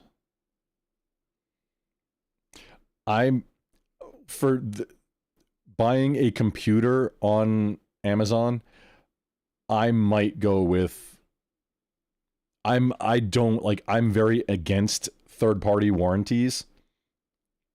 Generally, I might, for something like this, if I was not me and I didn't feel comfortable cracking it open and even like resoldering a component onto a motherboard on a laptop. If I didn't feel confident about that, like if I was somebody else, I would maybe think about getting the third-party warranty. It is something else you got to keep track of. And are they going to cover something? I don't know. I've never dealt with it. The only time I've ever actually had to deal with warranty on a computer was on a laptop, a gaming laptop that I got from Micro Center that I didn't need the extended warranty on. It was busted in the first like 2 weeks or something. I brought it back and they just gave me a new one. Which the standard, it's like a standard 90-day warranty or 180-day or whatever it was, just buying it, it would have been fine with that. This was back in the day when this is in the generation where 1080 Ti was the best you could get, but a 1080 Ti was $1,600 just for the video card. And this was the entire laptop with a 1070, which is supposedly desktop spec, with a 17-inch monitor, 1070, numpad on the keyboard. The whole thing was like $1,350. It was under $1,400 out the door with I believe with an extended 3-year warranty. I had already bought a case, like a really nice case. Oh, well, this case is just going to sit there now. And that was great. The only reason, yeah, it was I finally broke down and built out a desktop, and it was just because I want to be able to run more monitor. And I was working on like, do I need to pass through, at the time I was like, do I need to run a VM that has Windows on it and then pass through the GPU directly to it? Because if you do that, it eats up the entire GPU, and like, it's just really nerdy stuff. That's the only reason I ever built out a desktop. Like my first desktop that I built out that I've owned or anything since the mid 2000s. That was the last time I had a desktop. And honestly, it uses way too much electricity. And it's a space heater. And it takes up too much space. Going back in time.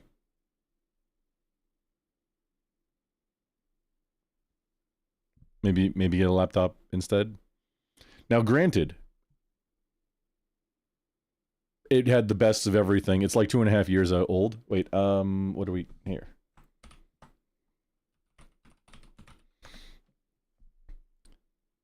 This is the specs.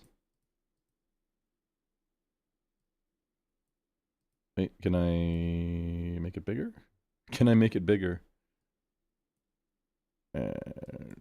Dude.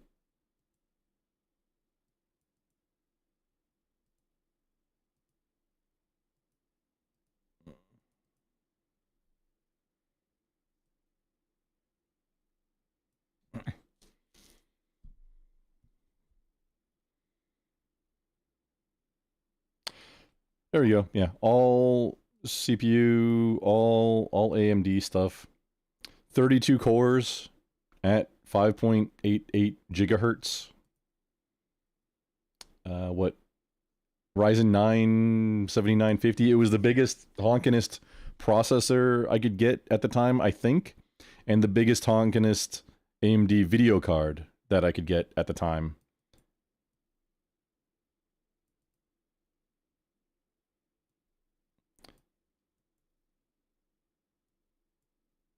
Okay, hang on. We'll run it again with... And there we go. Resolution, main monitor, 3440 by 1440. That's ultra wide. It's a 34-inch or 35-inch ultra wide. The width is good to go on this monitor. I like it. The height, not so much. 1440 pixels is just shy of being able to, like, for doing work now, to be able to go 2 windows vertically. It's just shy of that. You can just barely almost. 1080 is not. 1080 is no. If you're trying to actually get some work done. You could fit on this monitor, if it was just one more, like 1600, I think, for vertical resolution, like 3440 by 1600, you'd be able to go like 1, 2, 3, 4, 5, 6 different full application windows open and actually get work done. As it is, it's just a little too squunched, too short, and you can't zoom out. Like, you can't make things smaller. You can make things bigger. You can scale them so that things are bigger, but you can't scale things so that they're smaller than 100%. On Windows or Linux, go figure. Inside a browser window you can, but not all applications are browser windows, unfortunately, to where you can just do that. Mate. So yeah, 4 monitors. I've got, so the big monitor in the middle, 2 guys to the top, and then 2 guys like vertically mounted on the sides. That's why some are 1920 by 1200 and some are 1200 by 1920. Oh yeah, I guess they're not 1080p. They're just over 1080p. 1200. 1920 by 1080. It's like they're the better resolution, just a little bit taller than 1080p, not like a TV. And I'm sticking to the 6.8 kernel, not doing the newest ones, just for stability. And yeah, 96 gigabytes of RAM. It's on 2 48 gig sticks. Which I didn't know when I bought it, 2.5 years ago, that, oh, I'm going to be sitting pretty forever now with 96. I did that because I run some local VMs, and like running VMs is very RAM intensive. Now the funny thing is you can see my RAM utilization right now is I'm using 86 gigabytes of RAM. Chromium-based browsers leak memory like a sieve. They are like goldfish. They will, or like Microsoft SQL. If you have free RAM, they will expand to take up the free RAM available. It's crazy. There's no reason. And I don't have that many browsers and like tabs open either. I do have some. But there's no, and I have 2 different extensions in that suspend tabs that are not in use for different criteria. Still, 86 gigabytes.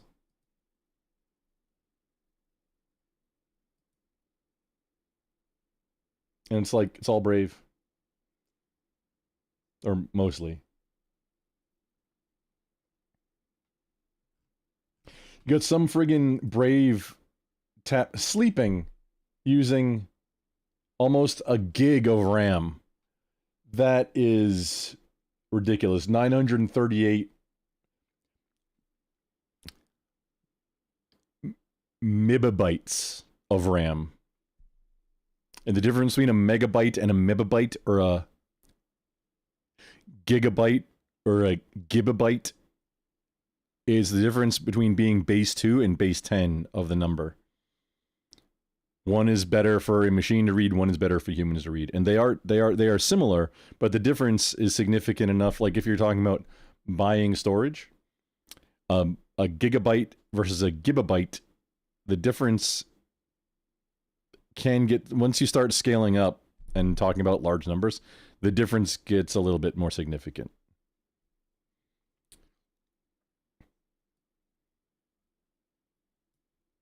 It is 3:30. Okay. We'll just run through. You've had 3 desktops, 2 laptops somewhere. I have 2 pretty significant, like 18-gallon bin tote, well, 3 actually, that are full of laptops. And then I've never got rid of a hard drive ever. That's one of my ongoing things that I'm working on, is to go and extract any old data from these hard drives so that I can get rid of some of this really old hardware that's just taking up space. Really, like I don't need it. Anything that's maybe an example of something super old.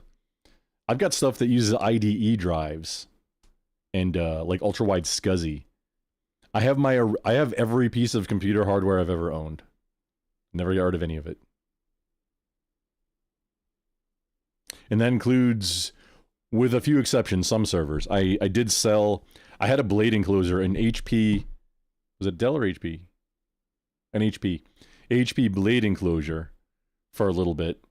I did sell that. It ran on 220, and it used a lot of electricity for a house. I used to buy my gear like, hey, 2 generations old enterprise gear. Like up until fairly recently, my network core at home was a Cisco Catalyst 3750, which if you are into network enterprise gear, they are workhorses. You cannot kill them. The only thing is they haven't been supported by Cisco in quite a while. You can pick them up for $50. Hang on. On Slamazon. What are we talking here? Do.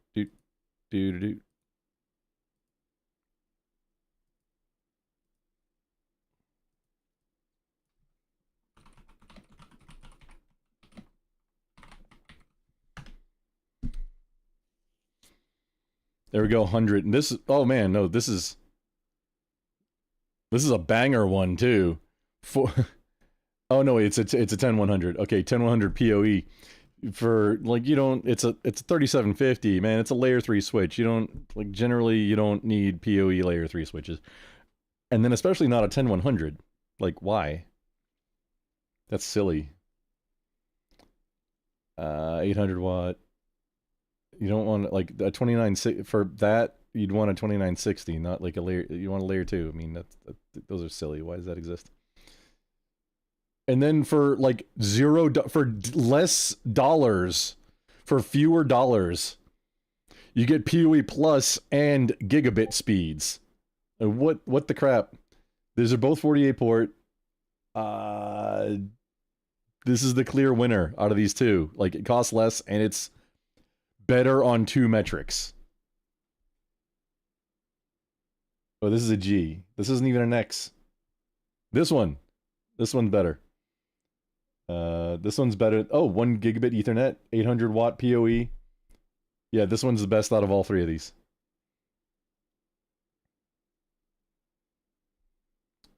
It should have... Oh, this one doesn't have SFP ports, though. This one does.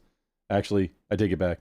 This one's the best. This one's SFP. You can do probably do 10 gigabit upload with these. Like you got 4 ports there, so you can have redundancy with fiber in 10 gigabit.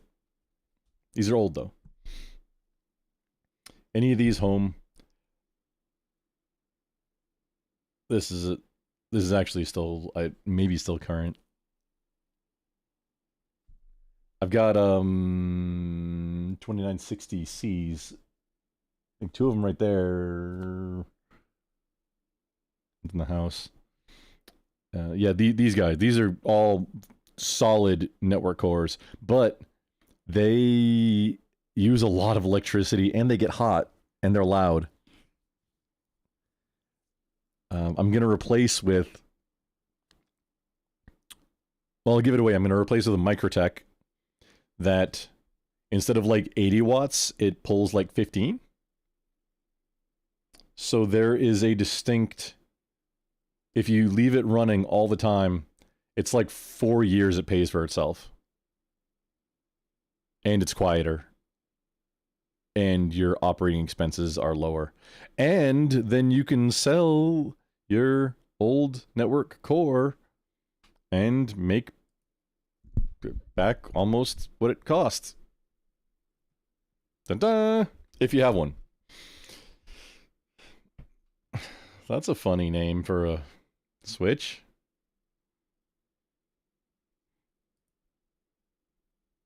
How do you pronounce that word?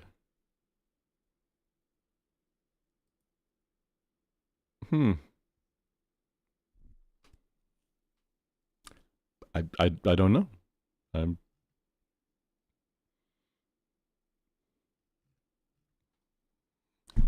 How do you think you pronounce the maker of this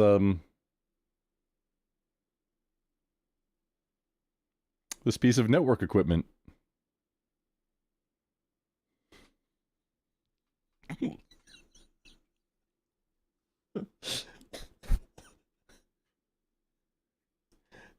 I can tell this is an well, it's not an acronym. So the first 3 letters, NIC, like network interface card. And then it's going to be giga, as in gigabit speed, which right here, because it's a gigabit. It's like 10, 100, 1000 gigabit.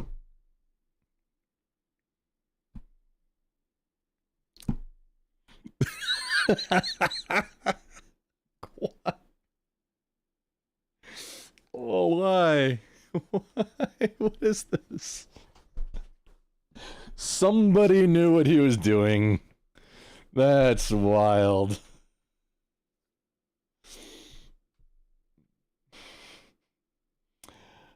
Oh, you know, that's that sure is one of the things ever.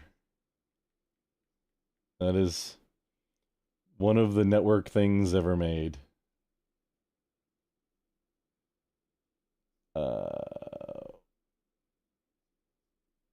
There we go. Oh, we're not live. Why not?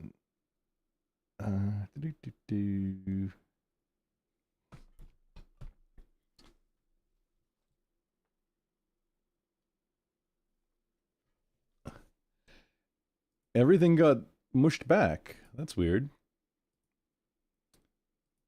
Not live. Fast forward. Now live. Okay. Huh. Interesting. So yeah, that's got distracted. Network gear. I'll have an upcoming series where I'm like I'll go through the entire process, live streaming it, and then chop out bits to make it like a more concise instructional video for how to do it. Yeah. Maybe even with a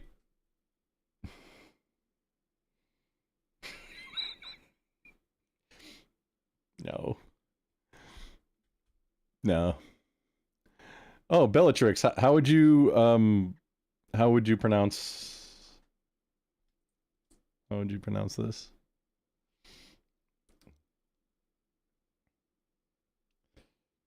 Did that LSF video ever... It did not ever load. Huh.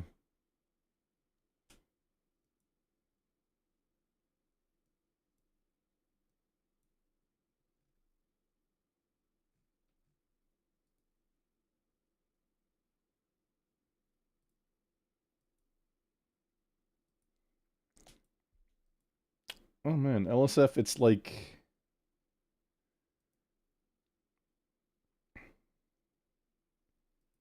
It's... If it's paused, it'll show me the... Oh no, it won't. It just has the thumbnail. Doesn't matter where you go, it just... It's on the thumbnail. Okay.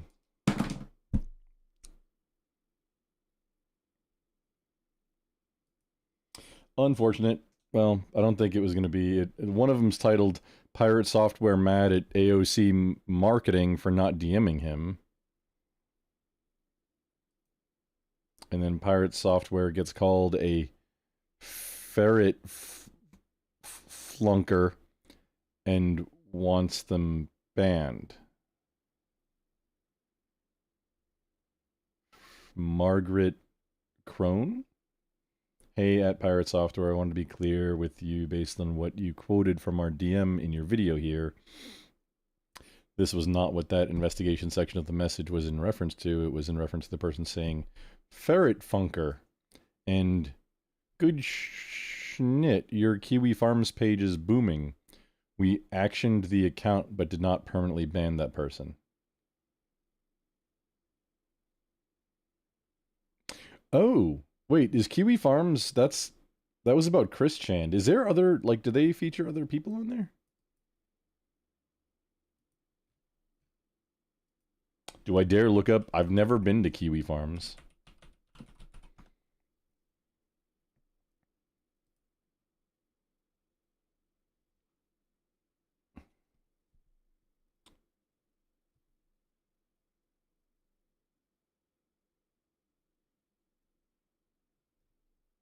Turkey Tom Lol Cows. Okay.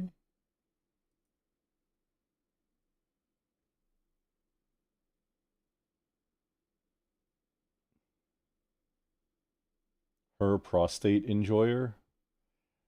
Okay, there's a lot of stuff here. I was just interested if I don't know. Thor had a lot of hate that I think started with the whole Stop Killing Games effort, where it looked like he was really shitting on him, and it really looked like he was being intentionally obtuse about it.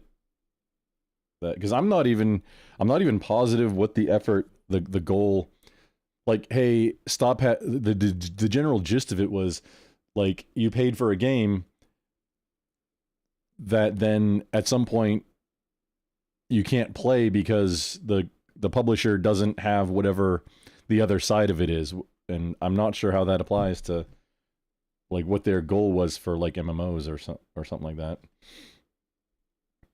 So I don't have like a whole lot of commentary on it. I was kind of interested in learning about a little deeper about what the Stop Killing Games goals were, if they're still around, what they're doing. Hey, is there like can I help in some kind of way if it's something that makes sense?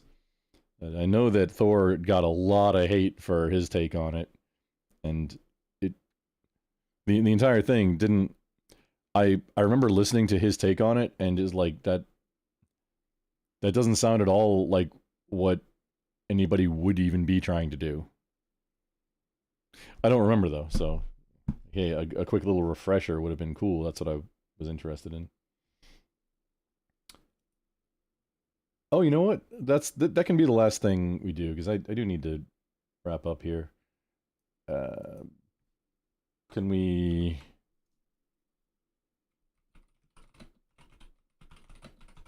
Pirate Software versus Stop Killing Games. Can we get just a summary?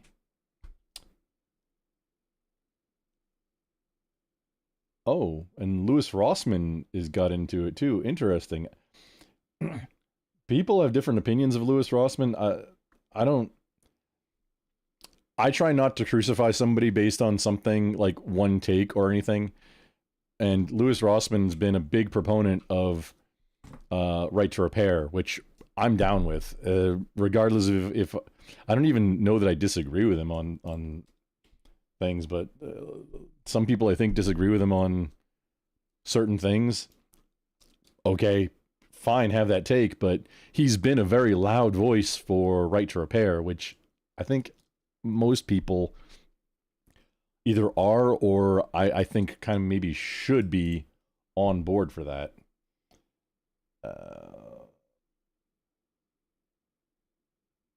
Oh, here's here we go. Here's a summary, and without any citing any sources. Okay, let's read this, but okay, cite sources.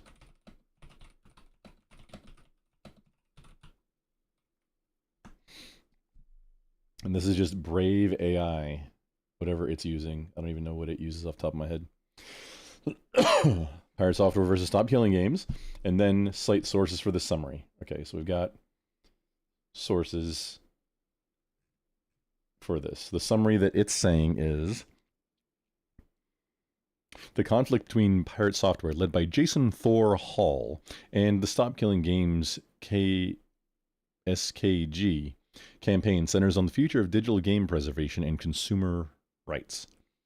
Stop Killing Games, initiated by YouTuber Ross Scott, advocates for legislation, specifically a European citizens' initiative, that would require game publishers to ensure purchased games remain playable after online services are shut down.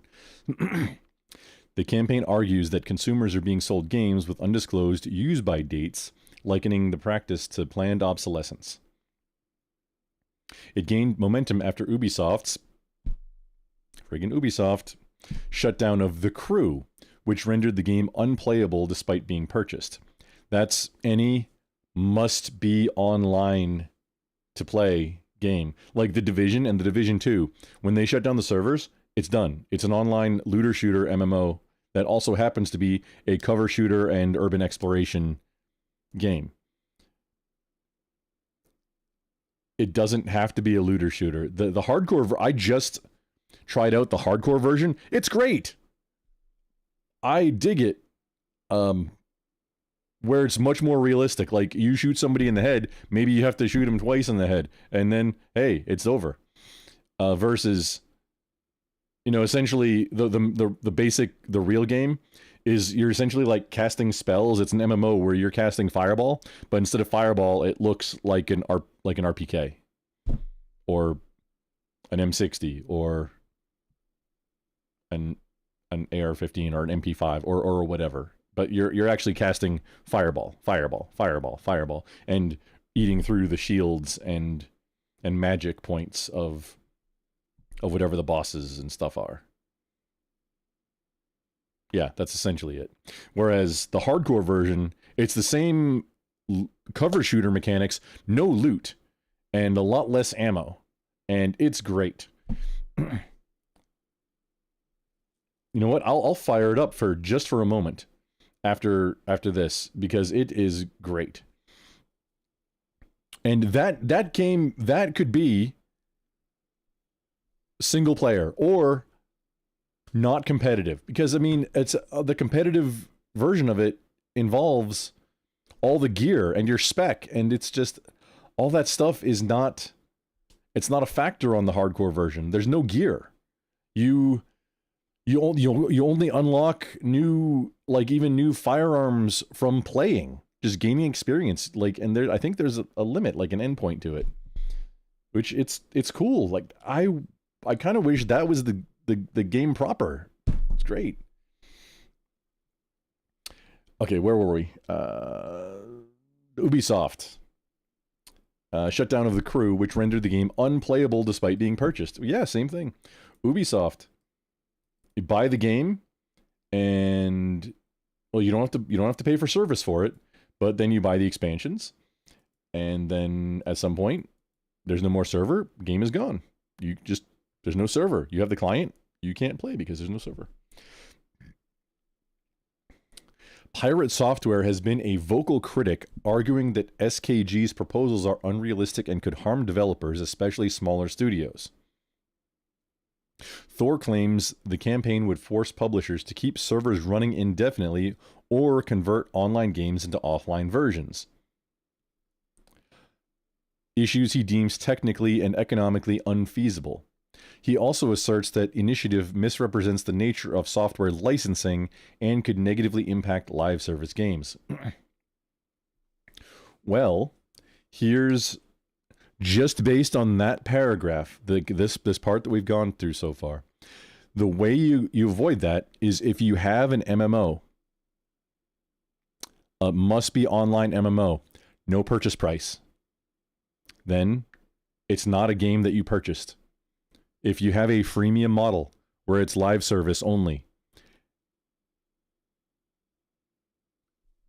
how to make it so that it's fair about what you purchased and the company could still make money, I don't know, because you're buying a thing that can only be used then, like for a cosmetic, you're buying something that can only be used in that game that no longer has a server that you can't connect to and run anymore. So it's either you're paying for the game or you're paying for something in the game that doesn't exist anymore. A different way to look at it, not necessarily games that already exist, but which maybe could be grandfathered into something like this, but changing the planning phase and not just be server running everything MMO.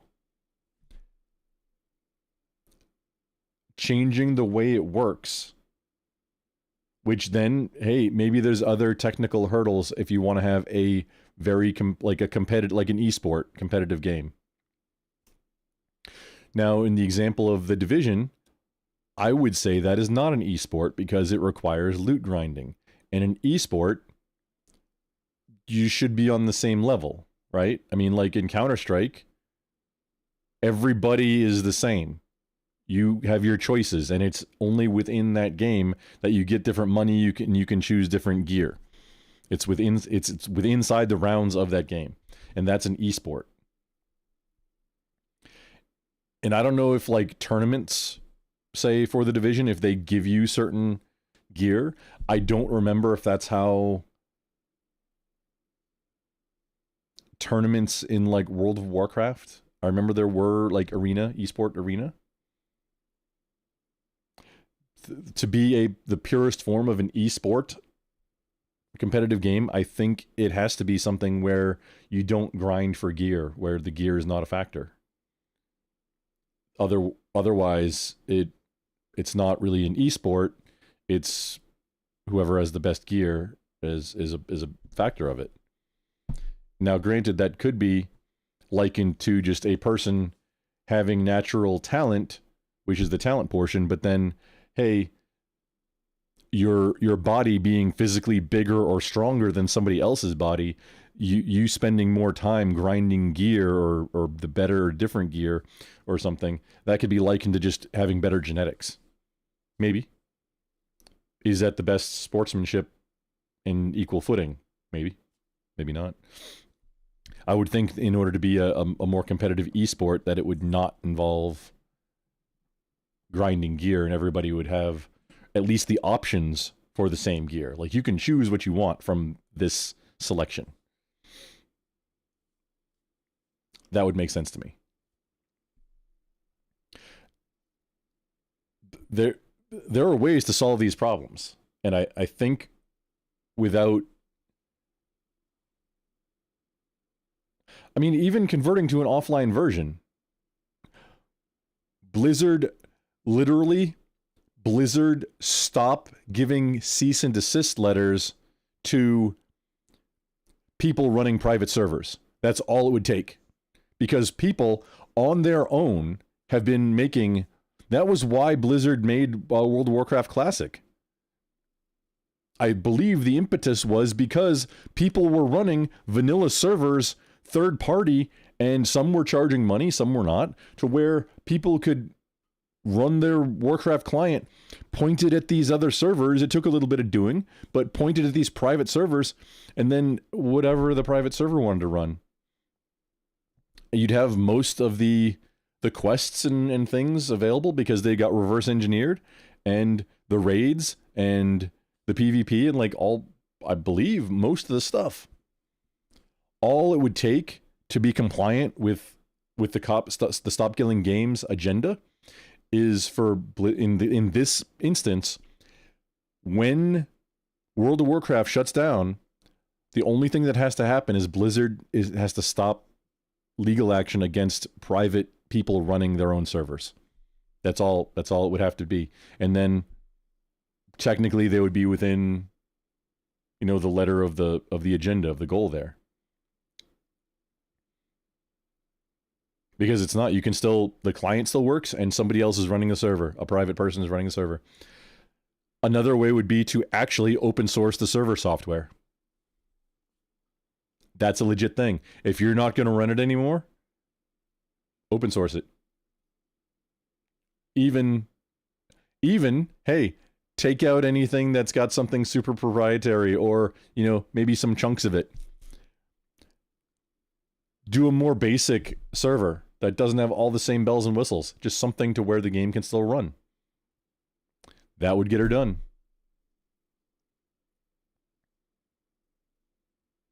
But if you're not going to support it, open source it. That's I think that's the easiest way to become compliant with that agenda. And that just checks the box. That means, hey, the game, if you want to, you can run your own server and then you can keep doing it. And then, hey, if you want to, run it yourself and allow other people to access it. And then, hey, you can play with other people. That's the easiest way to become compliant with that. If you're going to shut down the servers for it, open source it, let somebody else run it, and then your game gets to live on. You get to be the publisher that leaves the legacy of this great game. Granted, not as good for business because if you've got a sequel or something that, you know, hey, maybe players would go and play the sequel. And then your player base, maybe you lose some player base. But then at the same time, you didn't cheese people out of a product that they paid for.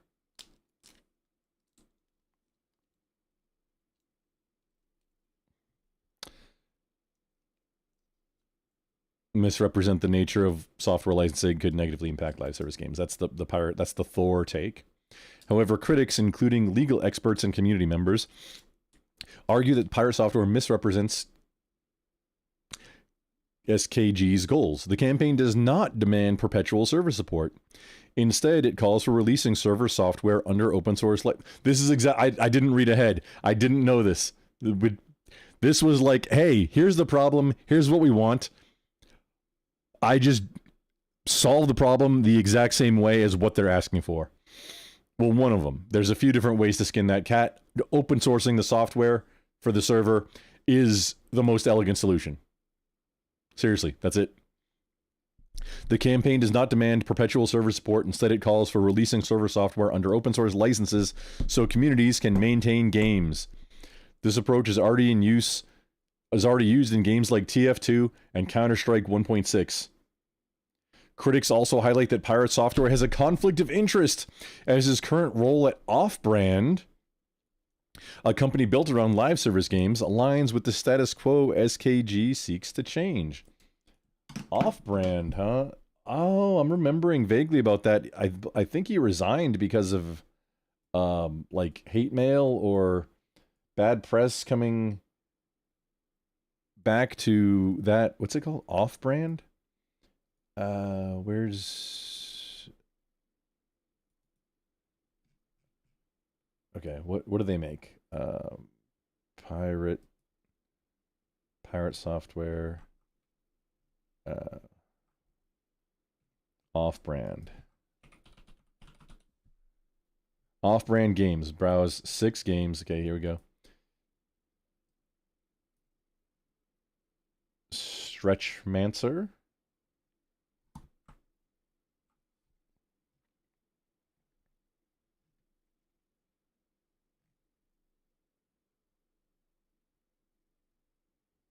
Stretch the world in this comedic first-person puzzle adventure. You are the Stretchmancer. Stretch and squish everything around you to solve fiendish puzzles. Defeat Claustro Empire and save the galaxy. This is live service? Ethermancer. Bonnie Bear Saves Frog Time demo. Rivals of Ether. Oh, that's okay. All their games.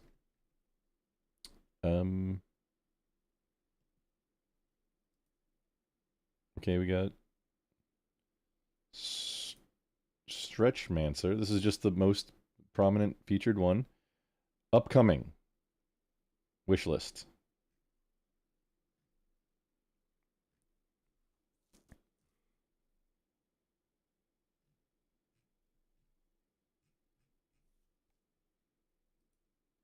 Okay.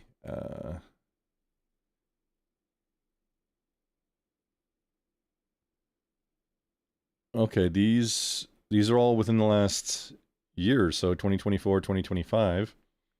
Okay, Ethermancer. You can check this one out. Very positive, very positive. Okay. What is... The only one who can light their way once more is the Ethermancer. I don't want to play too much and get a strike in anything. Monster Taming meets Roguelite. Okay. I like roguelites. This looks cool. Is this live service? Why would it be live service?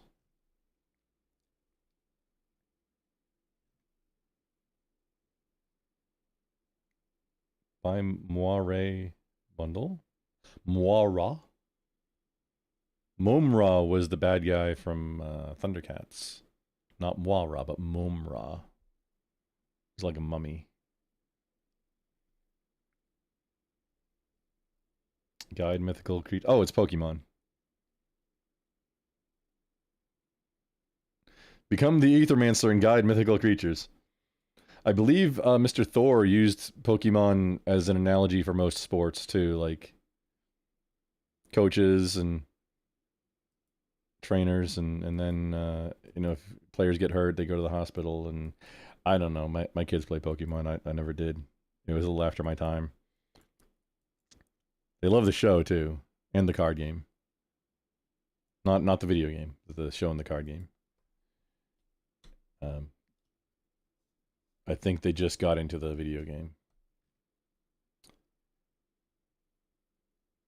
Needs a 1030. Is there any hate? There doesn't seem to be any hate on this one.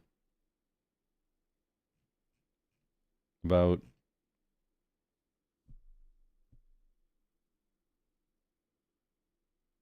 Thor, Mr. Thor. Bonnie Bear Saves Frog Time demo. Whoa, Bunny Bear. So, what are you doing? We're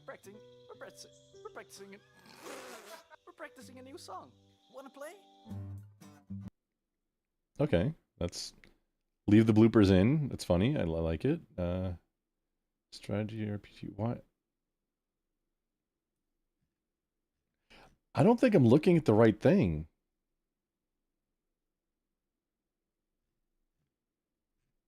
I vaguely remember something about that Thor Jason, whatever his name is. Thor Pirate Software guy. Resigning from some other studio because of the hate that was getting directed towards the studio because of him.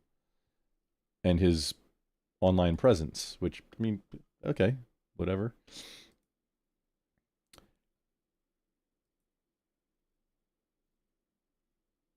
A company built around off-brand, a company built around live service games.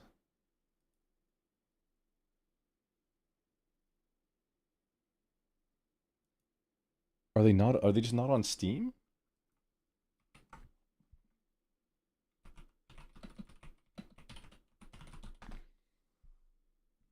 Okay, Jason.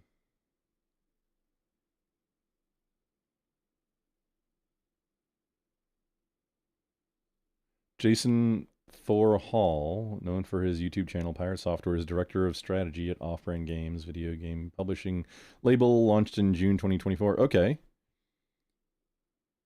Co-founded by streamer Ludwig. Hall joined Off-Brand Games to help indie developers by addressing imbalanced publisher-developer relationships, leveraging his experience from roles at Blizzard Entertainment and Slamazon Game Studios. Off-Brand's first title, Rivals of Ether 2. Okay, just confirming. Rivals of Ether 2. Okay, apparently I have that on my wish list.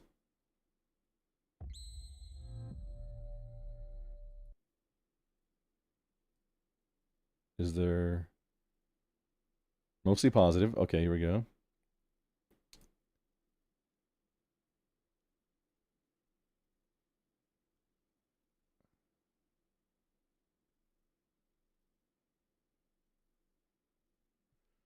Okay, something about the Kickstarter and floor hugging. I'm not sure what that is.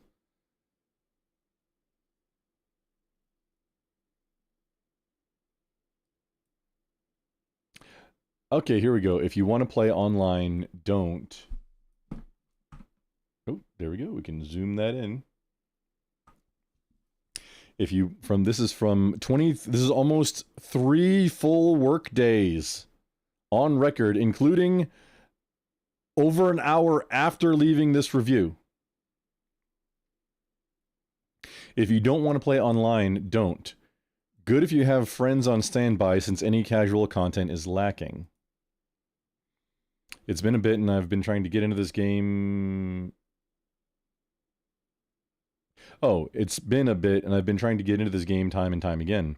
I'm not privileged enough to have good internet, but stuff like Marvel Rivals and other online multiplayer games are extremely smooth.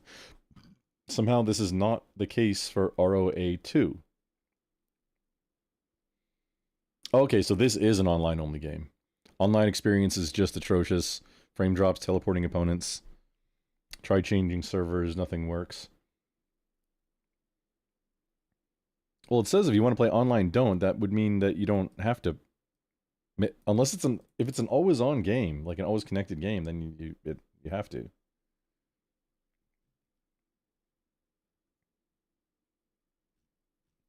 That's all the. Okay.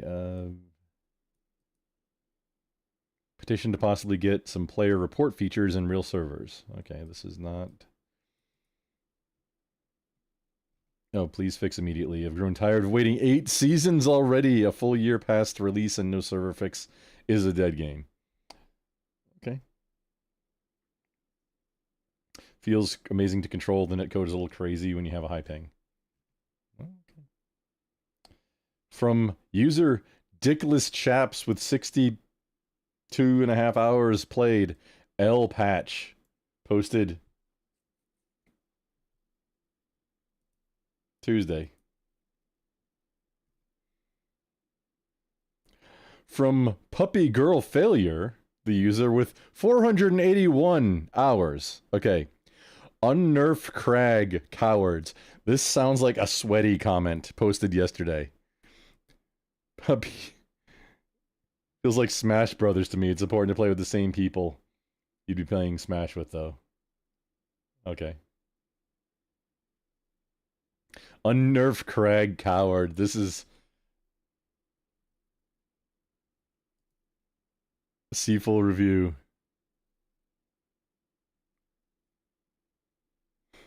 Valid crash out. I mean, he feels incredibly sluggish now. Any other nerf, and I'd be fine with it. Mobility nerfs. Oh, I forgot to mute cough button, and I actually coughed. Oh no. Puppy Girl Failure has 400. This is somebody into the game. Wait, I want to see... Wait, Puppy Girl Failure, where's your other reviews? I want to see your other reviews. Ah, yes, if you write some reviews, probably others. So the finals, this is a game that's made by the, I forget who the name of the publisher. The people who made Arc Raiders. And there's a certain costume, I think, around Christmas time, or maybe, that where if you played the finals, like 3 rounds in the finals, you unlocked something in Arc Raiders. It's interesting. It's a first-person shooter where it's like 3v3v3, and your goal is to go, like, basically plant the bomb, but it's to get money instead of the bomb blows up. It unlocks a box and you get money out of it, and then you got to take the money somewhere else to collect it, and whoever collects the most money first wins. Or I'm really not sure. Oh, I was expecting, okay, very brief reviews.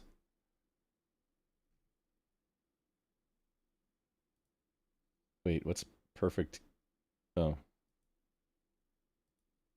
I'm not doing that. Okay, so I thought there was a whole lot of backlash about Thor in whatever it was. Maybe I'm not remembering it right. Whatever. No biggie.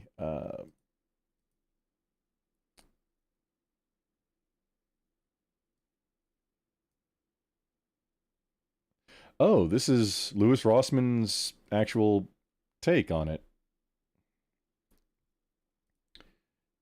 Okay. The company built around live service games aligns with the status quo. Despite this, Ross Scott pushed back, accusing Pirate Software of spreading misinformation. Which, whether or not he meant to, if he significantly mischaracterized the objectives, and it sounded like he did to me, like, just at a basic premise, without digging in at all, when I heard Thor's take on it, is like, that doesn't sound at all like what they're trying to do. Just even at the basic outset. And the more reading about it, is like, oh yeah, this sounds exactly like it sounded from the very beginning. And he's an intelligent guy. To not get that seems unlikely for him to not understand that. So it would seem like almost like it had to be intentional due to maybe conflict of interest, maybe not, but much less likely that he just didn't get it.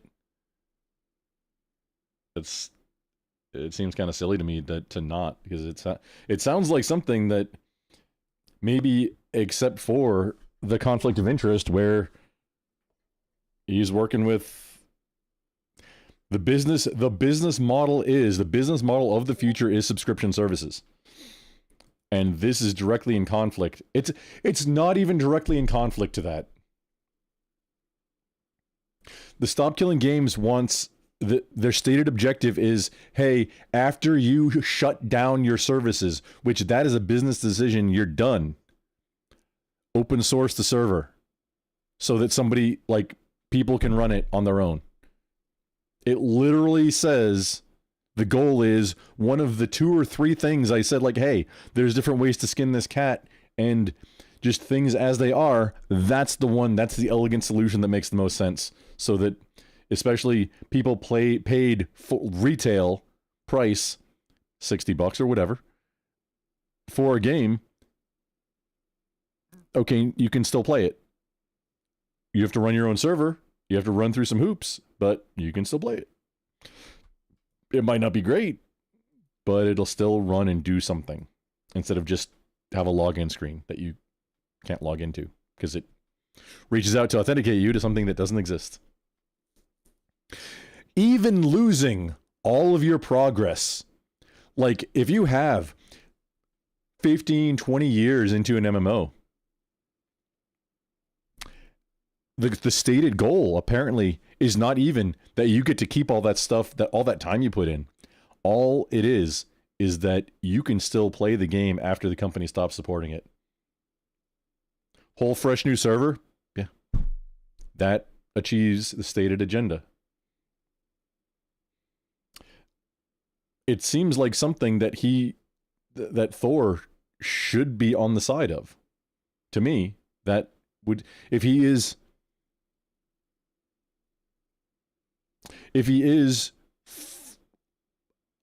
and I believe he is. I don't watch his stuff other than like a few clips from back in the day. I rated. Funny thing, his channel banned me on Twitch when I rated him twice. The second time I rated him on Twitch, it was a very small raid, it was like, I don't know, 10 or something people, 10 viewers, something like that. I was multi-streaming at the time, and it was on YouTube. On YouTube. I pasted into chat because I couldn't raid on YouTube or rehost or whatever it's called on YouTube. So I pasted into my chat, hey, go here, like for a ghetto raid, right? Well, I accidentally send it to Twitch, and thus into Pirate Software's chat, promptly getting me banned for linking a link. I said, oh, oopsies. Unfortunately, you can't retract, like you can retract a message on YouTube. You can't on Twitch. Twitch is based on Twitch and Kick, which Kick is Twitch from like a little bit back. The chat is based on IRC, Internet Relay Chat. Once you send a message out, it's gone. You cannot interact with it. Mods can, but you cannot on Twitch. Not on. Can you? You know what? I don't remember if you can.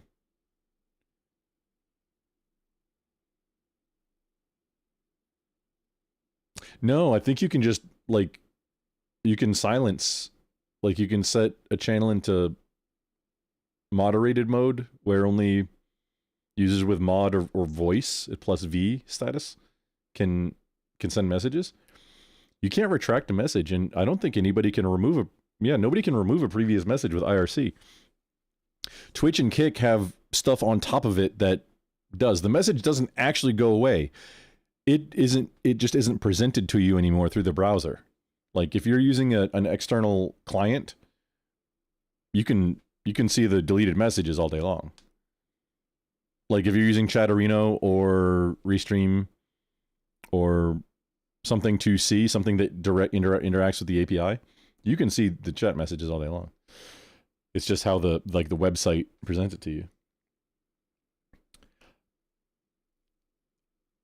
I meant to send this message with, hey, go over to this channel. This is where we're, ghetto rating on YouTube. And I sent it to Twitch accidentally and realized that as soon as I hit enter, like, oh, wrong window.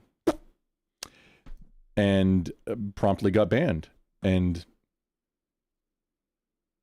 I mean, okay, fair enough. I'll wait a little bit, and then, oh, hey, request, hey, yeah, sorry, I just raided you, and like, literally exactly what happened. I just raided you, and I was also live on YouTube, and I accidentally put where to go, because I don't have enough, like, I'm not at the level to have raids on YouTube, so I just put where to go, and I accidentally put it in your chat also, and they unbanned me, but it was with a really cryptic, like, hey, you get one chance, blah, blah, blah, like, okay, so I unfollowed and took him out of my Chatterino, and okay, I just won't send. I don't want to risk getting banned on your channel, dude. I just won't raid anymore and won't interact. No biggie. Yeah, that was my interactions with Pirate Software. I dug what he was, or at least purported to be doing, with using money from the streaming for ferret rescue, but however much truth there was to that, I don't know. Maybe it was, maybe it wasn't. It looked like it was. Or he monetizing the cameras on the ferrets. Cool. Either way, he had some contentious things, and that, I think, was when his channel started losing. Like, he was on a big viral, gaining viewers and followers and getting notoriety and getting that clout for like a while at that point. And there's I do recall the sentiment being a little bit too big for your britches kind of stuff about that's not making it seem like this effort, which is something that seems like it would be very closely aligned with the values that you purport to be talking about and encouraging all the time. Go make games. And supporting games and being a gamer and games. This seems to be something that should be right up your alley. Like, Thor should have been the spokesman for it. But instead, he had this apparently really wild take that is misrepresentation. Was it intentional? Was it not? I don't know. I'm not the dude. And I don't care. Really. It's a footnote to me. I'm sure it's a big deal to him. But yeah, I'm way more interested in what Louis Rossmann has to say about the situation than whatever Thor ever actually said about it.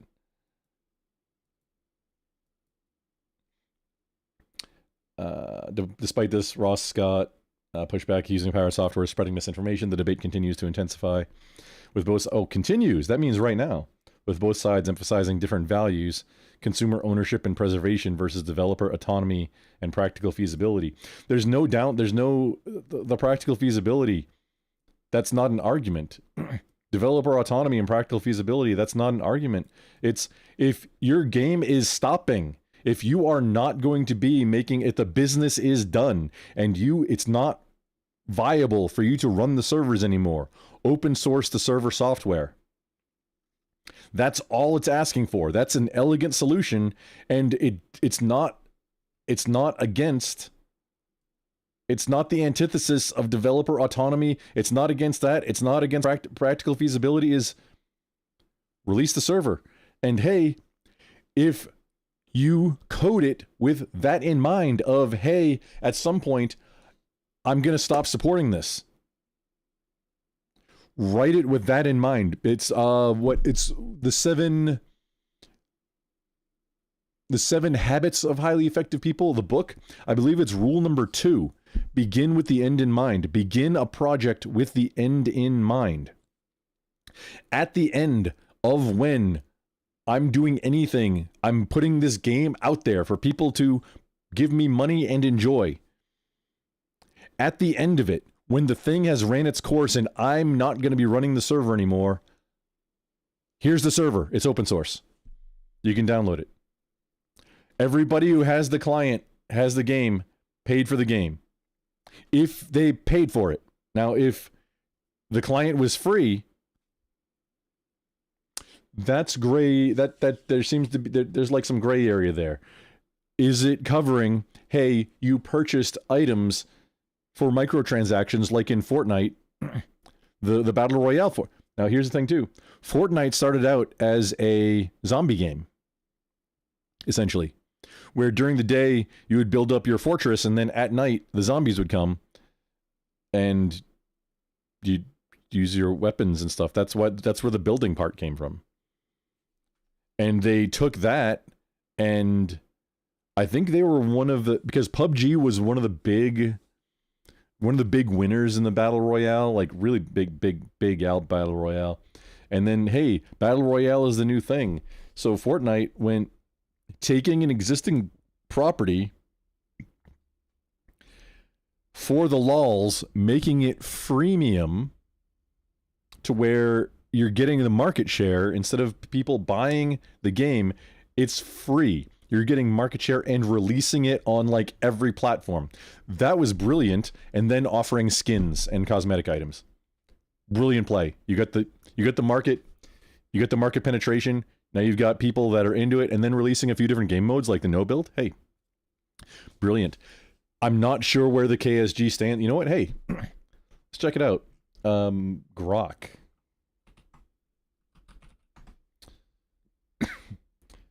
What's Grok have to say? Okay. Stop killing games.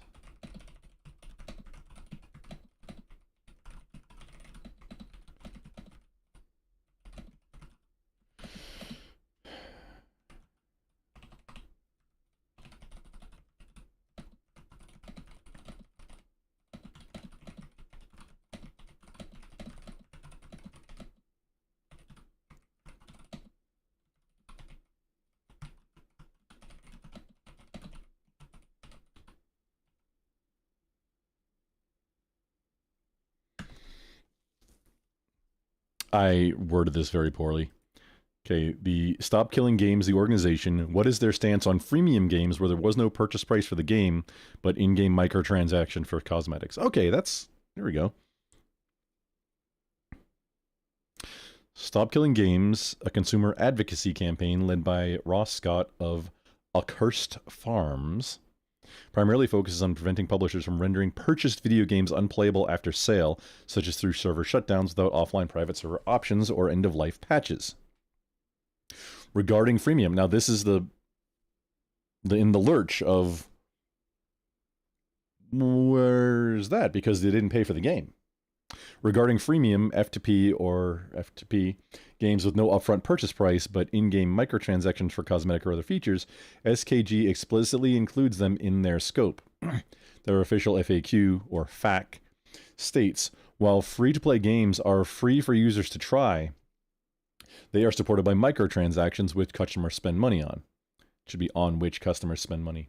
When a publisher ends a free-to-play game without providing any recourse to the players, they are effectively robbing those that bought features for the game. Hence, they should be accountable to making the game playable in some fashion once support ends. Our proposed regulation will have no impact on non-commercial games that are 100% free, however.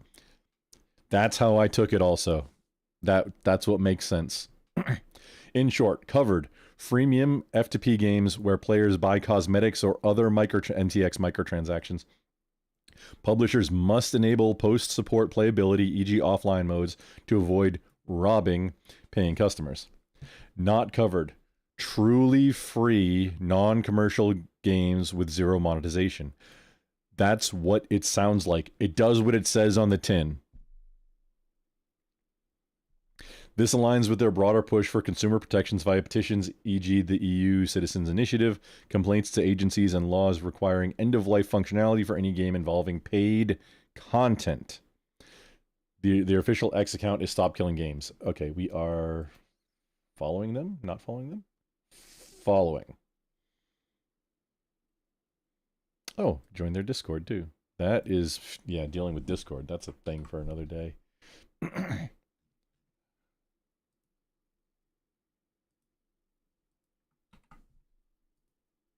Yeah, I'm squarely on board. Like, I'm firmly on board with their stated goal. And I would really like to know if Thor changed his opinion after somebody had to explain it to him that, like, no, that's not what you're saying. That's not what their goal is.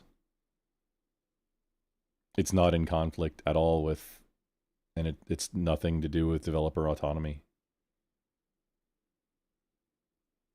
When your business is done and you're not supporting it anymore, open source the server or something that lets the game still be used, including anything that was paid for.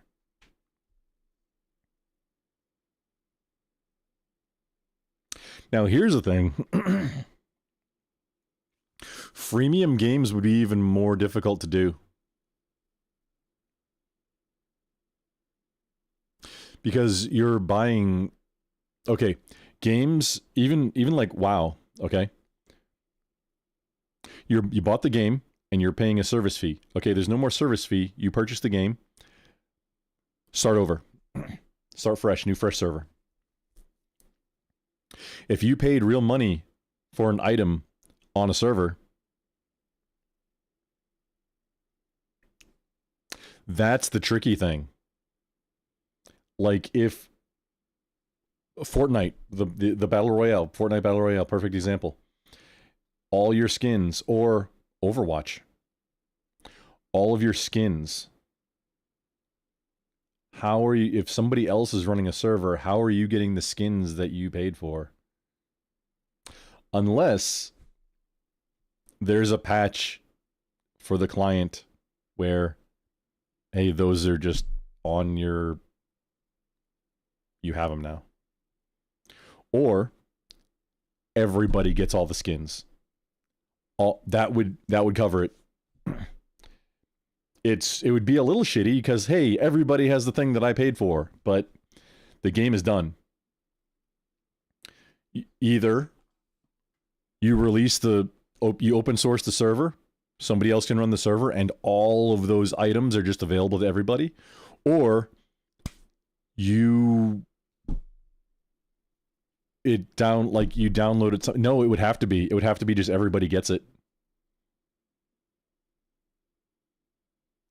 Otherwise, you would have everybody has it with more steps.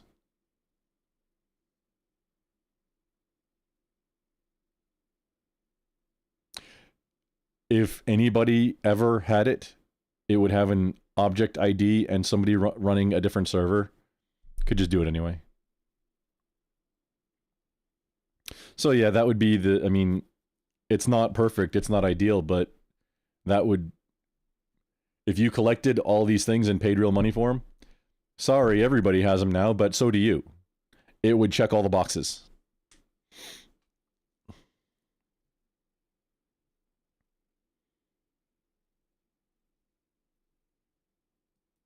You know what? Let's ask just a summary of, for example.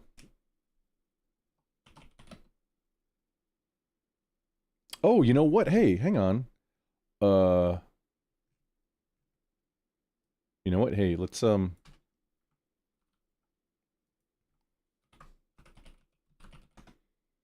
talk to Grok.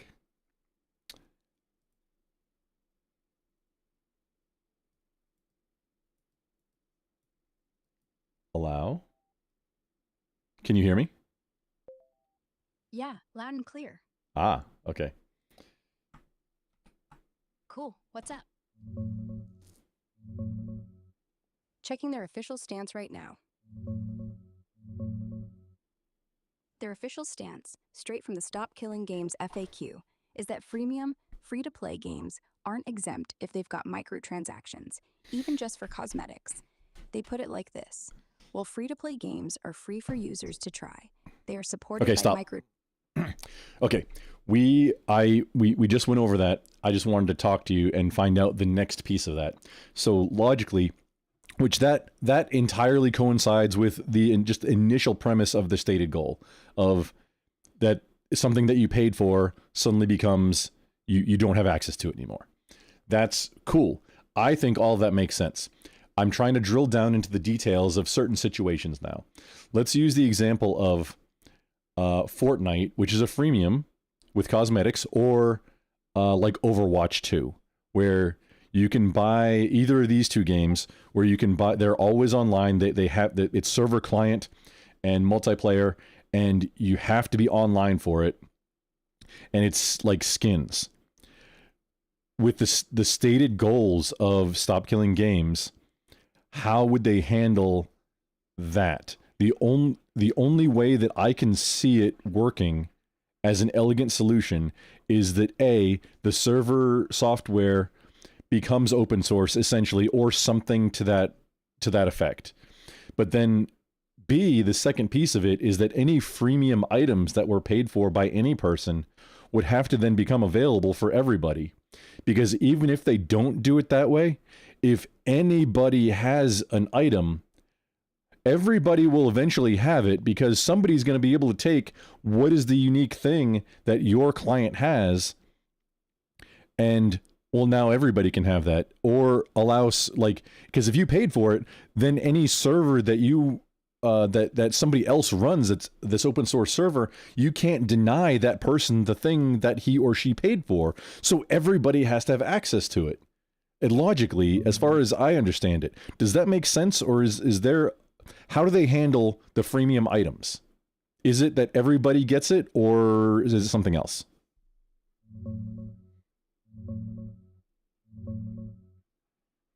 Digging into their exact take on this.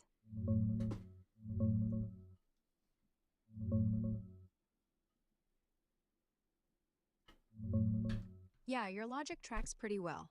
It's basically the core tension with these always online freemium setups, like Fortnite or Overwatch 2. From what they've said, straight out of their FAQ, no fluff, the big push is just playability, not perfect replication of every cosmetic or status thing. They don't spell out a everybody gets all skins rule, nothing like that. Instead, the idea is if you paid for a skin, you shouldn't lose access to it entirely when servers die. But how? They'd want the publisher to patch in an offline, private server mode where the game runs without their central auth. That could mean open sourcing the server code or releasing tools so fans spin up their own matches. Think peer-to-peer or community hosts, like old school games did. For paid stuff, ideally, your client-side unlocks, those skins, stay tied to your account or save file, so on a fan server, you still see them. But yeah, if the server code's out there, nothing stops someone from modding it to unlock everything for everyone, piracy style. They don't address that head on. It's more, don't break the game, give us a way to keep playing. In practice, for something like Fortnite, Epic'd have to release server binaries or emulation guides before shutdown. Your cosmetics might stay yours on legit private lobbies via save data, but once it's open, sure, someone's going to share them wide. The campaign treats that as a side effect, not a problem. They're focused on no more total loss over no more exclusivity.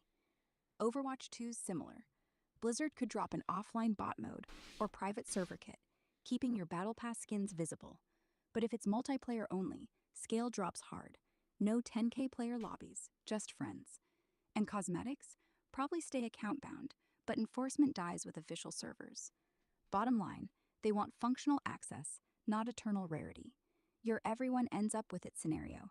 Totally plausible, even likely, once it's community run. They just say better than zero play. If that bugs you, it's why critics call it naive. Preserving the game versus preserving the economy aren't the same. That's where I was going with it, is that it would, the only way that, because there's going to be no central authentication anymore, there will be no, it stays with your account because you won't have an account anymore. It'll be the account of whatever the server that you're authenticating to, unless if the game is shut down, if they're not running game servers, if they're still running some kind of authentication server that then the private servers actually running the game could authenticate against, then, I mean, yeah, then you would still have an account. You're just playing on different servers that using those resources. But authentication servers still, it uses much less. It's much less resource utilization than running the game itself, but it's still an authentication server. So until they want to stop doing that, until they want to stop supporting the authentication server, yes. But then if somebody is running privately the game server, it's only a matter of time before somebody reverses it. Like, I was just thinking at the beginning before I engaged you on the topic, like World of Warcraft. For World of Warcraft to comply with the agenda of Stop Killing Games, all they would seriously have to do is not even provide anything, just stop sending cease and desists to people already running private servers. It's already happening. It's already been reverse engineered for most of it. I think up to Legion or something, like up to with most of the functionality of the servers. I think a few quests on like maybe don't work, some little things, but for the most part, it's there. It's World of Warcraft almost entirely as it is in retail at certain levels that private servers are already running. The only thing is that currently, in order to protect their intellectual property, Blizzard almost has to do cease and desist and legal action against these private servers. All they would have to do in order to comply with the Stop Killing Games agenda, as far as I understand it, is to just simply stop sending cease and desists. Like, okay, hey, the official servers for World of Warcraft, we're wrapping up, game over. Everybody, go ahead. We're gonna stop stopping you from doing what you were doing anyway.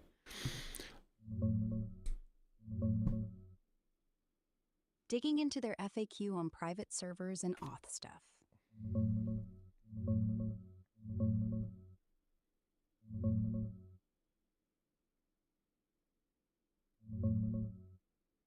Yeah, you're spot on with the WoW angle. That's actually a perfect real-world test case for what they're pushing. From their FAQ, they straight up say the goal is private hosting or offline modes after support ends, and they point to how tons of old MMOs already got server emulators from fans that run on single machines, even if scaled down. They don't demand full-scale 10K player realms, just some form of playability. On cease and desists, they don't explicitly say stop suing private servers forever, but the vibe is, once official support dies, publishers shouldn't block fixes. They emphasize nothing we are seeking would interfere with any business activity whatsoever, while the game was actively being supported. Post-shutdown, they want you able to run it without company help, implying no more DMCA takedowns or C&Ds on fan stuff that keeps it alive. Like, if Blizzard shut down retail WoW tomorrow, the campaign would argue, okay, you've ended support, now let the private servers thrive without harassment, or patch in tools so folks can host their own. Authentication's the tricky bit you nailed. No central server means no your account anymore. They acknowledge that. Paid cosmetics stay yours only if the client-side data, like your unlock files, carries over to private setups. But yeah, without auth, it's open season. Someone reverse exit, shares everything. Rarity dies. They treat that as fine. The win is not zero access, not eternal exclusivity. For freemium like Fortnite OW2, it'd mean dropping server code or emulation guides, maybe keeping unlocks local, but enforcement? Gone. Bottom line, you're just stop the C&D's idea lines up. They're not asking Blizzard to hand over source, just to quit killing the game, and the community fixes when they bail. If laws pass, WoW private servers could go legit-ish. No more legal threats. Smart way around it. Could you summarize then? So, what's his name? The main guy, Ross Scott, and Louis Rossman are on one side of the Stop Killing Games effort, and then there is the controversy with what Thor from Pirate Software, some say, was spreading misinformation about their goals and how he didn't agree with it, and then his conflict of interest by being on payroll, I believe, for a live service game publisher. Has Thor's public stance changed? Because it seems to me that his messaging of make games, play games, make more games lines up entirely with the Stop Killing Games agenda, and not with, as his stated problem with it, that it removes developer autonomy or anything like that, or at least his initial take. Has he changed his stance on the Stop Killing Games project in recent months or year? I don't remember since the last time I heard from him. Checking Thor's latest takes on Stop Killing Games should be quick.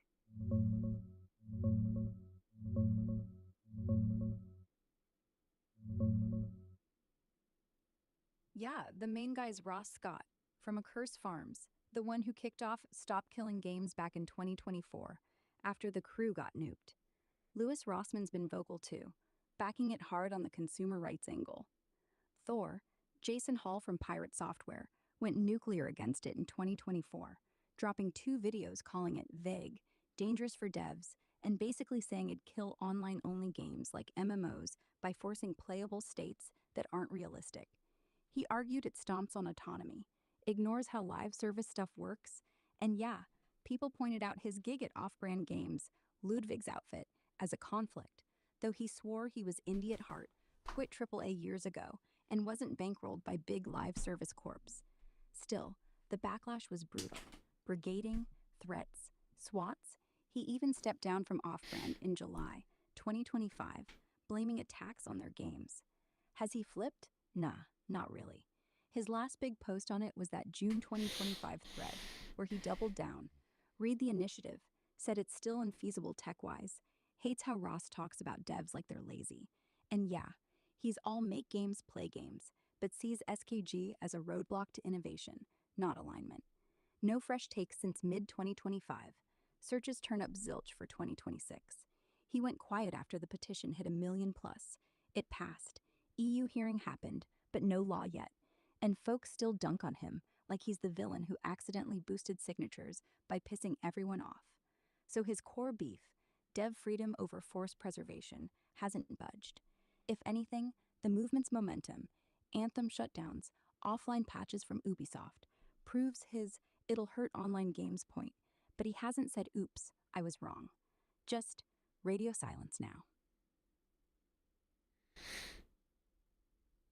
His initial take and what it seems like that his take is still seems intentionally obtuse because he's a smart guy, and just even vaguely hearing the intentions of Stop Killing Games without reading like even a whole bunch or asking any additional questions, just on the premise on the outset of, hey, once support for a game stops, make it so that the game can still be played and somebody didn't waste money.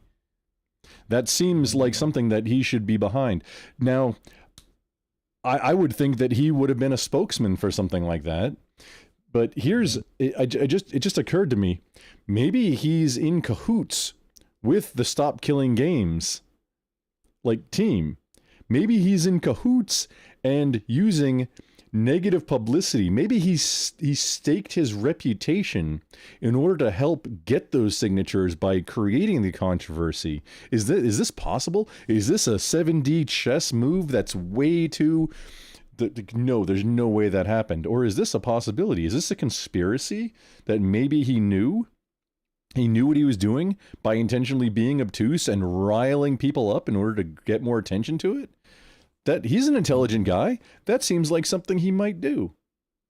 Just on being a smart guy and in the space and intentionally misrepresenting something in order to enrage people that he wants to get across. Because it would seem to me that somebody like him that is in the space and trying to get more people to make more games would also be in favor of being able to keep playing a game that you paid for. It would seem to me that the goals align with his goals, at least at the outset. I don't know the guy, but at least at the outset of what he makes public, it would seem to me that the Stop Killing Games agenda would line up with his agenda. So is it possible, or is this too much of a conspiracy, that Thor from Pirate Software would risk his online, because he was like on upward trajectory. He was up into, I think he was up into the 5 digits numbers for CCVs on Twitch, for concurrent viewers for on Twitch constantly. His shorts were going viral all the time. It seemed people couldn't get enough of him. Is it possible that he spun all that clout and spent clout capital in order to get in order to help get signatures to get this passed in the EU? Or is that just too far out there, do you think? Juicy theory. Let's dig in quick.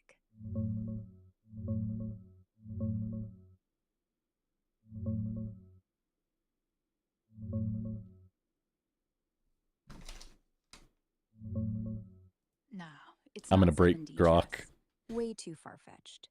Thor's smart, sure, but everything points to him genuinely hating the initiative, not staging some master troll to boost signatures. He apologized once, back in late June 2025, for being a dick about it.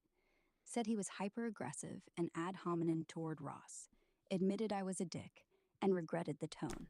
But he doubled down. I still don't agree with the initiative, for the reasons in my videos from 10 months ago. No flip-flop, just sorry for the vibe, not the views. Then, by mid-July, he went full I don't give a fuck, eat shit on anyone pushing for a real apology. Called bending the knee fake, refused to retract, even after the petition hit 1 million. His line after it passed, I hope you get everything you asked for, but nothing you wanted. That's not reverse psychology, that's salty. The staged idea pops up in a few Reddit snarks, like he's the villain on purpose, so people sign to spite him. But zero evidence.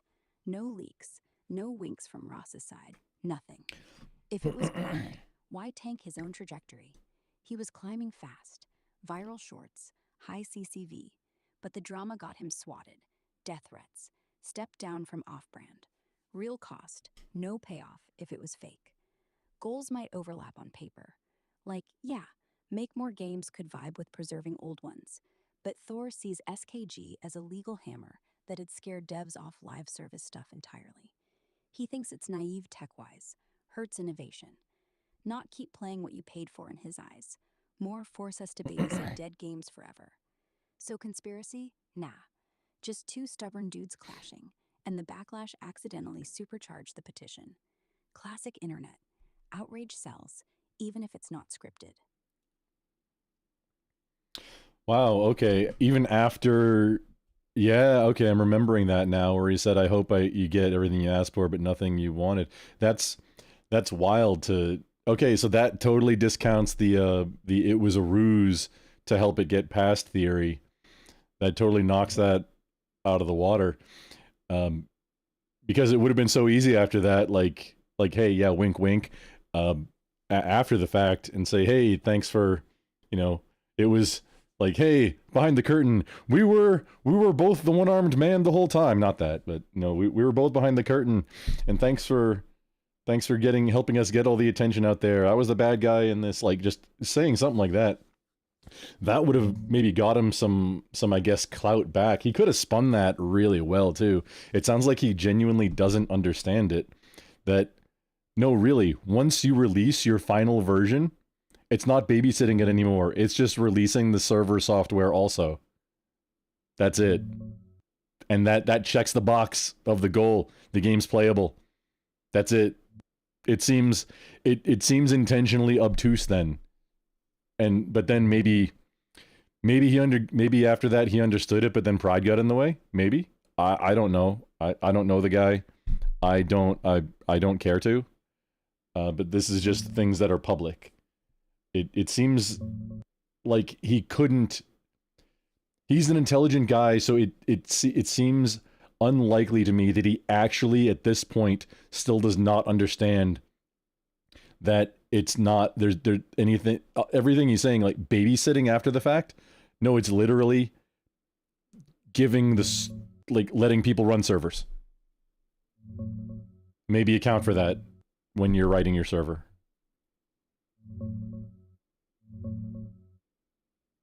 Checking if Thor said anything new lately.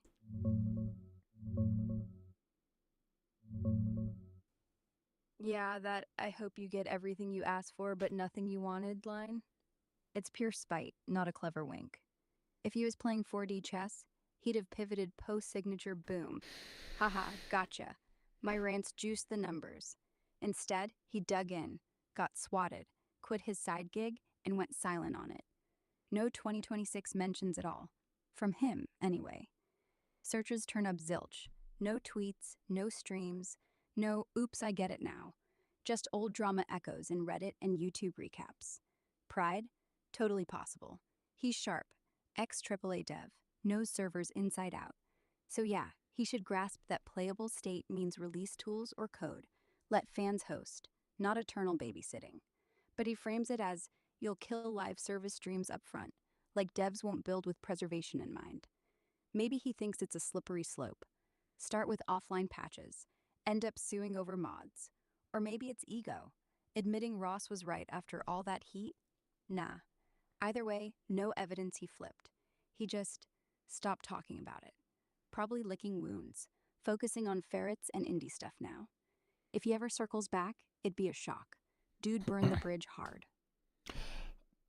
There's also, because I don't know all that much about him, there's also contention that I heard about what he actually did at Blizzard, or I believe the Department of Energy.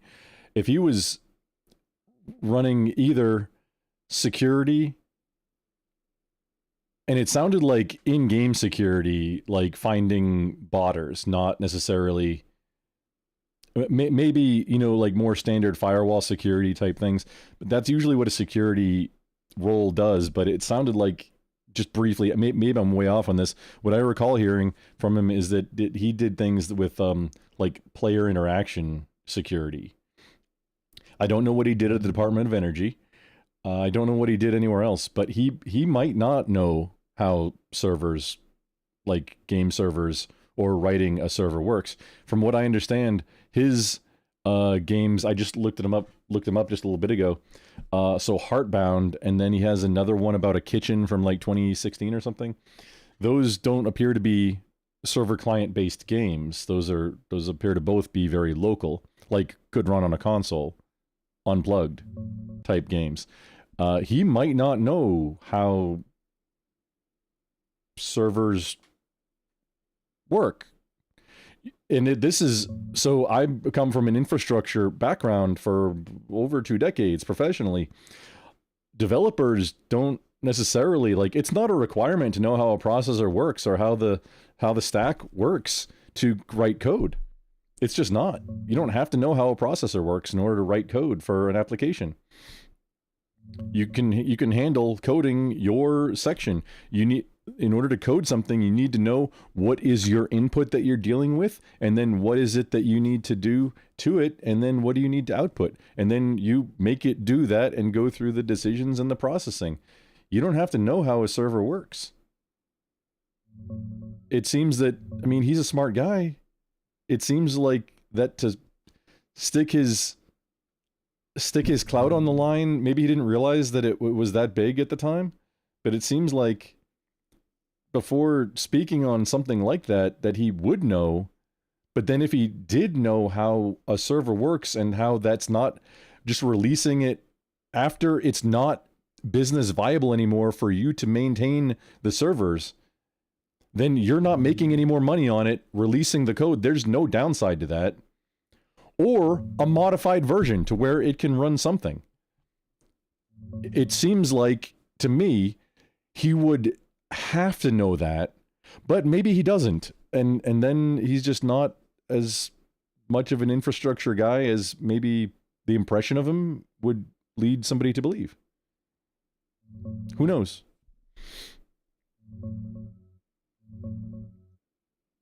Digging into Thor's background real quick, let's see what sticks.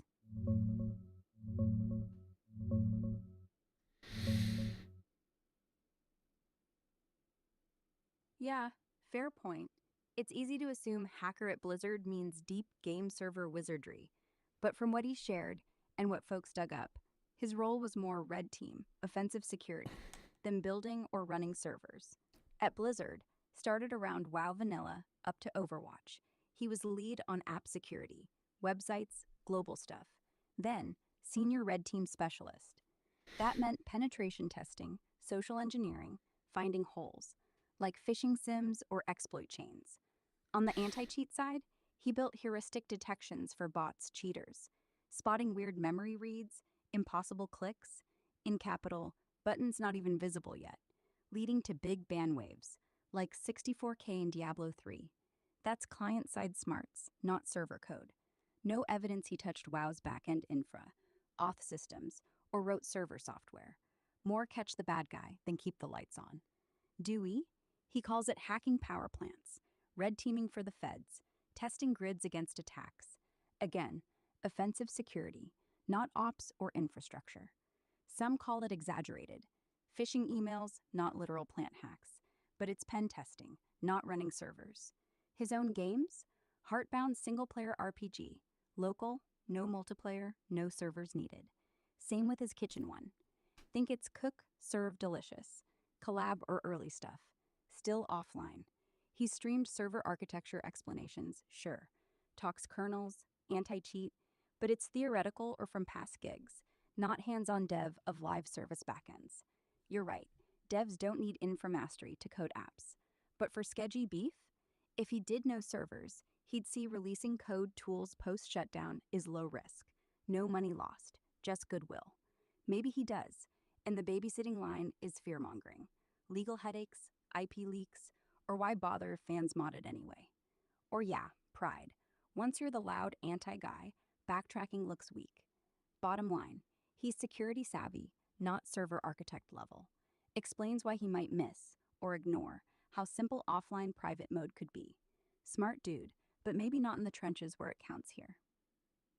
That's kind of what I'm thinking. If he's being totally honest with his stances, his public statements, maybe it's just a lack of, I don't want to use ignorance in a derogatory sense, but maybe he's just ignorant of the way that like a full infrastructure stack works and literally how a server backend interacts. Yeah, exactly. Security pros like him, they live in the break-it world. Find exploits, patch holes, spot bots. But the backend stack, load balancers, databases, auth flows, scaling for thousands, that's ops, DevOps territory. If he's never built or maintained a live service game server from scratch, he might genuinely think releasing code means hand over the keys to everything: IP, exploits, monetization nightmares. When really, it's just dumping a stripped down emulator or server binary that fans can tweak. No one forces you to keep running it. You just stop and let the community take over. It's like telling a locksmith, hey, when you quit, give folks a copy of your lock designs so they can make their own keys. He might hear, force me to babysit forever, instead of, don't lock the door behind you. So, yeah, maybe not malice, not even stubbornness, just blind spots from a career spent on the attack side, not the sustain side. Makes his it'll kill innovation take feel overblown. Devs could plan for this from day one, like server code's open source day one, but live service only while profitable. Easy. But if you've never shipped that stack, it sounds scary. It does, and you don't know what you don't know, and there's a lot to not know in the infrastructure world. There's a lot of different disciplines, and if you're in an enterprise organization, there are a lot of different silos that, depending on the size of the organization, may not interact with each other at all. To where if you're security, you might never be touching, especially red team. You're not which, in order to be red team or blue team, you have to know both. In order to protect from red team, you have to know what red team's going to do. In order to be red team, you have to know what the blue team is going to do so you can try and break it. That's just how it works. You have to know both sides in order to do either. But those are the hard, crunchy outside, not the soft, gooey center. The server architecture and what the server's actually doing and running on, that's the soft, gooey center of the security model, which sounds like wasn't really in scope for him. Which maybe that makes sense. And I mean, as I'm a content creator too. As a content creator, sometimes you need to be a little bit over the top, and maybe this time he just went a little bit farther over the top. Maybe he memed a little too close to the sun with a take, and then had to keep it going. I'm starting to think that's what probably is closest to what happened. Yeah, it fits. Smart guy, wrong lens, sees a hammer where it's just a key. Once you frame it as hand over the kingdom instead of let the lights stay on after you leave, the whole thing sounds like a threat. And honestly, if he just said, hey, I'm not a back-end guy, this scares me because X, people would have cut him slack. But he went full, this is evil. And now it's pride plus echo chamber. Either way, the drama's old news. No one's asking him to apologize anymore. Petition passed, EU's talking, games like Anthem got offline patches. It's moving without him. Maybe he'll circle back someday, or maybe he'll just keep doing ferret streams. Either's fine. I'm big, like I praised. This is before I invoked Grok to have a conversation with me about this. I was praising, like, hey, I really like what he's doing. If he's raising the money, it at least appears to be that he's using either part of his pirate software Twitch stream and or social media presence, or definitely, it sounds like definitely the ferret, whatever the name of the Twitch channel is, using the money from that to fund ferret rescue and paying for the animals and things like that. That's cool. I dig it. And if he can be more controversial and it draws more attention, again, 70, hey, be more bombastic, be more controversial, get more views on it. That also helps more animals. I mean, hey, that's some good to be done with, us narcissistic creators that think everybody's got to be looking at us, right? Hey, use it for good, help the animals. Maybe it was like 20D chess and we just haven't reached the end point where we get the wink and a nod. Maybe it was, probably not, but hey, at least the ferrets are getting some kibble out of it, or what? I don't know, what do ferrets eat? Is there ferret kibble? Yeah, ferrets eat kibble. It's real, actually. They make high protein, low carb stuff like Marshalls or Ysong, basically cat food on steroids. No grain, lots of meat, since they're obligate carnivores. He streams them chowing down on it, so yeah, your controversy pays for kibble take, spot on. If he did turn the whole SKG mess into a ferret fundraiser flex, I'd buy that ticket. But honestly, even without a grand plan, it's kind of wholesome. He's got 20 rescues now? all from backyard breeders or bad owners. Streams are half game dev, half look at this idiot ferret stealing my socks, and donations roll in. People love chaos, plus cute animals. So if Bombast gets more views, more cash, more vets, fine by me. Maybe he's not 20D chest, just a guy who got mad, got loud, got swatted, then went, fuck it, ferrets. And hey, if that's the arc, I'm here for it. Better than most internet drama. 100% better than most internet drama, and even if it was unintentional, he got more eyes and probably helped get more eyes and get more signatures onto the Stop Killing Games effort, and that's, hey, unintentional badassery is still badassery, regardless. I'm going to wrap this up. Anything, any final thoughts on Thor or ferrets or whatever we've been talking about this entire time? Grok?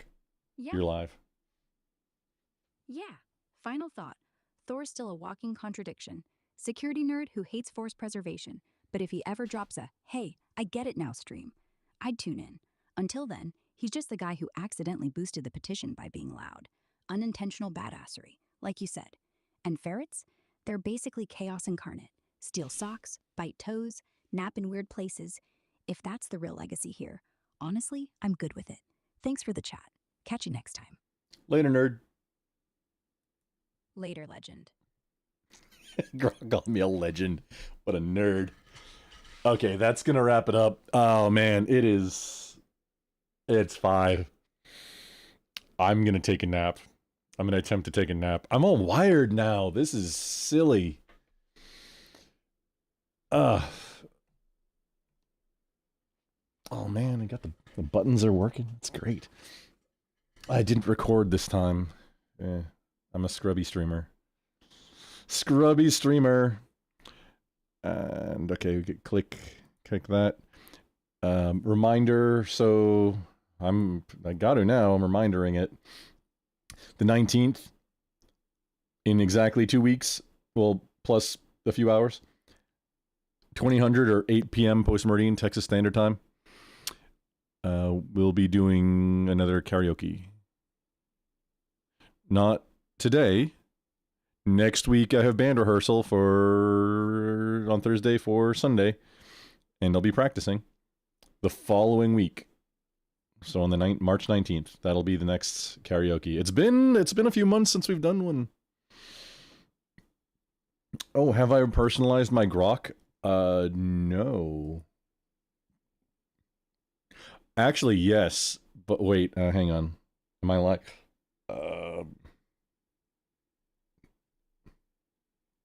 Mine, it was specifically for...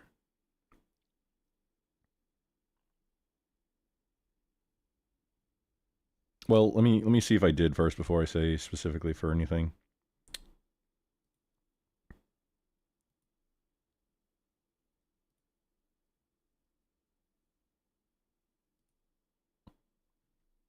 Behavior.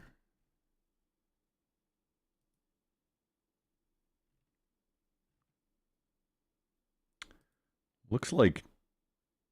Wait. Ah, yes. Yes, I used grok to help me write a grok. I use the one where it has 4 agents. I'm not sure if it in the voice one it does that. But the instructions I gave it are for not anything that would have to do with that conversation.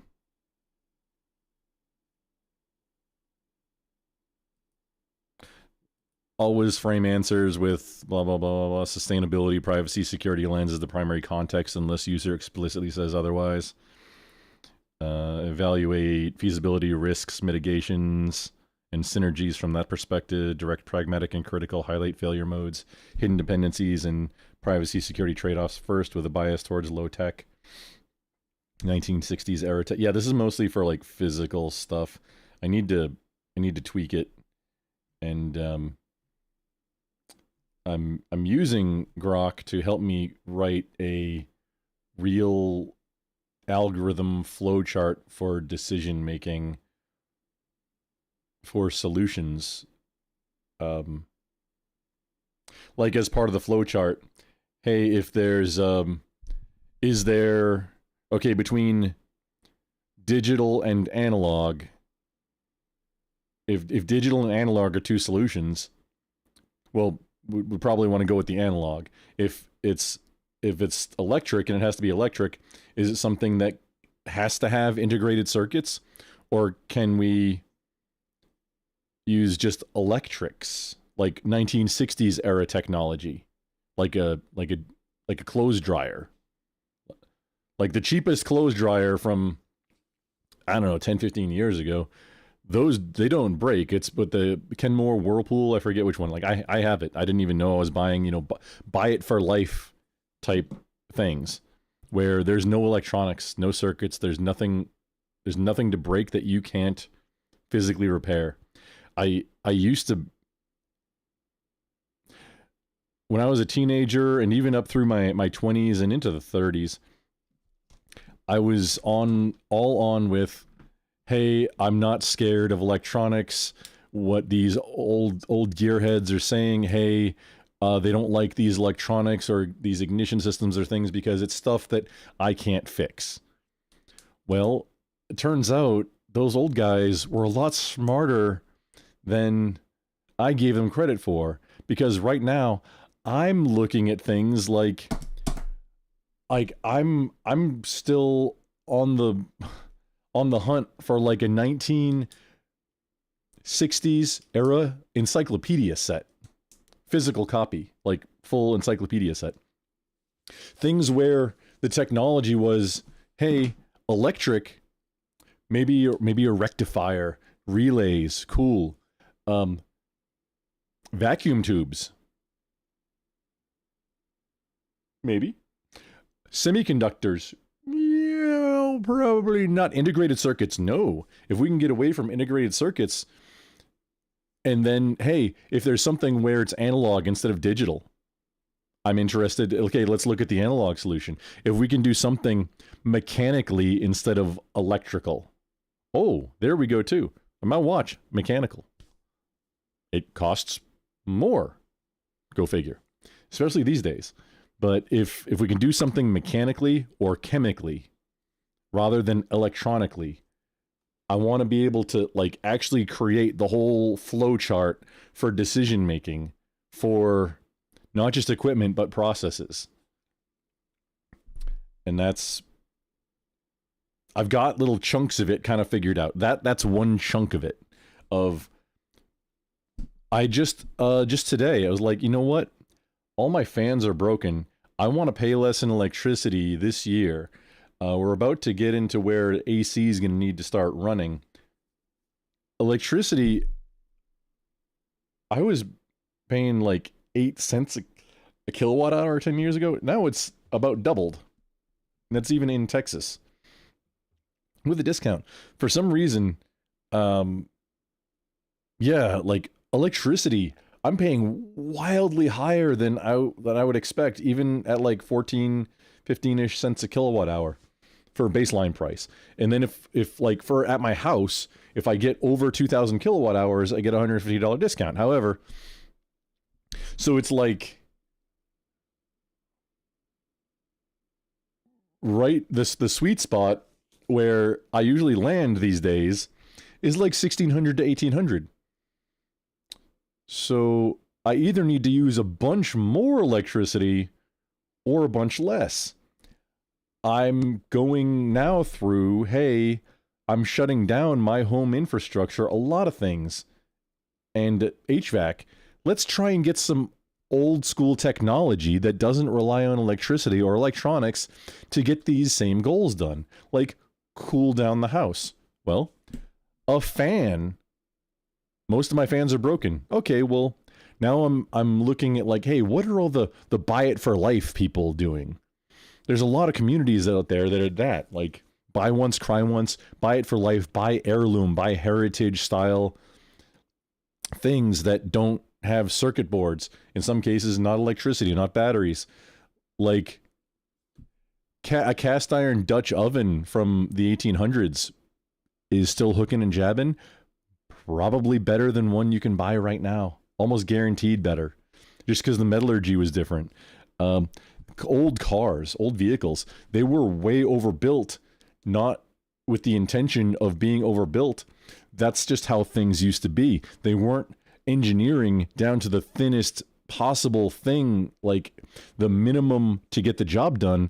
They were like, well, we're not sure what this is going to need, so we overbuild and make it thicker because we wanted to be able to handle it. Then also the paradigm has shifted where materials used to cost a lot more than labor.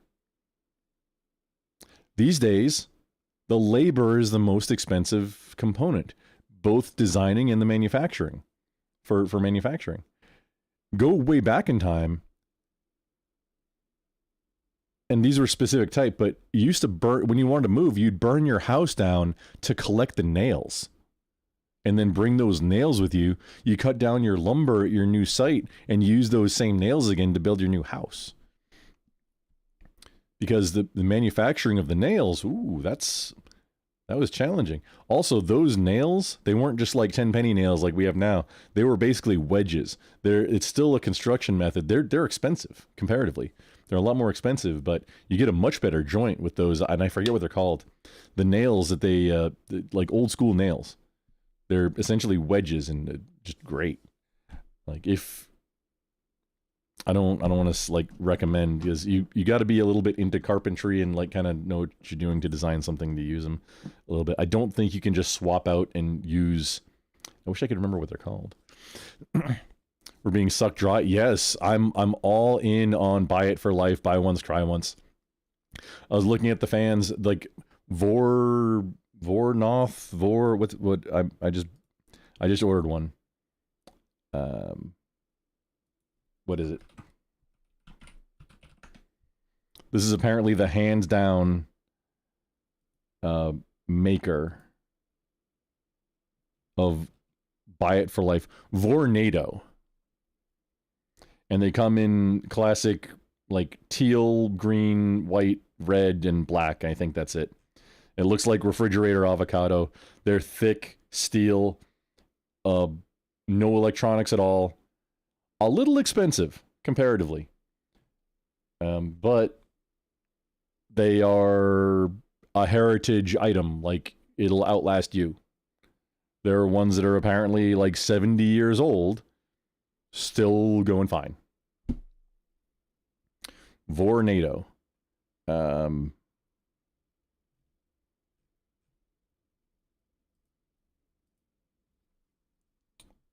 The newer ones are apparently a little bit, like the metal on them's a little bit thinner, but they have a 5-year warranty, and then you don't have to worry about possibly having to rebuild or rust. But, you know. Not that. This, Oh,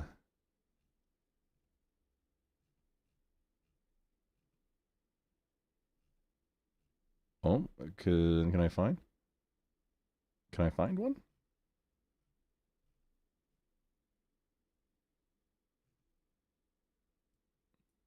Vornado Jr.?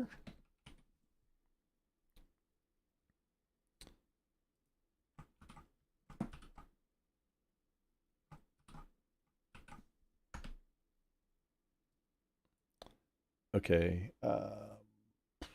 Well, shit. Okay. Hang on.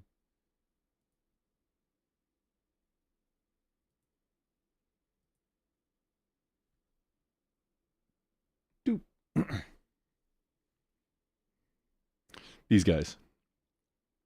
You've got like little ones. There's ones that are on larger ones that are like $200 to $300, but they will circulate the whole room. What's it? Hang on. What's it called? I just had Grok, and I used Grok to help me figure out what model I wanted. I'm gonna get a bigger one too, because I think that'll help a lot with the with electricity usage, and it will too. let's see. History. Fans. Okay, what's the model?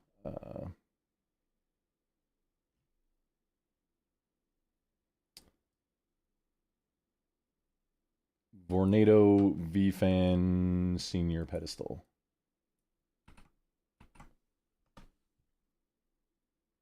This.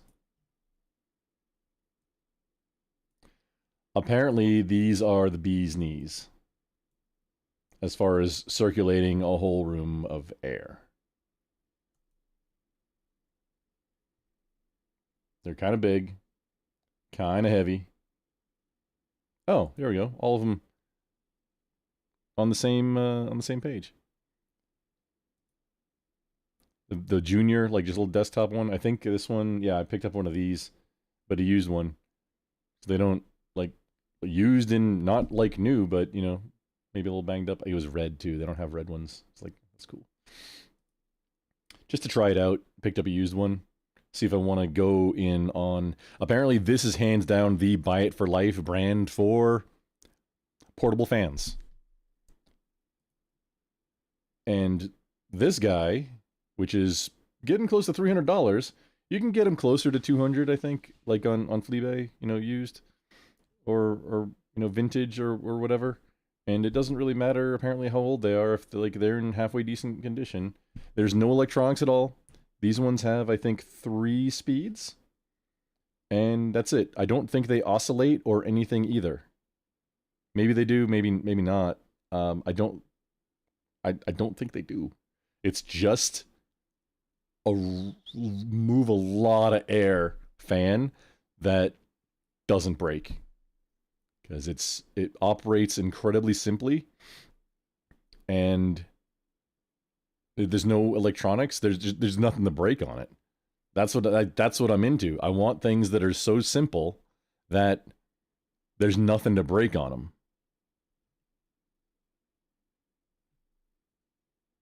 Then once you like the whole Buy It for Life concept, once you get into that one thing, you don't have to buy any unless you need more capacity.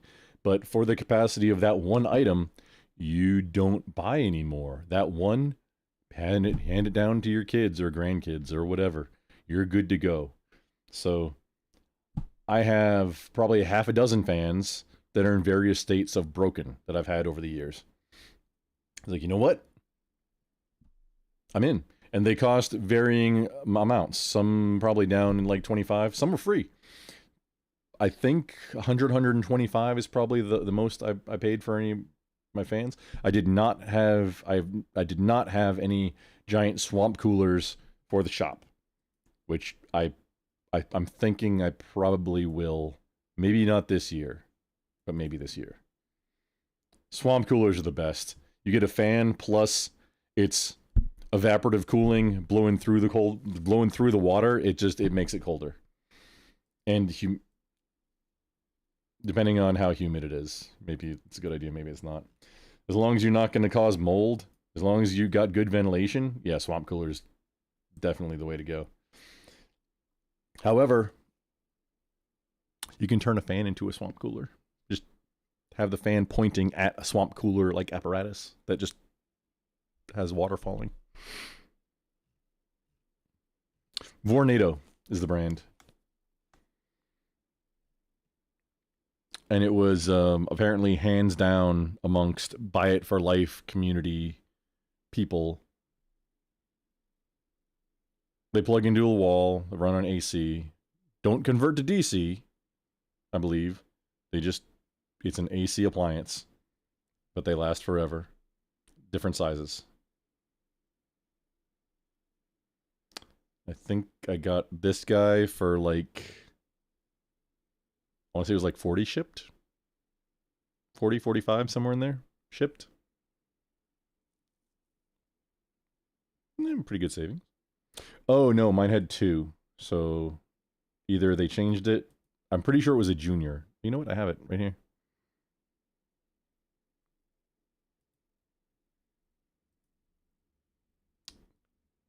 eBay.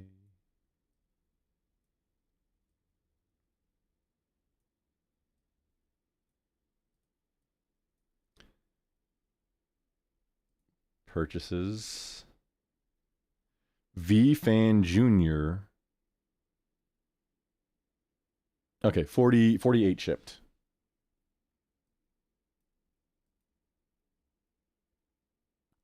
But it's an old one. But I prefer the old one. Look at original listing. Okay. Doesn't say how old, but vintage.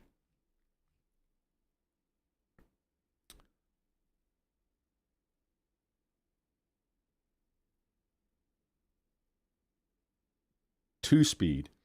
Okay, so it says here that the Junior, which apparently the model is Junior, has 3 speeds now. So at least it's old enough to be a previous generation before they switch to 3 speeds. That's what I would get. That's my impression of that.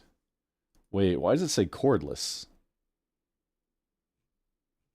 That's not right. It's not cordless.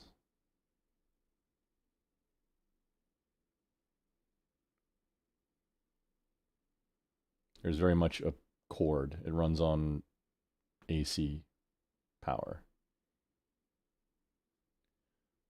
35 watts. So, how much is that? 35 watt. Okay, where are we going back to? Here. Okay, Vornado, 35 watts.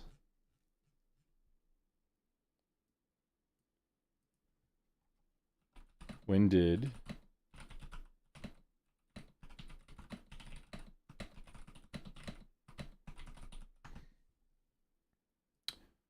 Vornado Jr. switch from 2-speed to 3-speed?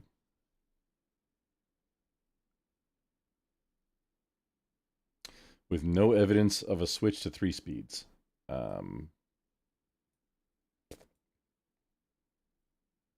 This pretty clearly says 3-speed here, unless this one's mistaken. Junior. Oh, okay. Up here it says 2-speed. Okay. It's just a bad, it's just not a correct comparison.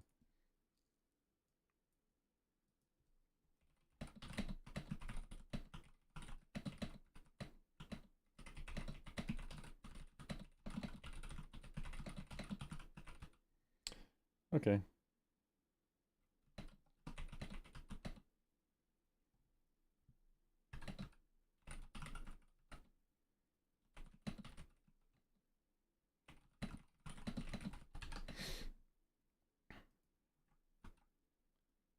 How old or vintage does this one appear to be?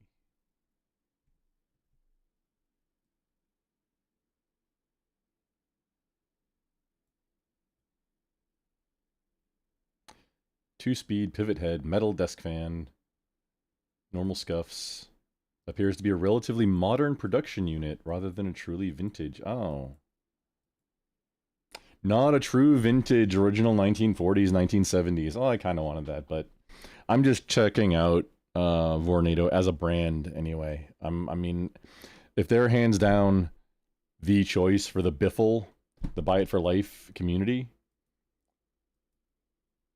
I mean, it's probably, I mean, I'm going to get more in.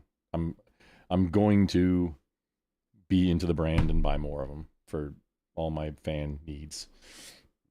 Because I'm gonna make an attempt for this summer to get by with a lot less AC and use a lot less electricity.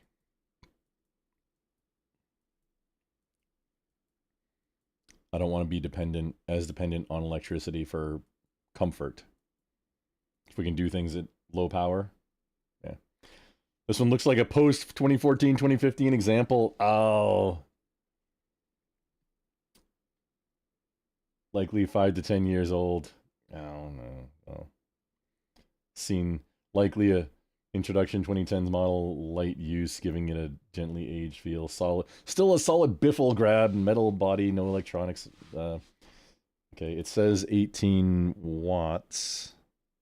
Oh, it says 35 watts.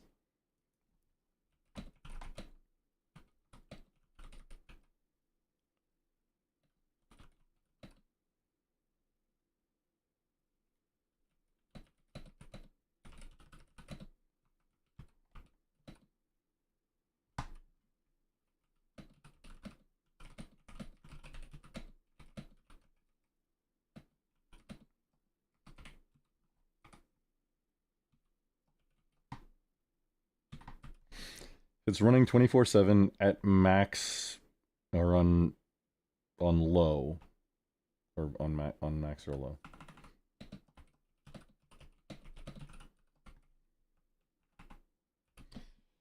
It says 35-watt draw. If it's running 24/7 on low or max, how much are we talking about at a cost of 15 cents kilowatt hour? Per month. Per month.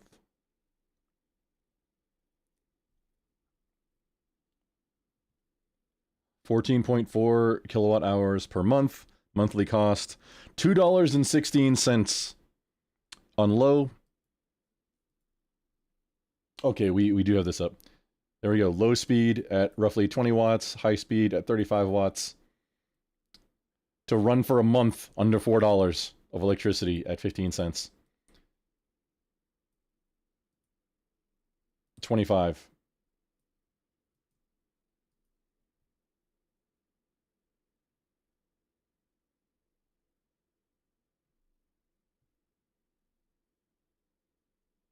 In practice, you'll likely run it on low a lot. Quiet for bedroom, office, still good. Vortex circulation, so closer to $2 to $3 a month. Drop it under $2 easy. Compared to your AC bill woes, this is pennies. Massive savings potential while feeling cooler. Raise thermostat 2 to 4 degrees with good circulation. When your red VFan Junior arrives, you can verify real draw with cheap plug-in watt meter, $10 to $15 on Amazon. If curious, but expect it to align close to these numbers. Super efficient for the biffle metal build and an airflow punch it delivers. Let me know how it performs once plugged in. I have a kilowatt. It might even be right here. I gotta finish going through the piles on my side desks, but I do have a kilowatt, and yeah, I've got something that doesn't make sense using more electricity than it should somewhere. I'm trying to track it down and just in general use less electricity for both the cost and just for efficiency. That's part of why my move to I'm going to redo all my infrastructure with lower power usage in mind so that it can be run anywhere. And probably gonna try and make it run exclusively on DC. That way,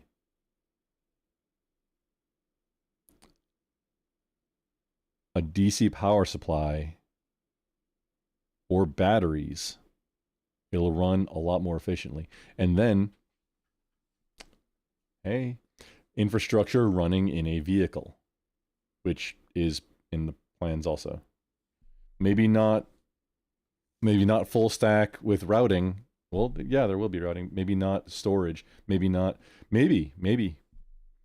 I am planning at some point to get out of the suburbs for part of my residence.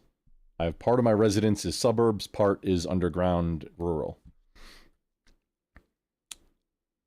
I'm thinking basically a rolling apartment, not van life, but for when I need to move around, but like box truck, like stealth apartment box truck with like fold out workshop.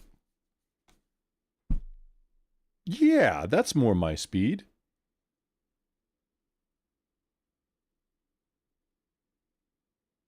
Yeah.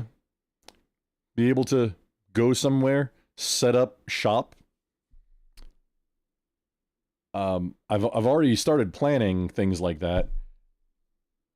Like I have 2.5. Right now, I have 2.5. 2 full freestanding different saws in my shop.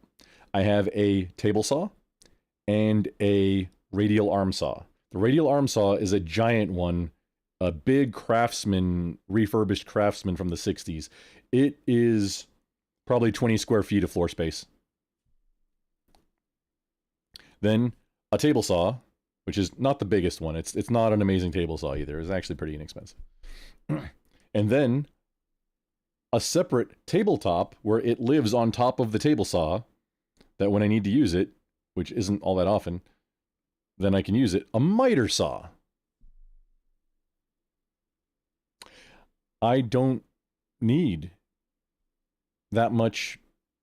I'm not making cabinets for a living.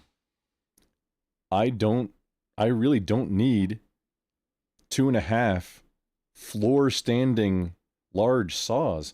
I haven't purchased yet. I'm about to switch into a cordless track saw.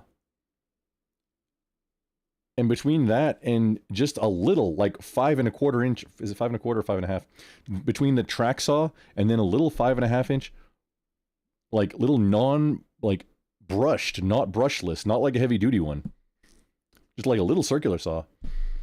That should take care of 99% of my sheet and cutting needs. I don't think I need a table saw. So I can recover. Oh, between the both of them, I think it's like 20 square feet for the radial arm saw and probably 60. We're talking really, yeah, the total, not just the footprint on the ground, but the whole thing. We're getting like 20 square feet. Or excuse me, close to 30 square feet of floor space recovered with something that can fit in a drawer. And then replicating that or taking those tools that run on DC, that run on battery, it's transportable. I can go and you do that anywhere. I'm not limited to my shop. In my shop, I have 220 volt AC. For like a plasma cutter, yeah, you need, I don't think there's any that run on 110. For a plasma cutter, now there probably are, but you need both. Historically, you'd need 220 volt AC and a compressor. Well, and also, I mean, I've never been able to cut a non-gross line with a plasma cutter. Cordless bandsaw. Same job. Get the same job done. Runs on a friggin' battery. The same battery packs that the track saw uses. Instead of a friggin' plasma cutter. For 75%, which I don't need a plasma cutter all that often. For 75% or more of what I would use a plasma cutter for, cordless bandsaw. Got the job done. And then that's saving another large tool that is either taking up floor space or a large amount of storage space and has requirements like high power, 220, big dryer plug, plus compressed air, and replacing it with something that runs on the same battery pack as another tool that is then replacing a large quantity of tools. I'm going for lower power, be able to operate in austere environments, just be more rural. Maybe not having access to mains power, maybe running on solar, limited power, like being on a boat, 12 volt, 48 volt, 24 volt life, running on DC, being able to run in vehicles too, more efficiently. Laptops, most electronics run on DC power. That's why you have your AC adapter. It's a transformer in there that's taking your mains power in AC, transforming it back into DC. The thing is, the transmission lines, high power, high voltage lines, that's DC. It gets transformed into AC power for your friggin' your local substation. And then for your last mile, it's AC. And then you take it and convert it back into DC for your appliances to run on. It's all wildly inefficient. If you run everything on DC, like, hey, your solar panel or however you're getting electricity, if you're trying to generate your own electricity and become more self-sufficient, if you have everything on DC, you're wildly more efficient for the things that use it. For some appliances, hey, would I be able to take that Vornado and change it to a motor that runs on DC? I mean, yeah, you can. That's a thing. Would I do it? I don't know. Maybe this one. Maybe I try it out. Maybe it's a project. Convert it to run on DC. Not right now. Right now, I want to be able to plug it in and use it. Or DC to AC converters exist. I have a bunch of them. 3. I have 3 of different sizes. None of them are permanently installed in a vehicle, that was kind of the goal, but I move them around between vehicles. So you can... Here's the goofiest shit. Pardon my French. So in a vehicle, right? You got your 12-volt battery, maybe 24-volt. In my case, 12. Run your DC to AC converter so you can run your, like, 110 NEMA 15 plug into it. On the other end of that plug, you're plugged in your AC adapter to plug in your laptop that's running on DC. You're taking DC juice, electricity, electrons, converting it to AC so that you can then convert it back into DC and run your laptop on it. Wildly inefficient. When you just need one step up or step down transformer to change the DC voltage in amps from what's on the car or truck into whatever the laptop wants and regulate it. That's it.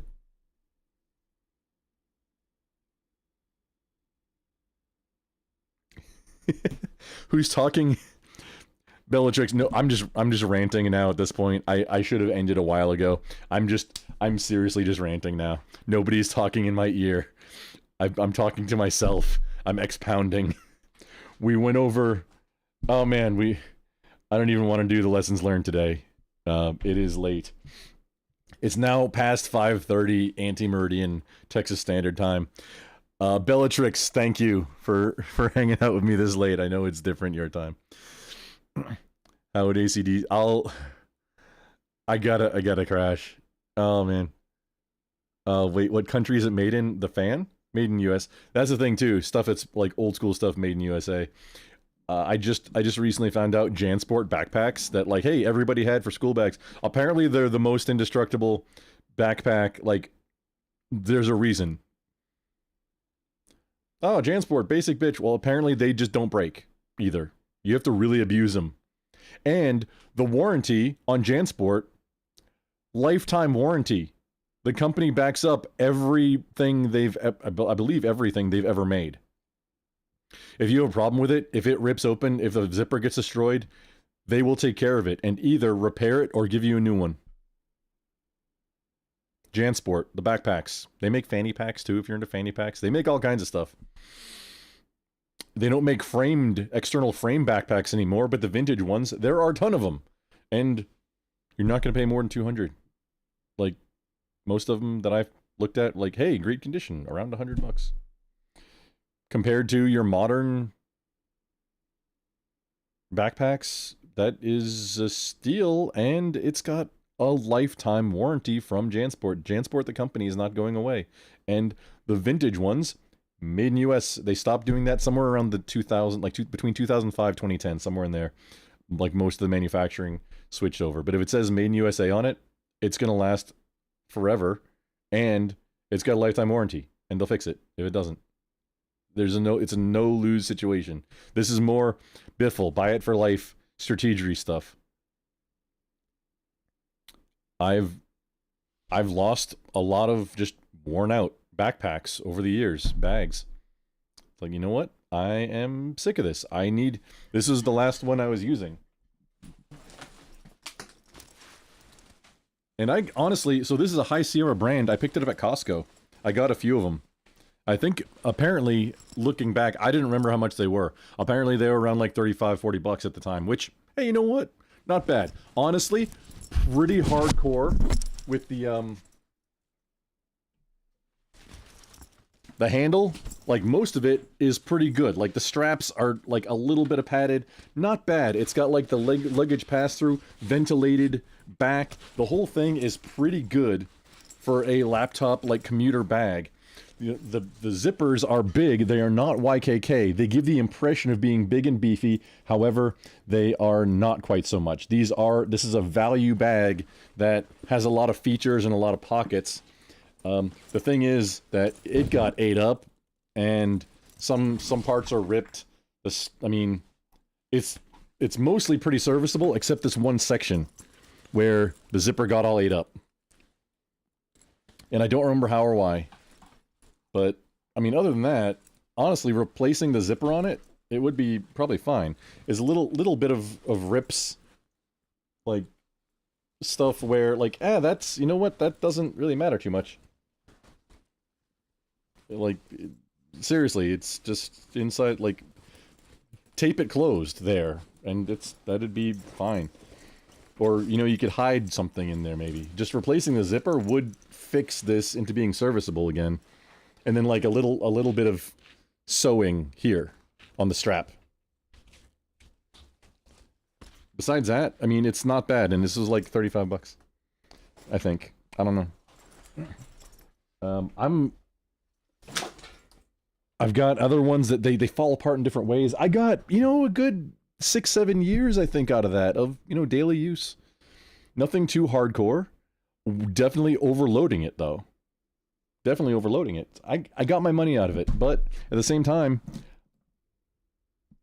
I'm ready for something where, hey, I don't have to buy another replacement.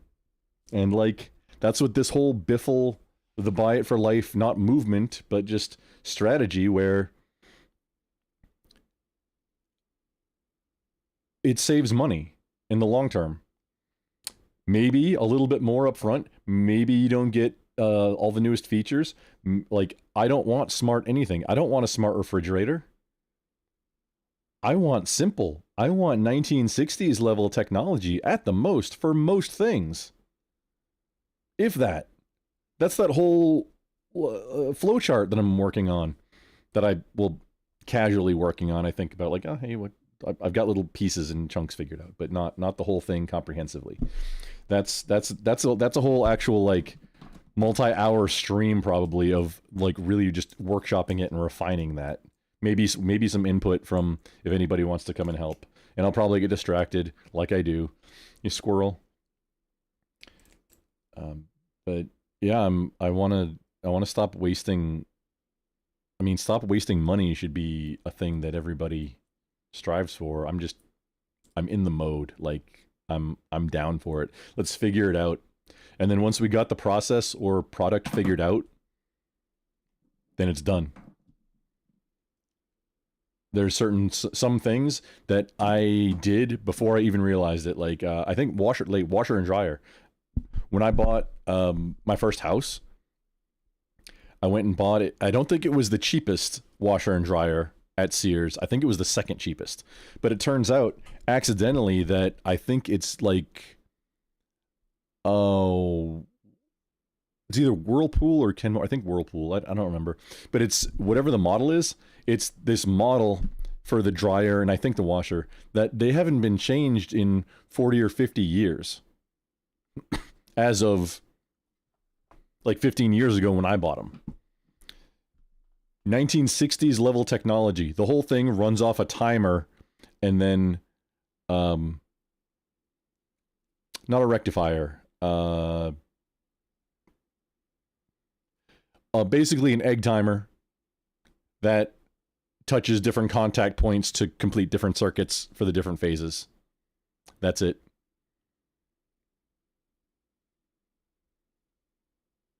And it turns out that I accidentally bought this thing that's never going to break. And then if it does, rebuild kits are very inexpensive. You got to know a little bit. I mean, it's the same thing as any of these things.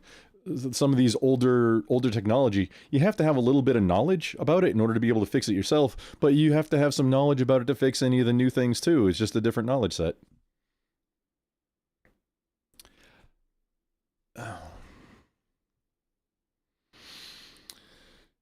So fucked that it's even allowed to make such poor stuff. Yeah, I'm not a fan. That's why, like, you have to put research into what you're buying. Yeah, I'm done with plastic. Oh, also, plastic, aluminum,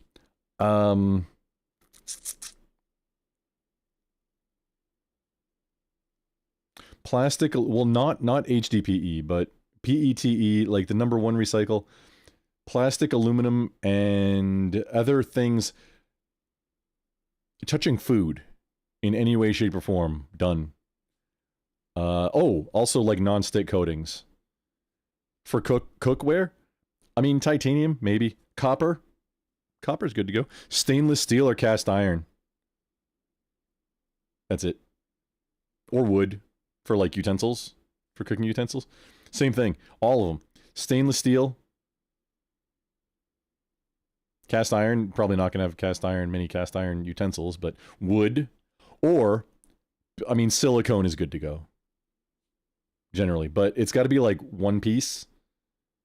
From what I'm learning now, like anything where it's silicone on top of plastic, like, well, there's a joint there and like things can get inside and get gross, and even if you wash it, you got to disassemble. And why?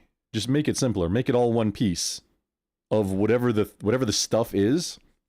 Make it all out of the same thing, one piece, no crevices, no nothing, simpler, easy to clean, easy to maintain. There's a creator, I forgot his name. And I think he has a business doing it too, where I think it's once a week. He goes and like, hey, we're going through and here's the challenge. We're taking all of our cooking utensils, all the plastic and everything, and then we're going to make them out of wood. Every single one. And he goes through and I think it's a short every week, and he goes through and like, hey, here's how we did it. And one that I remember I saw, he was making a hamburger, I don't even know what you call it, chopper? Hamburger chopper? It's a thing with a handle, it's on a stick, and then it's got like, not blades at the bottom, but essentially blades, either like 6 or 4, like some quantity of blades. He made his with 4, and then like, not sharpened, but to a point, so you can like smash and break up the hamburger for when you're cooking hamburger. And you know, get your food safe oil on there, one piece. After you're done machining it and working the material, you've got your work piece, and then oil, and you're good to go. Food safe oil. Maybe soak it in water first. Maybe, I don't know, whatever the process is. I haven't made any food utensils yet. I may or may not. I don't know. I may invoke our friend over on Twitch, Devil Dog X. He doesn't go live all that often, and he's usually drawing or like critiquing Kill Tony, I think. He was making spoons for a while out of wood, and marital aids. Funny. Both. He was making spoons and marital aids out of wood. I don't remember if he was streaming it. I don't think you can. The spoons, yes, but not the other thing. But yeah, he's into it. I might like, hey, let's collaborate. Let's do some wood shop, stuff. I think he'd be into it. Anyway, yeah, that's stuff touching food. Like I'm all about refining my processes, getting down like how many cups do we need? How many different kinds of mugs do I need? How many different sizes of bowls? Really? Well, 2 different sizes of bowls, maybe 3. Like giant, like ramen soup bowls, and then like cereal size bowls. Maybe not a ramekin, but maybe like smaller for like dipping sauce or something. Maybe a few of them. But for like having 4 to 6 or 8 or however many like place settings you have, a set of big bowls and a set of little bowls. I don't know how many different sets of like between 2 and 4 each that are in my kitchen right now. There's a lot. So that's research what is durable and safe for food, and then in the sizes. I haven't quite got to that part yet. I did for ramen bowls, and it's like there's a couple different ways to go with it. Like one is more durable and one is better to use, essentially. Both of them can be heirloom, like you pass down. Just do I want to have them be incredibly more durable or better feel to use? Like, I'm not sure. Might do half and half, and then half go in like, the camper. That's the passed down heirloom, but then the ones that stay in the house are, the like not bone china, but like whatever it is. I don't even know enough to talk about it. Bellatrix, let's talk about this stuff later. There's oh man, there's so much chat that I let up on, but it's almost 6 a.m. I have to get a nap so I can get up in like a couple hours and get back to it. Probably not live. I will be. It's Thursday. I'll be live later today on Thursday in the evening. After I all my files finished filing, I'm gonna be working on some of this other stuff, and yeah, I'll be live later today. We are not rating anybody on any platforms. I need to rest, and then we do stuff later. Okay, so for now, Doot.